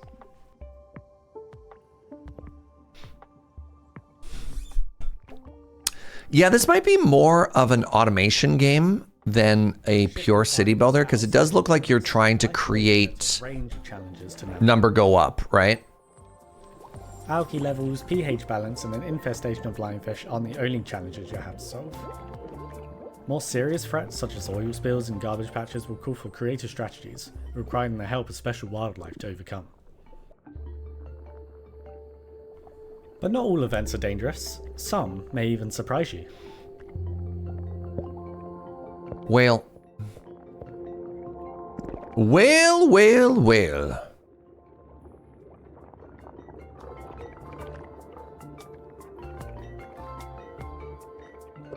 Huh.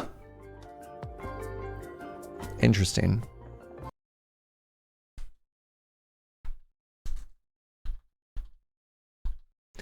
All right, next up we have AGRONOM. Farm, build, automate with robots in this Martian paradise from Gramps Makar. I don't know who that is. Coming out soon.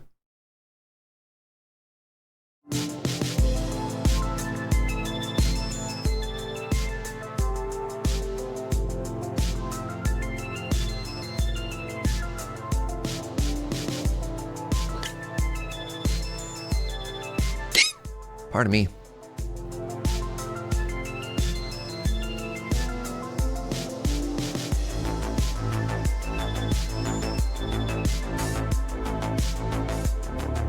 I feel like we've seen this trailer.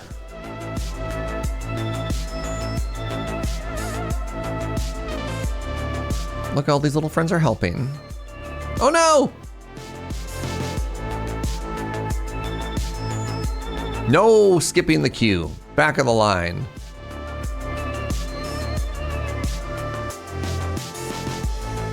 I really like when they have a job, they hold up their hands like they're really proud. Oh, they got a little pat pat. Your Meow Meow was intrigued by my squeak. I'm very popular with the cat demographic. Unfortunately, a demographic that has no thumbs and no credit cards, but still. So this trailer gave me a great idea of the vibe, which is adorable robots, but no idea as to what the actual gameplay is. What do you mean your cat has a credit card? I mean, if your cat has a credit card, why aren't they subscribed to my channel? That's what I thought. Don't lie to me. I know my popularity with the Meow Meows. If they had thumbs and credit cards, I'd be making a lot more money.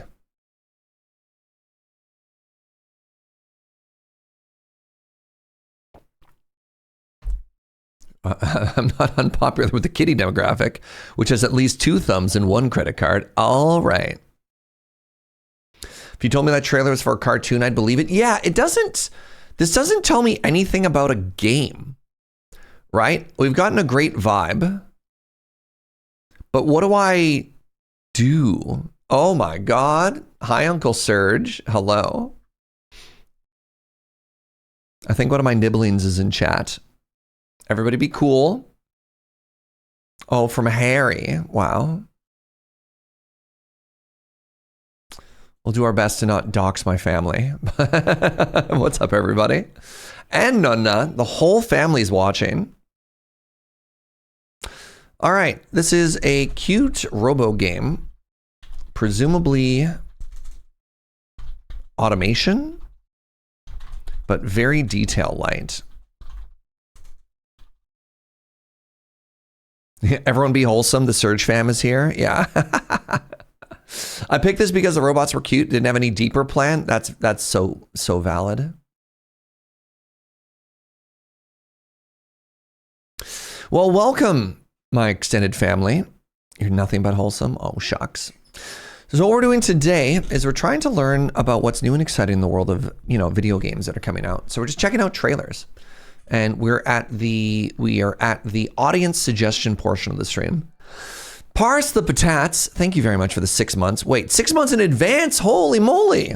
They've subbed for 3 months right now. Appreciate that. Psst, don't tell Parse, but this is Miso. His Meow Meow somehow got hold of his credit card and he's away from the PC right now. All right, your secret's safe with me, Meow Meow. See, this is what I'm talking about, chat. This is what I'm talking about.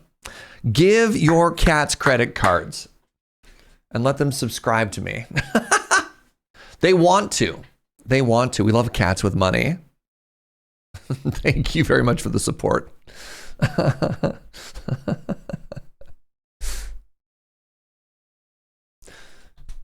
And then we have a beautiful cat channel in our Discord.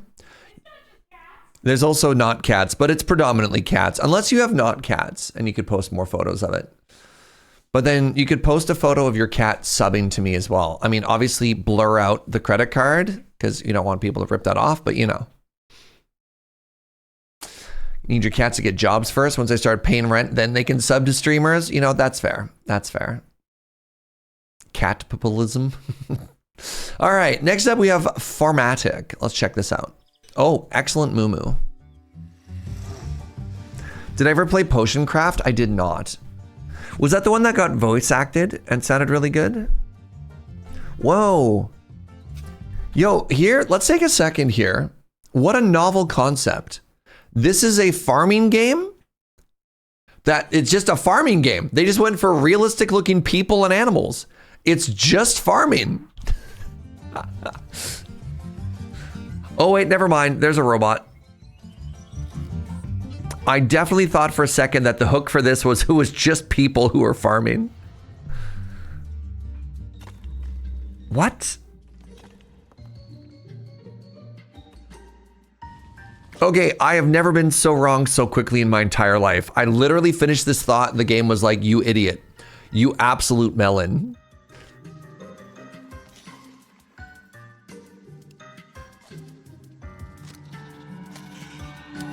I mean, on the flip side, maybe I don't know what a real life farmer's struggle is like. Maybe this is farming.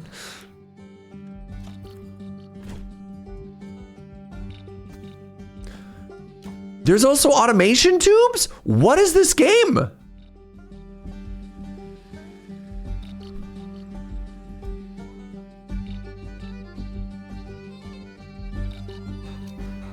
You're calling this very solar punk. Yeah, that's valid. They're petting the robot? This game went from farm simulator to fever dream. Yeah, in like a second too. Having grown up in rural America, I can confirm this is totally normal farming. That explains a lot, honestly.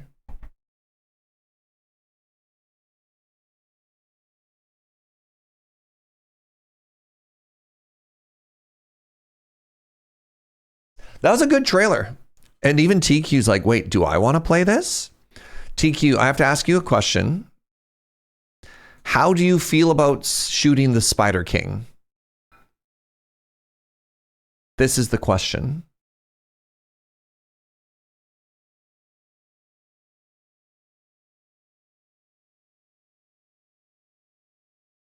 You've done worse. All right, that's valid. You know so little about farming, you don't even know about the mines and the robo spider attacks. I mean, that's valid.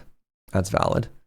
All right, this is totally realistic farming simulator.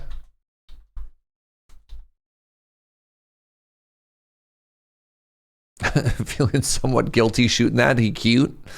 Yeah. All right. After Ink Revival. I'm not trying to speedrun these. I'm just curious. But Serge, we could play this together. We've like never played together. We've streamed Minecraft together a couple of times. Remember, I taught you how to use an Elytra. But it has been a while. We could play a game together. Interesting. Okay. TQ and I have never played a game together ever. This could be the start of a beautiful arc. Interesting. Look forward to me coming back to these notes and not realizing this was sarcasm. That'll never happen.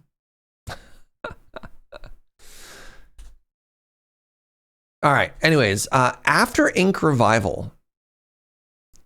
That's interesting because I definitely thought After Ink was a different game. Wasn't there a like turn-based tactics game that was something like After Ink? Did I make this up? Invisible Ink. Oh, okay. I understand why I got confused now. Thank you. Wait, this game is by the same people that did Plague Inc. Really? All right, let's check it out. Hold on. Which is which here? Launch trailer. What's this one? What happens after? Oh! What?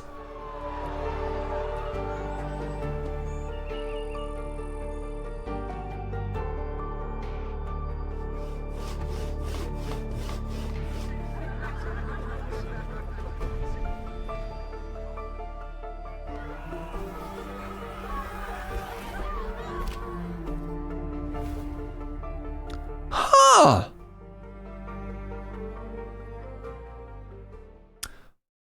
How interesting.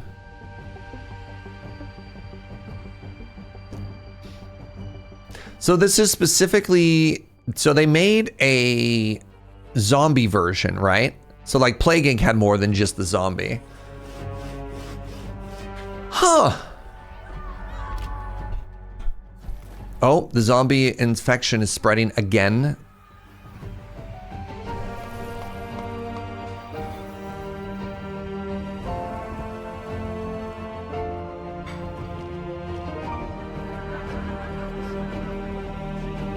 Frogberg.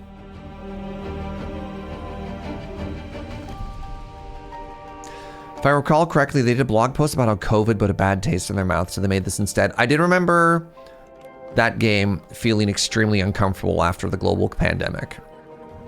For real. And I do like the idea of how do we rebuild? That's great. That's great. They felt bad about making a disease speculative game, so they want to do something more hopeful. And honestly, I love this. I love this. I love this. I love this. Must have been good for company morale. Yeah. Oh, I like this a lot, actually. I'm going to wish list this one. That's very cool. I also need to, I need to correct something here, chat. A lot of people forgetting about TQ and I streaming together. You need to remember that what happened was there was a 2v2 Punch-a-Chunk charity event that happened during the pandemic. A lot of people are getting some things conflated here. One, the team was James and TQ versus myself and Pearlescent Moon. And Pearl and I crushed it. We crushed it. Pearl and I retired champion. Please, please, please. Trying to take my W away from me here.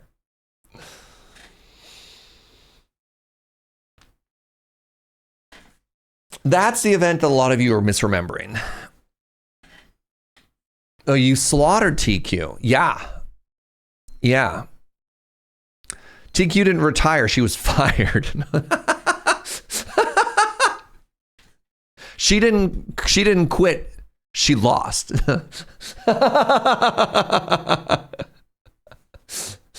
No. He slaughtered James. James made the error of picking me. All I did was plant trees and bully him. Nice. Yeah. All right.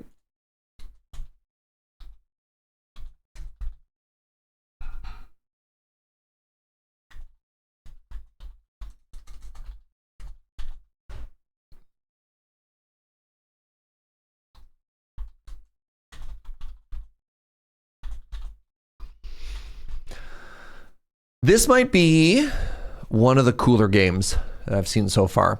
The After Ink Revival, I like that a lot, by the way. I like that a lot. So thank you for sharing that. Has Map come off? It has not been on the list so far. We'll see if we do a call up for more games after. There's only so many games I can cover. Because then I've got another 4-hour stream later tonight as well. So we'll see how long we go today. But if people are having fun, I could keep talking. All right, let's check out Liftlands next, everybody. You're a god needing followers to become the strongest deity. Oh my god, it's got the side perspective of like Ratropolis and stuff like this. Okay, I've only looked at one screenshot and I'm ready to love this game. Remember how we were just talking about Peter Molyneux missing with God games? Maybe this is the answer.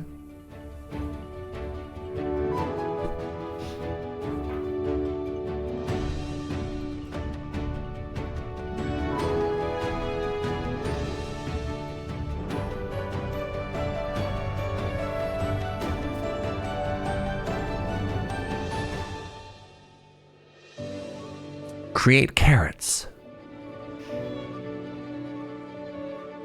A little culty, but I'm not mad about it.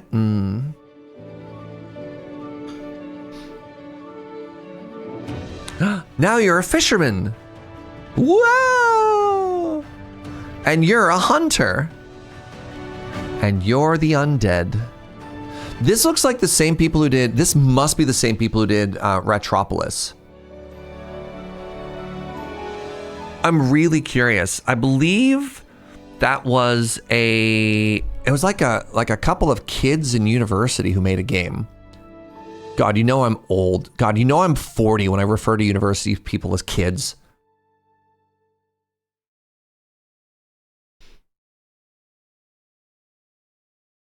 This is their only title. No.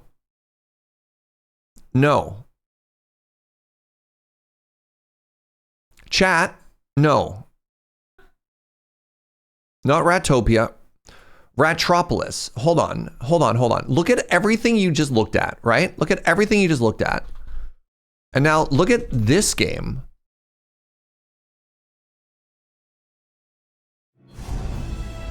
I'm so confused. I don't want to point at something and be like, hey, especially if it's not the sequel. But this is wild to me.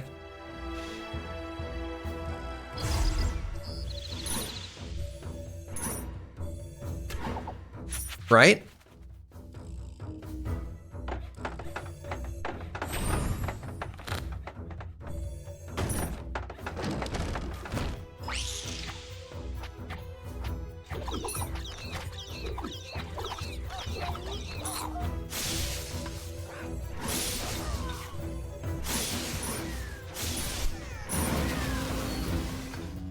There's a lot of games. It's not necessarily the straight line style. It's the city builder on a perspective of this, right? Like it's a 2D city builder with walls and tower defense elements from the two sides. And then what you do is you interact with the world on a lens like this that scrolls back and forth. Like this is the part that's odd to me, is the presentation and the medium are that's just very, I don't know. I don't know.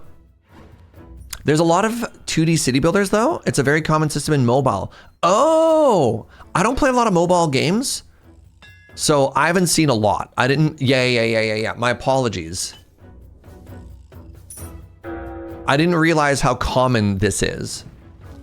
Maybe that's why you're more familiar with it. Like this is possibly the one that I'm looking at right now. The God game here is like the second ever game I've seen with this presentation, and it looked like it was directly lifted from the only other one that I saw. Touchscreens really favor that genre archetype. No kidding. Huh.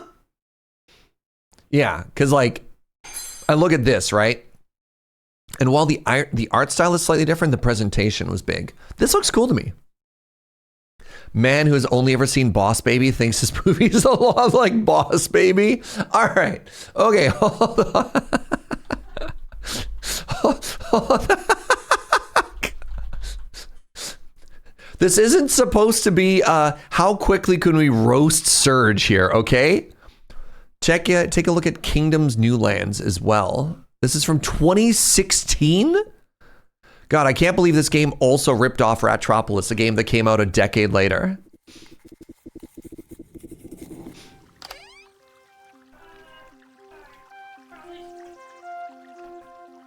Joe brought me a curry feast, by the way. So sorry. Holy crap, what a feast! I was looking at the leftovers and this is what happened. Y'all.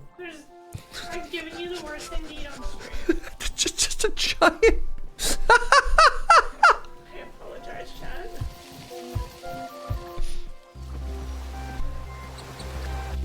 You can turn your camera. No, I'm not turning the camera off. All right, I can see where this came from. All right. Hey, everybody, welcome to lunch. All right, so apparently for the next like 15 minutes, we're gonna hang out and eat some curry. So that's exciting. I like this idea a lot. There's me. There's you. Has anybody told Jo she's awesome? I try to tell her that all the time. All right, we got some tunes. All right, this is an abrupt pivot. Abrupt? This is a very quick pivot, but I want to eat. So I'm going to do that while it's hot. There's some tax in the pet channel too.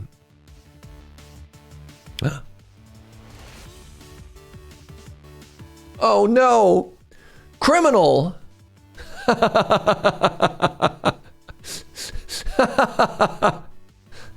That's a good photo. Excellent meow meows. Wow.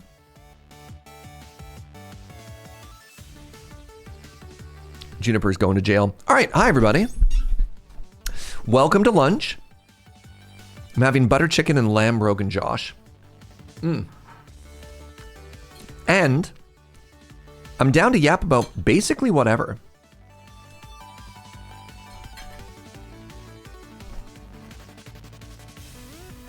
So if you've got anything on your mind, anything you want to ask about, anything you want to chat about, fire away.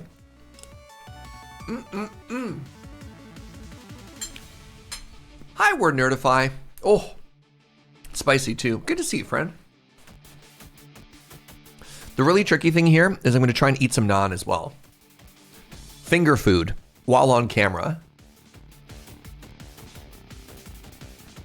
Anything new on my car? So for those of you who haven't heard the whole story, the TLDR is that my alternator is dying and I have to replace it. I got 3 quotes and I am devastated to report that I cannot get my car repaired for less than $2,500.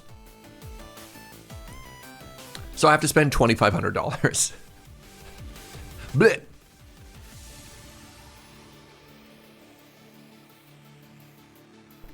Yeah, the specific alternator to replace in my car is $1,200.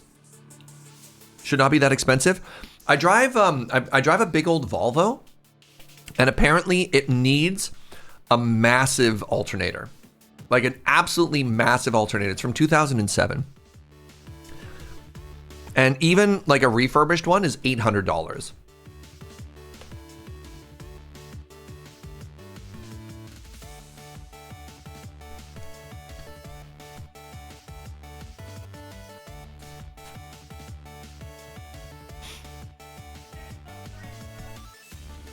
The second thing is it's a belt-powered alternator. I'm not a car guy, so I'm going to do my best.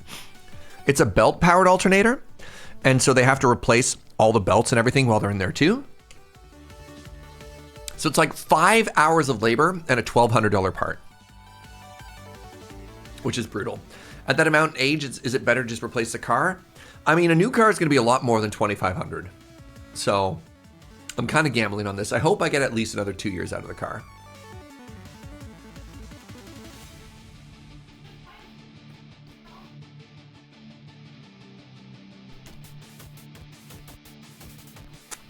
Like, it runs great, other than the fact that it's dying. Other than this one major issue, the car is in great shape.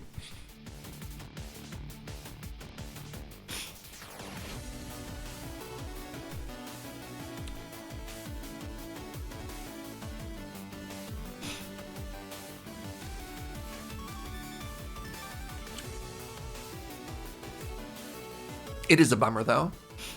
$2,500 doesn't get you much these days. Yeah, after the pandemic, all of the used cars like shot up in value, which is kind of a bummer.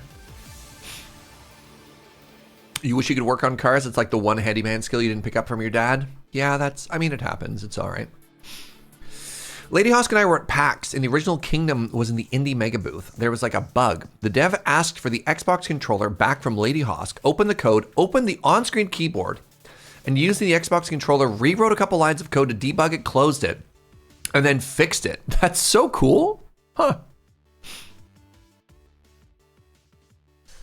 So yeah, I'm just going to be sad about it. And I'm going to try and, I don't know, try and keep my head down and be a little bit more frugal for the next couple months, because didn't really plan on that one, you know? When does Lur forget who's going to MagicCon Atlanta? That's a Lur question. I can never give you... I'm never going to be the source of any announcements or any logic or any behind the scenes stuff. Yeah, I'm sorry. I just can't answer those questions. I don't have the authority. I'm not the decision maker. I'm not also the announcer for that sort of stuff. I appreciate wanting to know here. And I do hope to be one of the people who's going.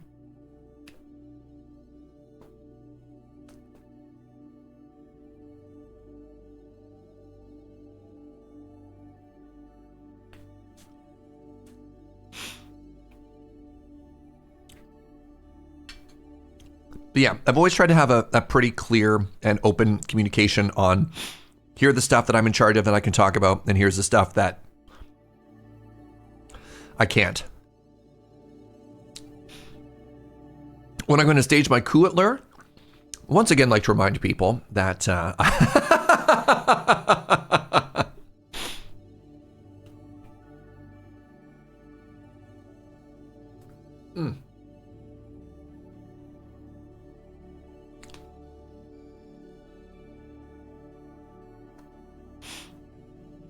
There's a little Ren Fair in town?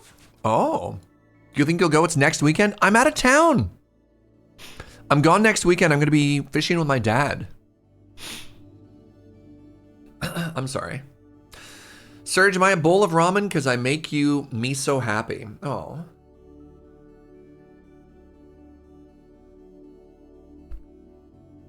Will Joe be in town? Ooh. Mm-hmm.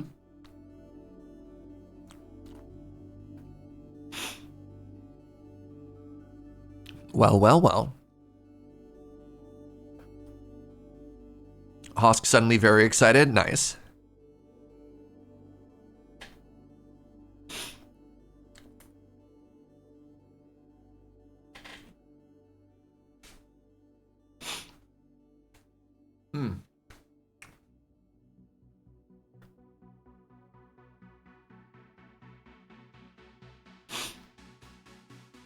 You want to go to the Ren Fair? I wish Canada had more, and a local, to be honest.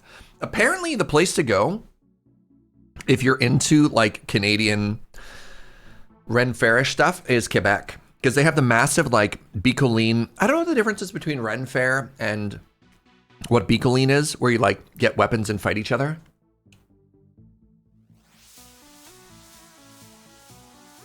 You know what I'm talking about?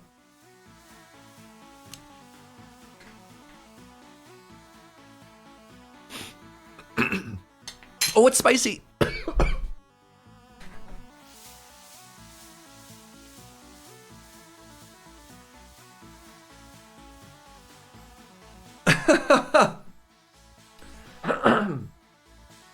Just the like whitest reaction ever.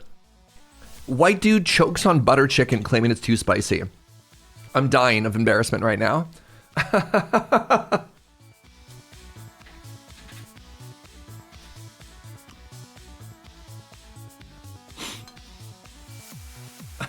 We did get it hot, but still.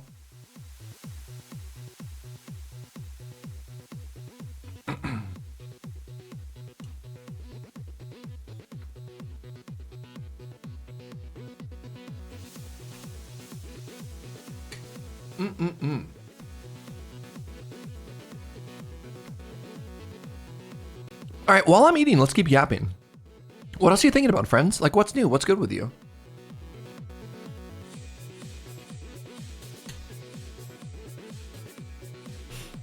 I'm trying to eat a little bit faster, just so I don't eat this forever, but it's taken a while.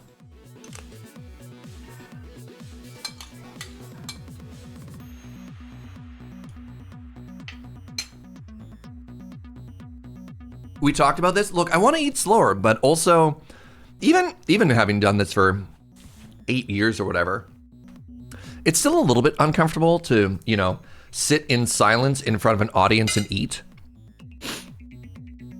It's easier when chat has like a lot of questions and then we can do it back and forth. But when chat's just kind of like chilling, if chat's lurking and I'm eating, I'm just like, I gotta eat fast. So save me from myself.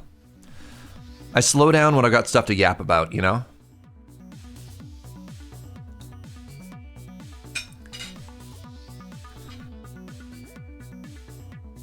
The only thing on my mind is, why is iOS development such a pain? That's valid. It's my favorite Canliner deck recently. I've got on the floor most of a red-white D&T list I'm trying to do there, you know? Pardon me.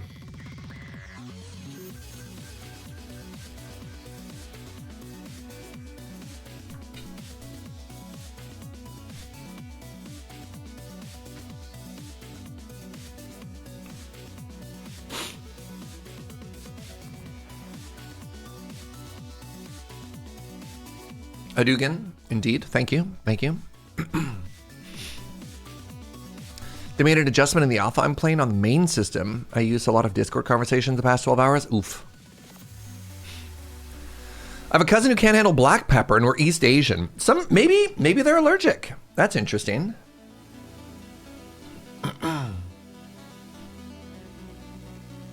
Yeah, maybe it's not a spice tolerance on that one. Maybe, I don't know. Can you be allergic to black pepper?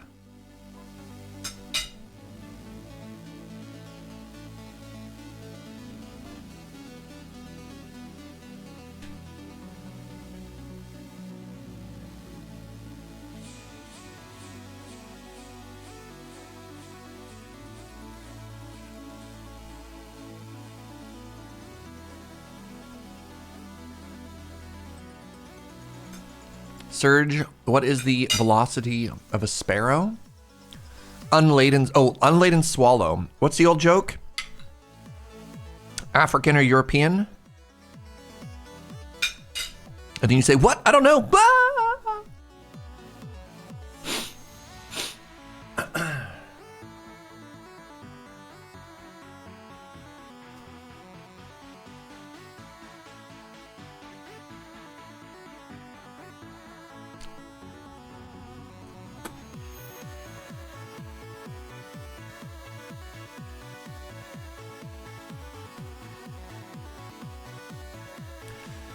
Do the kids even reference Monty Python anymore?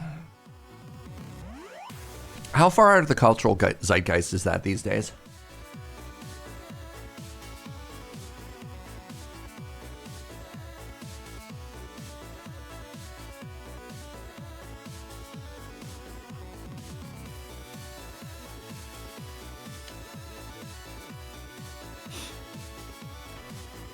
It's only us older geeks define kids. I'm trying to see how much like mental damage I wanted to do to the community for a second there.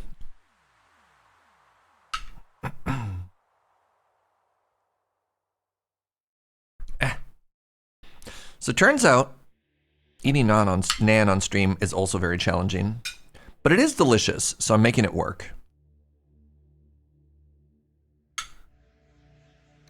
But if you are thinking of eating on stream, this isn't one of the dishes I'd recommend. As a 26-year-old, I sometimes, but not anyone younger than me, oof. Oof. I got a question, Serge. How much do you love K-pop Demon Hunters, and why should chat watch it? On a scale of 1 to 10, I'd call it like an 8.5. I was hanging out with Jordan, and she talked about how no one she knows who's watched K-pop Demon Hunter could only watch it once. And then I hit her with the I've only seen it once, but I'm not a movie rewatcher is a big thing. But yeah, you should see that movie. It's good.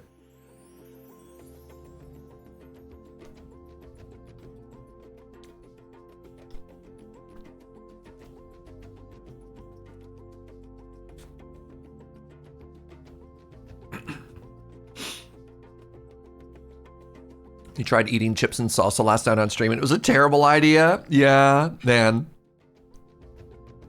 Like, it's tough, right? Because you got to eat, but not everything lends itself terribly well. Like, you're getting a great view of the top of my head as I fill up these nons, right? Like, I do like my forehead line. Oh, no. Did I watch the Lord of Mysteries anime? I haven't. No, I don't watch a lot of anime. Joe and I recently watched Frieren. And we're very slowly trying to make our way through Delicious in Dungeon, which we're retrying.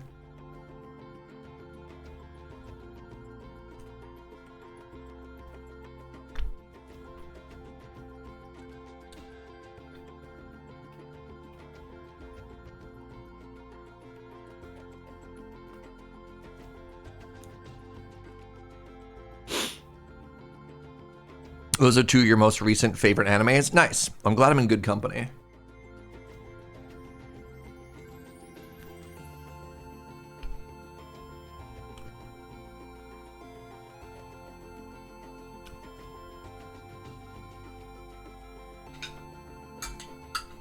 What did I think of Frieren? I really liked it. I loved how slow it was.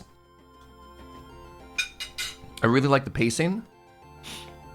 Without getting into a spoiler, it was very weird to me. It felt like two seasons kind of smushed together.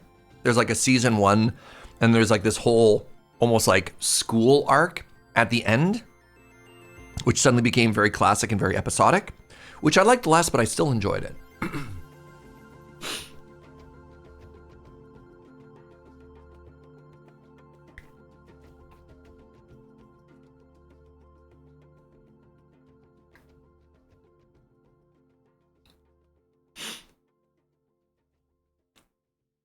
Frieren was okay. It felt like a Pratchett story without as much whimsy.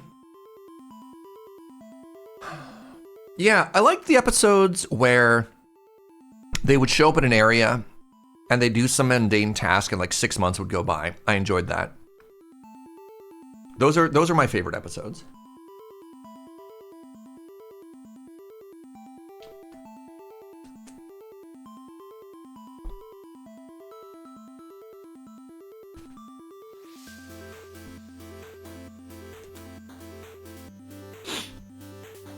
Have I seen Campfire Cooking in Another World? No. Where are people even finding this stuff? I mean, I guess, like, we don't have a Crunchyroll subscription or anything like that, so I'm not typically going out of my way. No, the shows that catch my attention are the ones that kind of stand out from the crowd, if that makes sense. I did see that they announced a Frieren Season 2, yeah.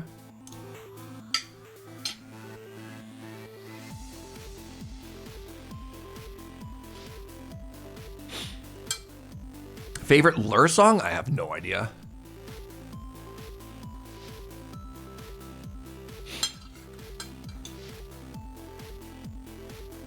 I mean, I guess I listen to Big Giant Circles, but that's also because I can play them on stream and not get demonetized. Mm.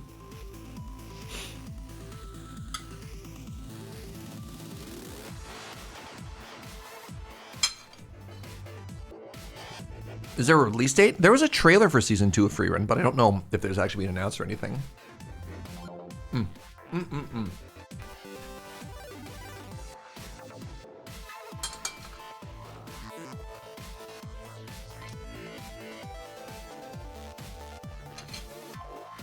All right, give me a second. I have like 3 bites to go, and then we're done. We'll have defeated the curry monster.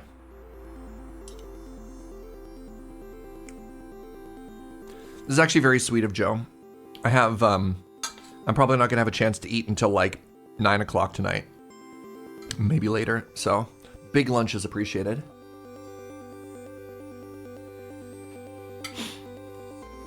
Apparently Free Run Season 2 is January of 26. Cool.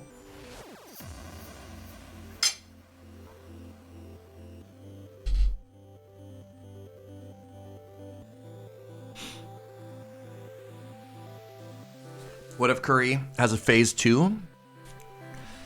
Joke's on you, I never use my consumables. Unless my only consumables were Nan, in which case I'm screwed. Uh-oh. If you are what you eat, am I now the curry monster? You know, I'd be okay with that. I'd make a great curry monster.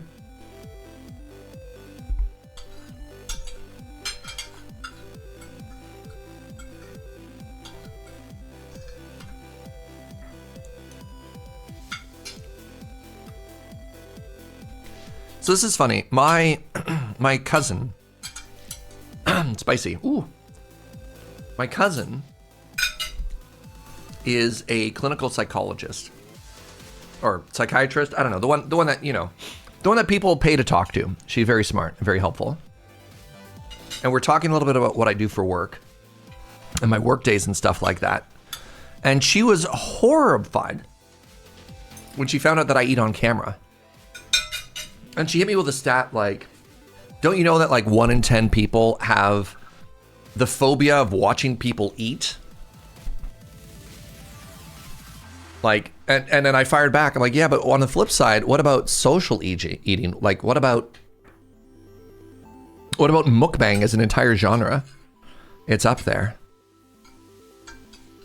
Yeah, she's found it very weird that I eat in front of people. But I gotta eat, and I gotta stream, so, you know.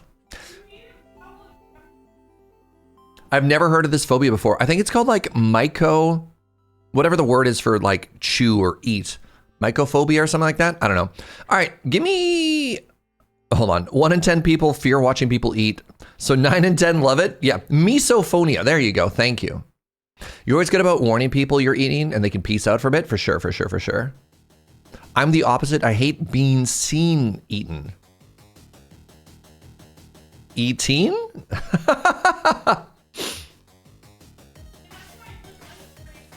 Yeah.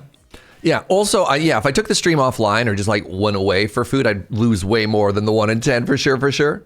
All right, give me a second. Give me a second. I need to go wash my hands. I need to go bust my dishes and everything like that. Appreciate you hanging out. All right, see you in a second, friends.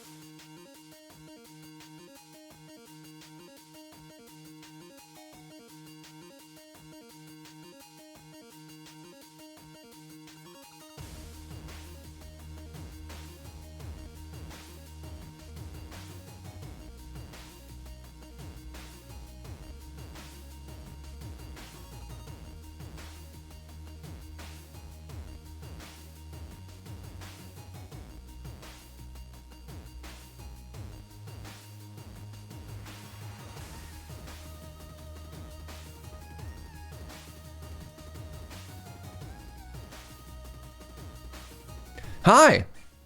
I only hate watching people eat if they're super sloppy chew with the mouth open type. I mean, again, I try my best. Hey, thanks for hanging out, everybody. All right, I'm gonna pause the music, and we've got a couple more trailers to get through. So let's get back to it. Oh, interesting. We go to H-Mart as a family and eat in the food court, but I have to avoid looking at basically all of the screens because they're mostly mukbang of items. Huh. And yet, watching my channel is better? I'm curious about that. All right, we were talking about Liftlands.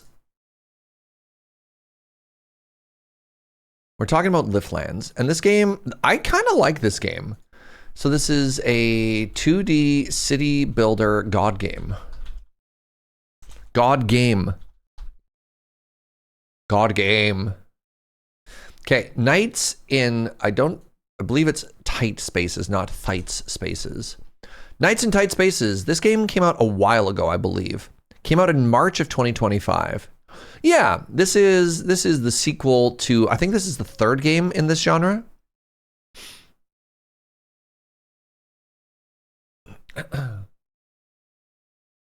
Oh. Cinematic trailer. Accolades trailer.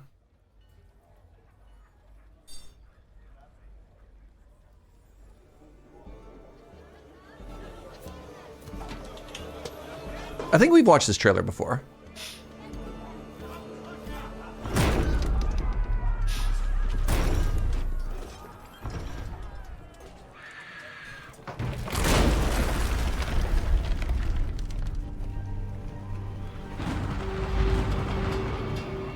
I'll tell you what I know about tight spaces.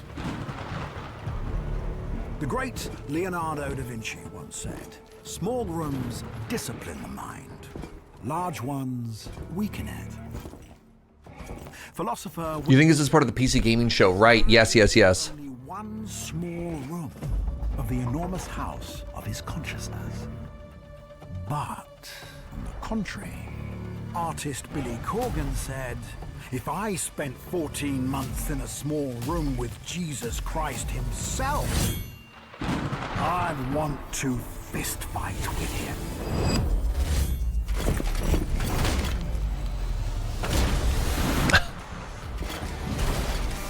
Right, I remember watching this trailer because this looks like it's all like live action, right? It just looks like they had a lot of fun with this.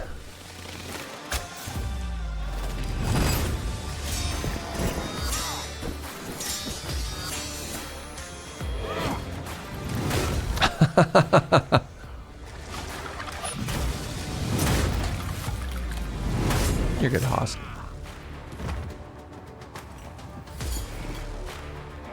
I also love the premise that this dude just walked into a pub and just beat everyone up for no reason. Just like, hello?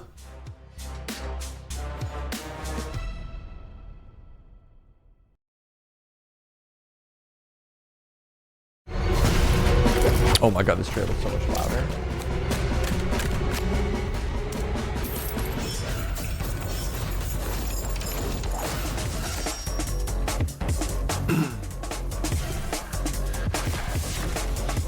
So is this a puzzle game or is this a roguelike game? And when I say puzzle game, I mean like Through the Breach typically has one answer, or like does this have like a lot of different variation stuff? It's more of a roguelike. Interesting.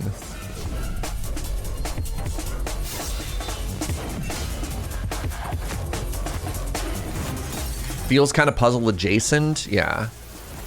Because that's how I would describe the difference between XCOM, and XCOM, whatever the weird cop game was, Chimera Squad. Chimera Squad felt much more like a puzzle game as opposed to a true like tactics game, you know what I mean? It is more puzzly, okay. Every level is set, I think. There's more than one way through it, sure. You miss the live scenes from old video games like Zork? I mean, I think the gold standard, the absolute gold standard for live action cinematics in video games has to be the old Command & Conquer games, right? That's where the whole space meme came from.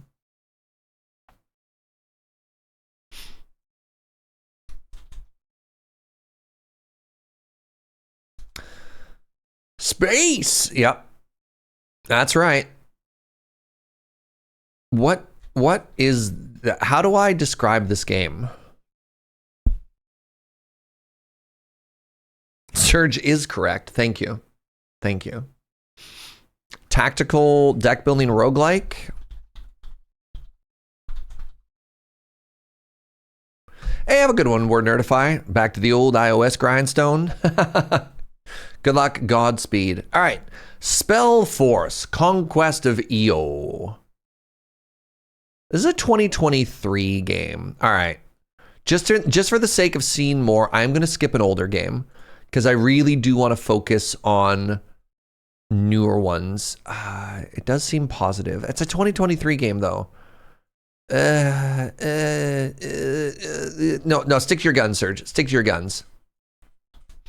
We want new ones. We want the new games. Sins of the Solar Empire 2. This one's a year old.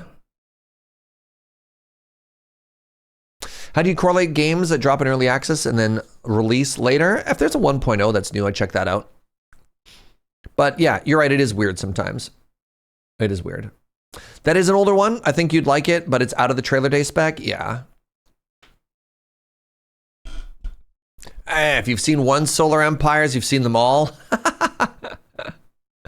2023 is older, stabbing you in the gut. Look. What we're trying to do is we're trying to showcase new and upcoming games.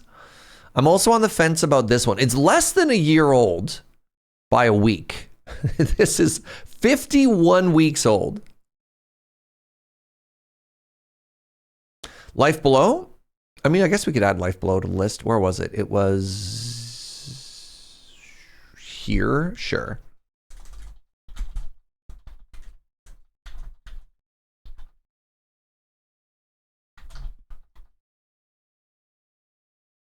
Launch trailer. Space!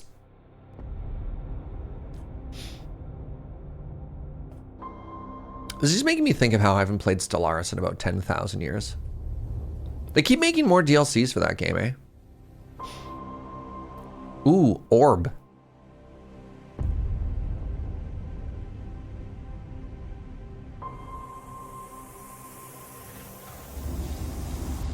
You hear space is the final frontier? Big if true.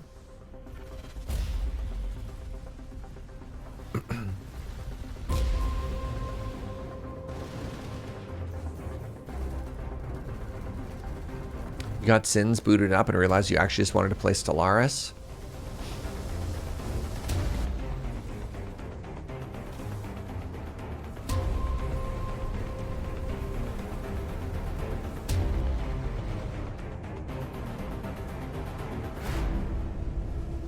After space comes the void, the final frontier. And after the void comes the ether, the final frontier.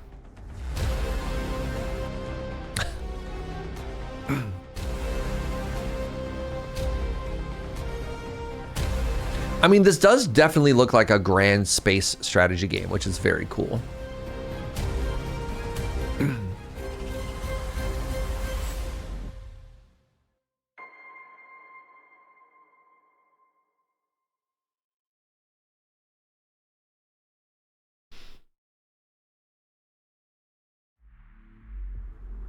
Stardock. My entire generation has been consumed by this endless war.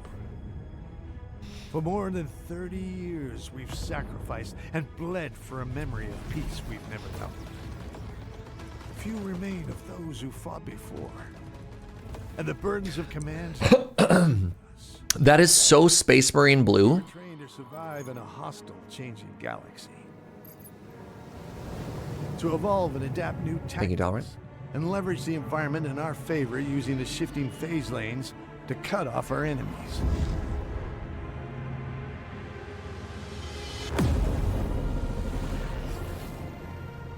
This new form of guerrilla warfare would serve us well into years to come. Our economic and manufacturing systems will become more resilient, more flexible. Like, can we just agree that this is what I want to call Terran Blue? I think the Space Marine analog in StarCraft was also this shade of blue, right? Newly discovered resources Humanity blue. have not stood idle. The alien Versari have continued to race ahead Orb. of us in their mastery of phase technology. Reports of strange structures empowering devastating new fleet tactics have become increasingly... That faction is literally called the Terran Economic Coalition. Can we take a second to appreciate my absolute no-scope on that? Spread across four trader worlds has reached a critical mass and now allows them to function as one. The collective will. Orbs. Orb on orb violence. Tragic. Huh.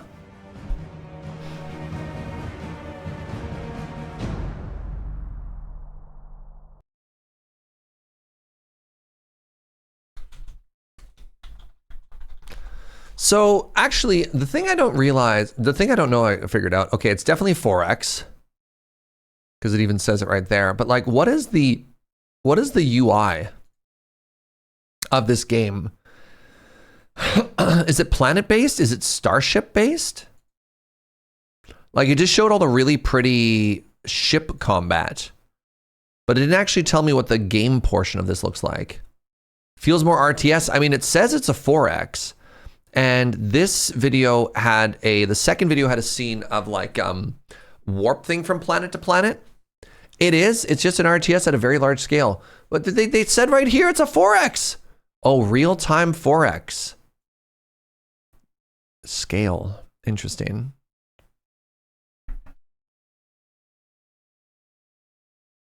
It's a very RTS feeling 4X. What does a 4X game mean? Well, explore, expand, exploit, exterminate.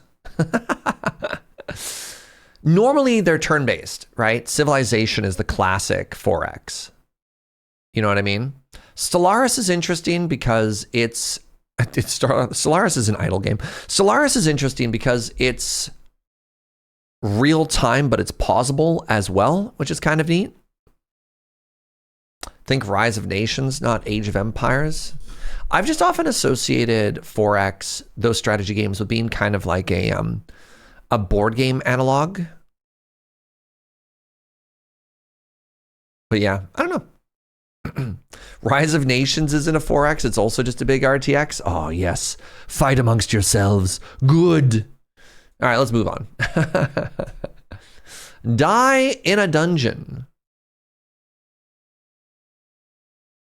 Die in a dungeon. Fight your way through a mysterious dungeon in this deck-building, turn-based roguelike where you don't use cards, but dice. All right.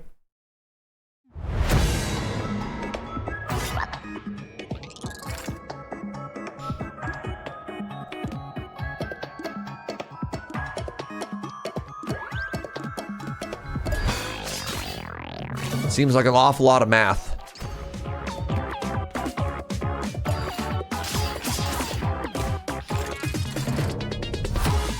I like this song.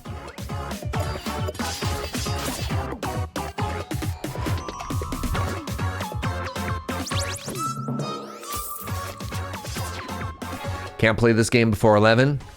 I got bad news. It's always before 11 somewhere, chat.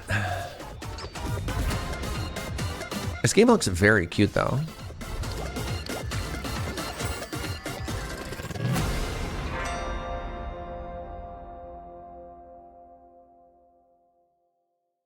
Is that the same font as Critical Role?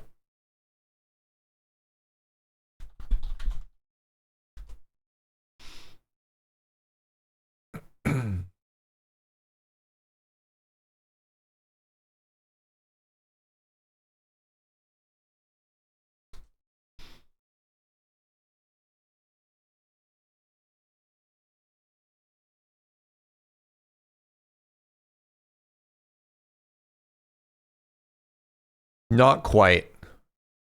Maybe it was just the tetrahedron.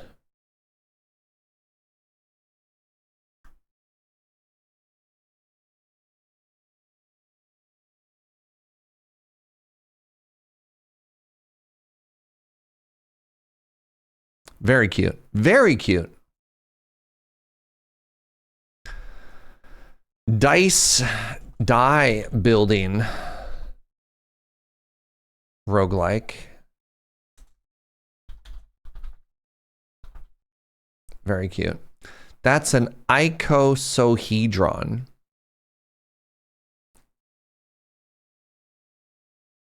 Meaning?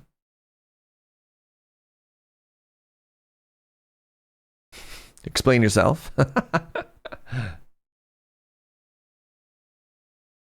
D20. Why not just simply say that? All right, give me a second. I have to pee. Tetrahedron is 4. Okay. Tell me more. Sorry. I'll be right back, friends. I'll be right back. A quick bio break. Also, my hands still feel... You ever eat curry and your hands still feel like curried? I have curry hands. I'll be right back.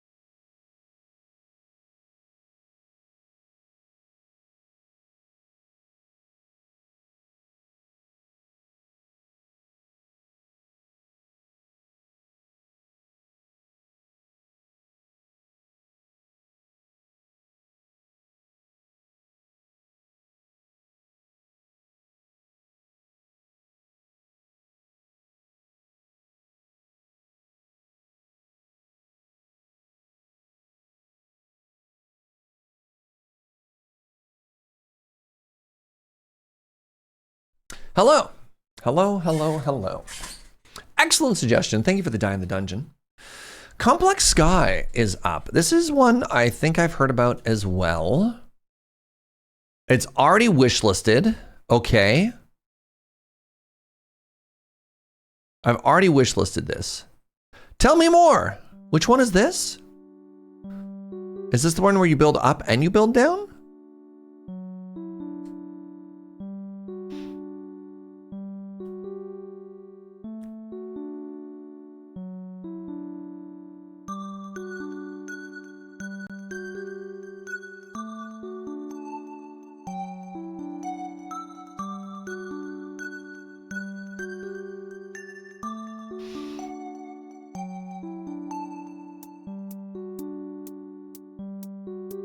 I wish when you looked at your wish list, it would tell you when you wish listed it. What my mindset was, what I was feeling. To give me some context. Because obviously I look at this, I'm like, yeah, this is a Surge game.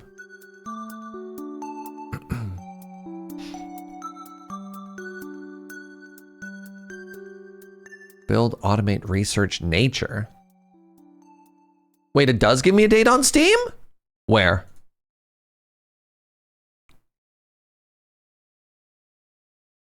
Added on.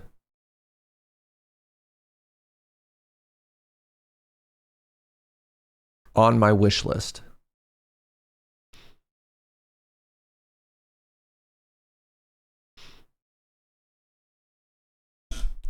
Complex Sky. Added 2022? Well, that would explain why I don't remember this.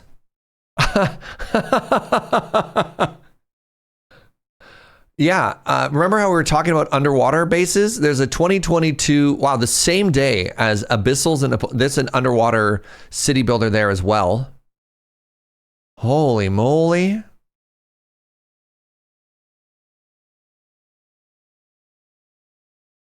You would date me on Steam, winky face? Hosk, please. Probably a trailer day? Oh, definitely a good guess. Pardon me.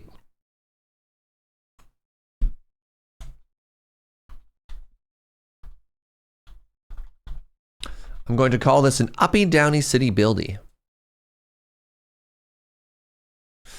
PowerWash Simulator 2. This was unexpected to me because they just kept adding games to the, or adding expansions to the first one. Why a whole new game? Have there any interviews with them as to why they decided just to make a brand new one?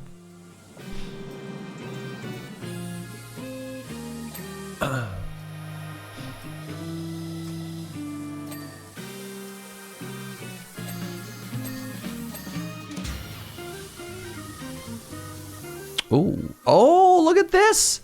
All new, never before seen verticality. Wow. You got a scissor lift and a weird like swing chair thingy.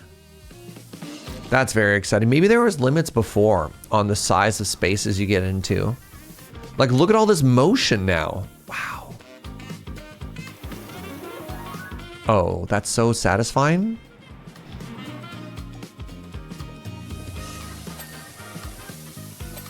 Do I have a scissor lift license? I don't know.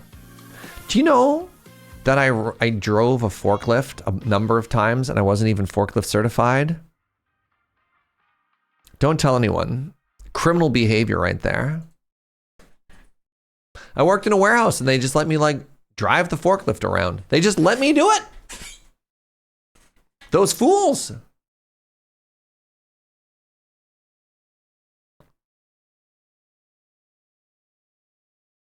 That's a very funny bit with the piano. Also never do that to a piano. You're telling me you wouldn't power wash a piano? Wow. Sounds like you hate pianos.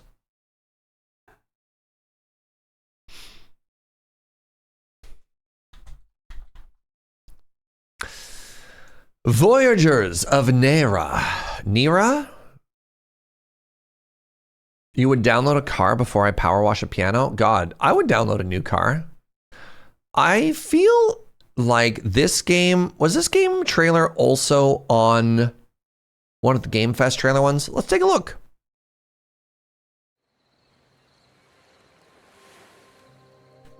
I feel like this is the one that had a bunch of combat in it.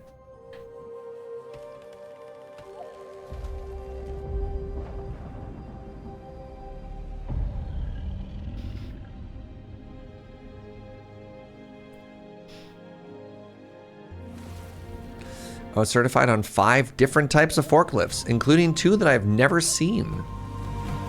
Dang. Weird flex, Hosk, but okay.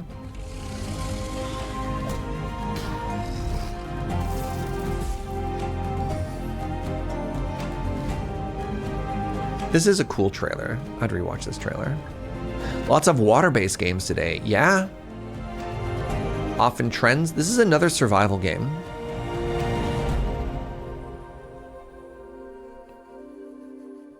The surfing one, the underwater bird one. Well, the surfing one was interesting because they kind of made everything look like it was water. Even the sand behaved like water, eh? All right, so this is their demo trailers here. Oh man, they even had a boat. Oh, that turtle that's floating next to people is a pet. I thought there was a weird clipping issue where the pet wasn't under the water. Everyone, I'm Michael from Treehouse Games. We are so excited to show you gameplay from our co-op seafaring survival crafting game, Voyagers of Nera. Co-op seafaring survival game.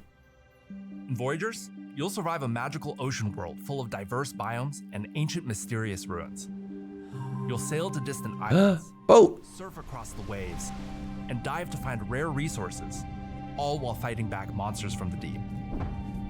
As you explore this dangerous world, you'll gather You ever just punch a fish? craft weapons and items, and build a thriving island base with your friends. You'll also uncover magical spirits waiting for you to awaken their power. Some spirits surprisingly aid you on your voyages. Others will support you at your base, teaching you recipes and helping you craft. Bun Stepharoth. Okay. Game-changing abilities. I've never seen the username Stepharoth before, and I'm kind of obsessed with it now. Games that are the best way to spend time with friends. You can jump into Voyagers with up to 10 people, and it's also great solo. You know what's really nice? The water mechanics are really nice, dude. Do you know that? Yeah. We've been playtesting with our Discord community for months now. We've loved watching you have fun and are so thankful for your feedback. It's helped make the game better and better. Oh, that's cool. Oh, it damages. Oh my god. Oh, you can even build your own boat. You can build the boat? We're excited to share that the multiplayer demo for Voyagers of Nera is live right now. So grab your friends, start playing right after the show. Up to 10 people simultaneously? That's so many people.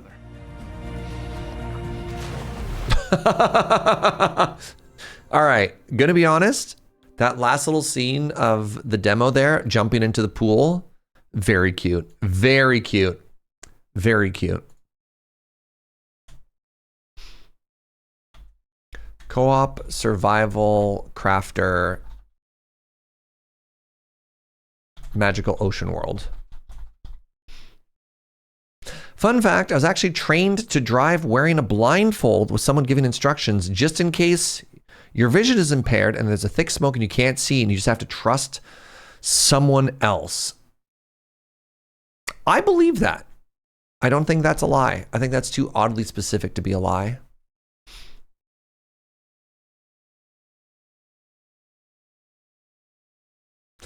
What's the weirdest thing that I've ever been trained on? Trained to drive while blindfolded is very interesting, man.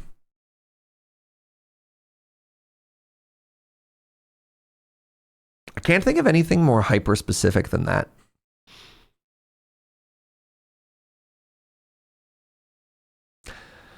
Like there's weird stuff in scuba diving where they make you take off all your equipment when you're underwater and then like practice how to put them back on while supervised. But I don't think that's any more interesting than learning how to drive while blindfolded. You're trained in audio cassette repair? That's kind of cool. I was trained to drive from the passenger seat in case my dad got shot while driving.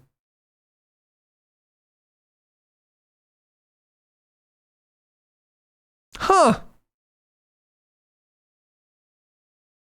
I wasn't trained, but they let me drive a steam engine once when I was a conductor. That's cool. Sorry, when I was a conductor? You were a train conductor? That's cool.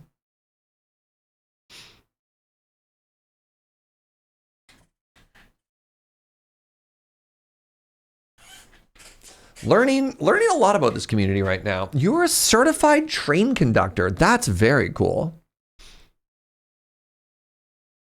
But you haven't had that job, Jaeger. Train conductor? No. I haven't had that many jobs. I think on average, most people by the time they're 40 will have had 24 different careers. That's just normal. That's just a normal everyday experience that people have, right?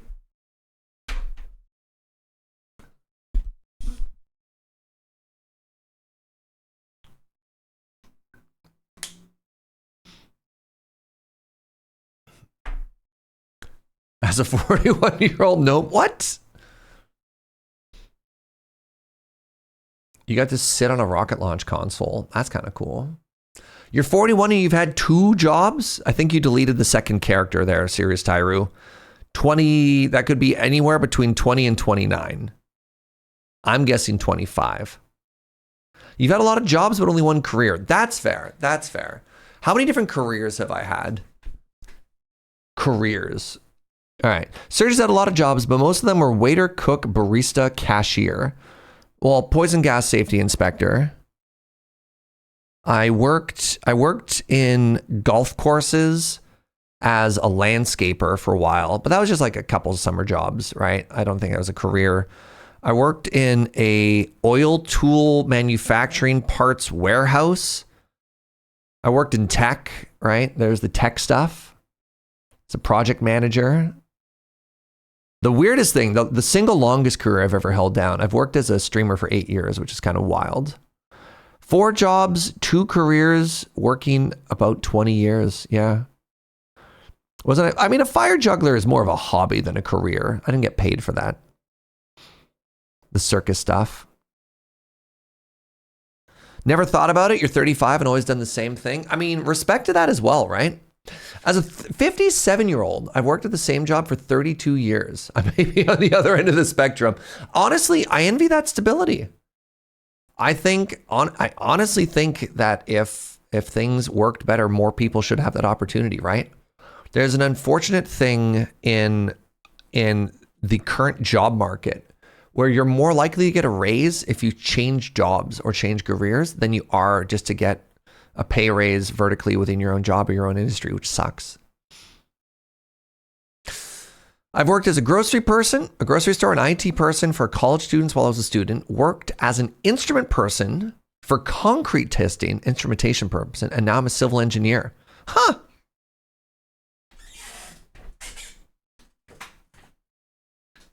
My parents are doctors. They don't understand having multiple different jobs. Yeah. I mean, yeah, fair. I don't think there's a career more synonymous with stability than doctor.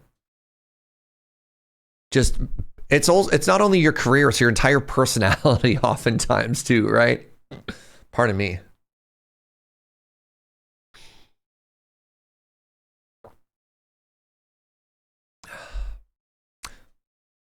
Zero to 12 jobs, 1 career. Not bad. I worked for one of my college professors to help develop an identification key for Pacific Northwest moth species. That's so cool. Oh, 10 to 12. That makes way more sense. I was like, 0 to 12 is a big range. What's considered a career? So I would argue that when I was in coffee, I would call coffee 1 career, and I worked like 3 different jobs in it, right? So I worked for a bunch of different businesses in it. I worked as a roaster. I worked as a barista. I worked like training competitions and doing private tastings. But I would argue that whole thing was 1 career path, which was my career in the coffee industry. Like you could think of it as a category, would be my definition of it. I'd say as well that the 3 different jobs that I worked in tech was my tech career. Would y'all agree with me on that one? Careers feel like different flavors of jobs? Yeah. Yeah. Job hopping helps me a lot. I changed jobs and got a $10,000 raise.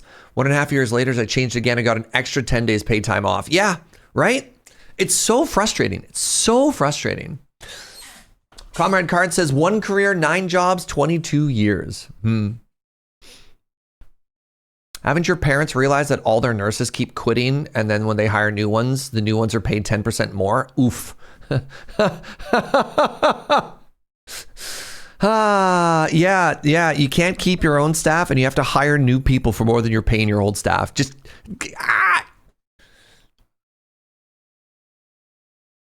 I'm dying.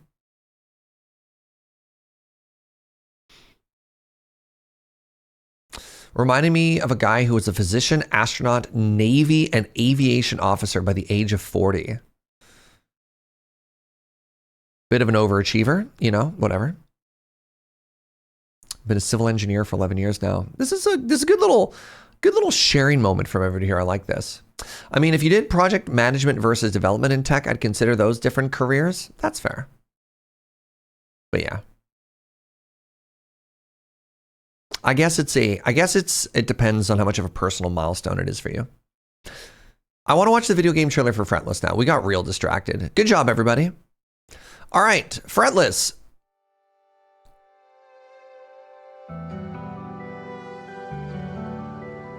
Dog. Whoa. Yo, what's up? Oh, it's a rhythm game? What? Oh, I get it. Fretless, because guitars have frets. Hello?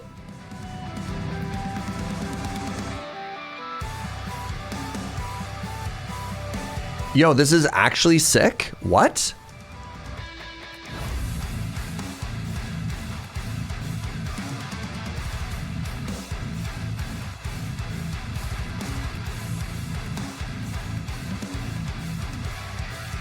Is this just pixel art Brutal Legend? I mean,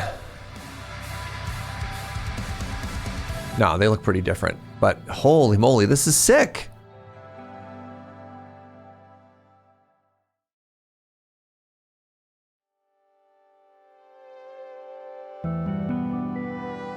Hello, Meow Meow. You ever shredded so hard you killed a god? Every weekend. Before my tragic left hand was taken from me. That's probably why my hand was taken from me. Vengeance from that god I slayed.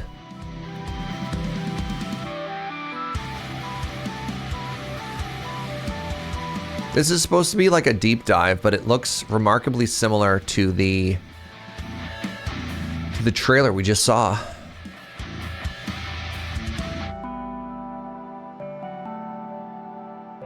That was supposed to be the gameplay deep dive. Either way, very cool. Very, very, very, pardon me, cool. Turn-based RPG. Pardon me.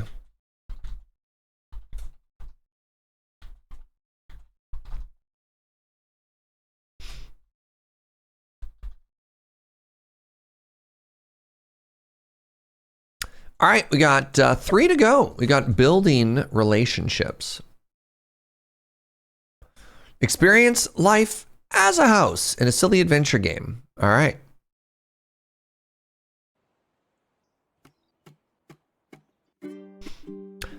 Okay, this is going to be extremely weird to everybody. I don't know if you agree with me, but this hill gives me massive, massive Final Fantasy X vibes. I cannot unsee this from like the starting beach area. Just the hill that overlooks the village.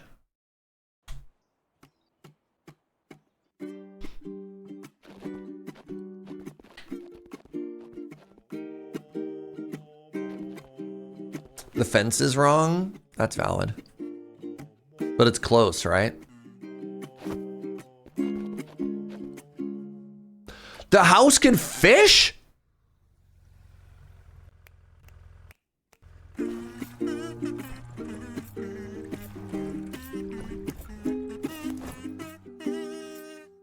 Carp?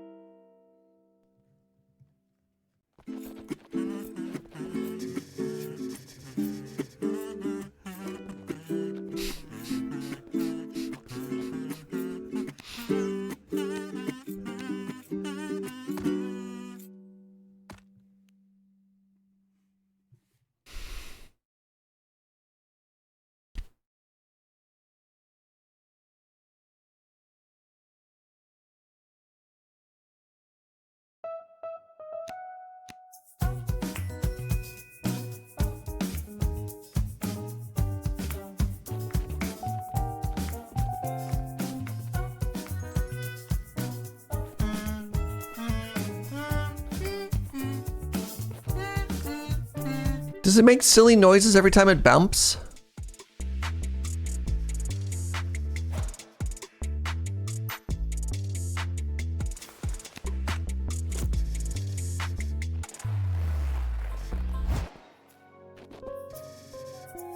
It is a dating sim.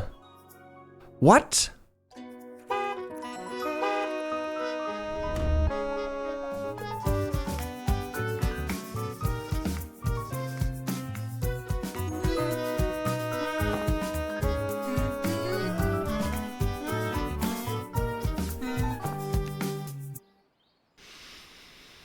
I am so confused.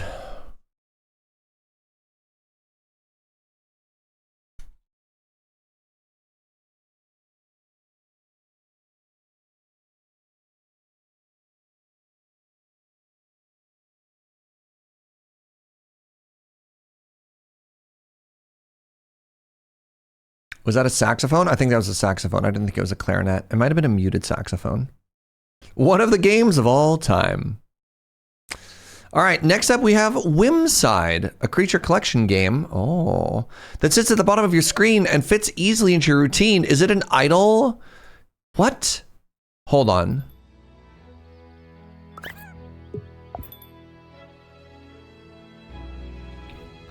What?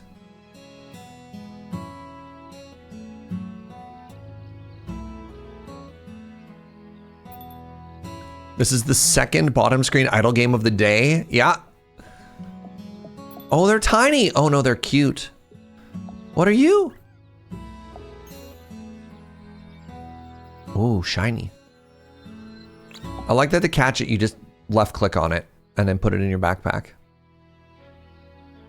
They emailed you as well. This does not surprise me that they would email you, TQ. You have a brand, TM.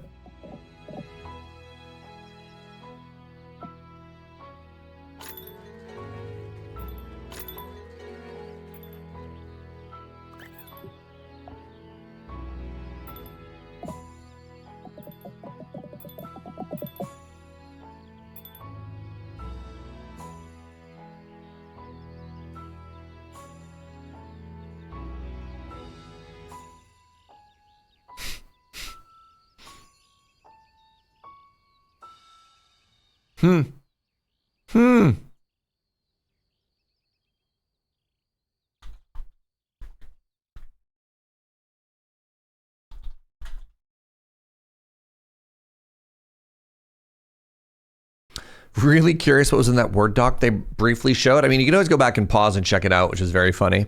All right, the final game we have today is Nivalis, which I am confident I've heard of. Right, this is the Cyberpunk. There's a 2023 trailer and a 2024 trailer, but it's still not out. Is this the one that's also pixel art style?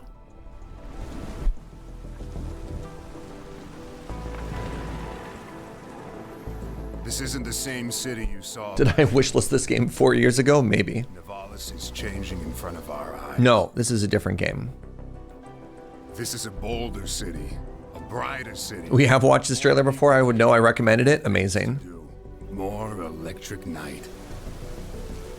Last time you were here, this was all a dream. Is this the game that's part of a universe where there's like another game about like managing a cafe? And it's all within the same universe or city or whatever? I'm leaving you a tasty little business venture. Or is this the one where you are managing the cafe? Work hard and maybe one day you'll climb so high, you'll be above the rain. There's more to this city than business. Follow the rules or break them all. Grow your own paradise in the greenhouses. Sail a boat out and cast your line. Fishing! You might find more than fish. I've heard the rumors. A serial killer? Don't worry too much. I'm sure you're safe. My time is up, kid. Now get out there. The city's waiting.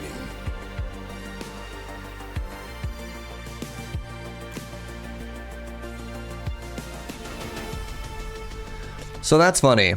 2023 trailer said 2024. Now there's a 2024 trailer.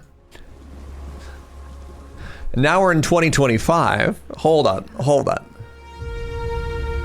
What do you hear when you wake up each morning?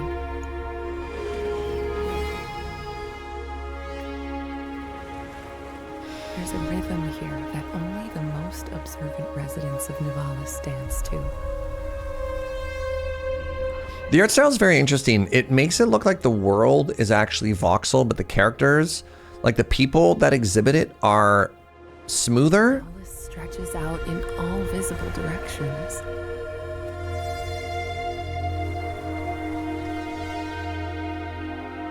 This city can be a bewildering place, full of strange sights and even stranger people.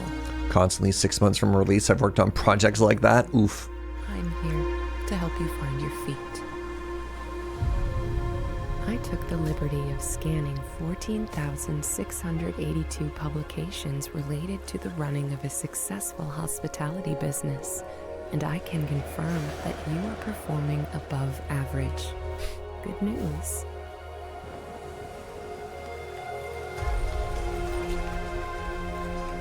Watch the sunset and listen to the fishermen's tales. One day, maybe you'll be able to tell your own stories. It's very pretty. I do wonder about fishing in a world like this. Like, that water's got to be so polluted, right? Or overfished due to overpopulation. Not sure how long I can stay. The spire is light. This game is stunning. Come and find me where the night ends. Spring 2025. I got bad news. Sorry. Don't get me wrong. I don't mind like delaying project or something like that, but it's very funny to watch two trailers back to back that both had release dates and then, you know, bump them back again. Hey, I'm tired. I didn't sleep particularly well last night, so I think rather than keep going, I'm going to call it there. I do have another stream that starts in 2.5 hours over at twitch.tv/loadingreadyrun. I'm going to be playing some Magic the Gathering tonight. So rather than put myself through 2 very long days, I'm going to take a little break, take a little nap. Thanks for hanging out. Trailer days are always a lot of fun. I really appreciate everybody being here. I appreciate the good vibes, the good company, the conversation. All a very important part to all of this. Thank you for the viewer suggestions, you know? Is nap time for Surge nap time for us? It could be. I bet you Joe will be stoked if I suggest a nap. She's about to lose her mind.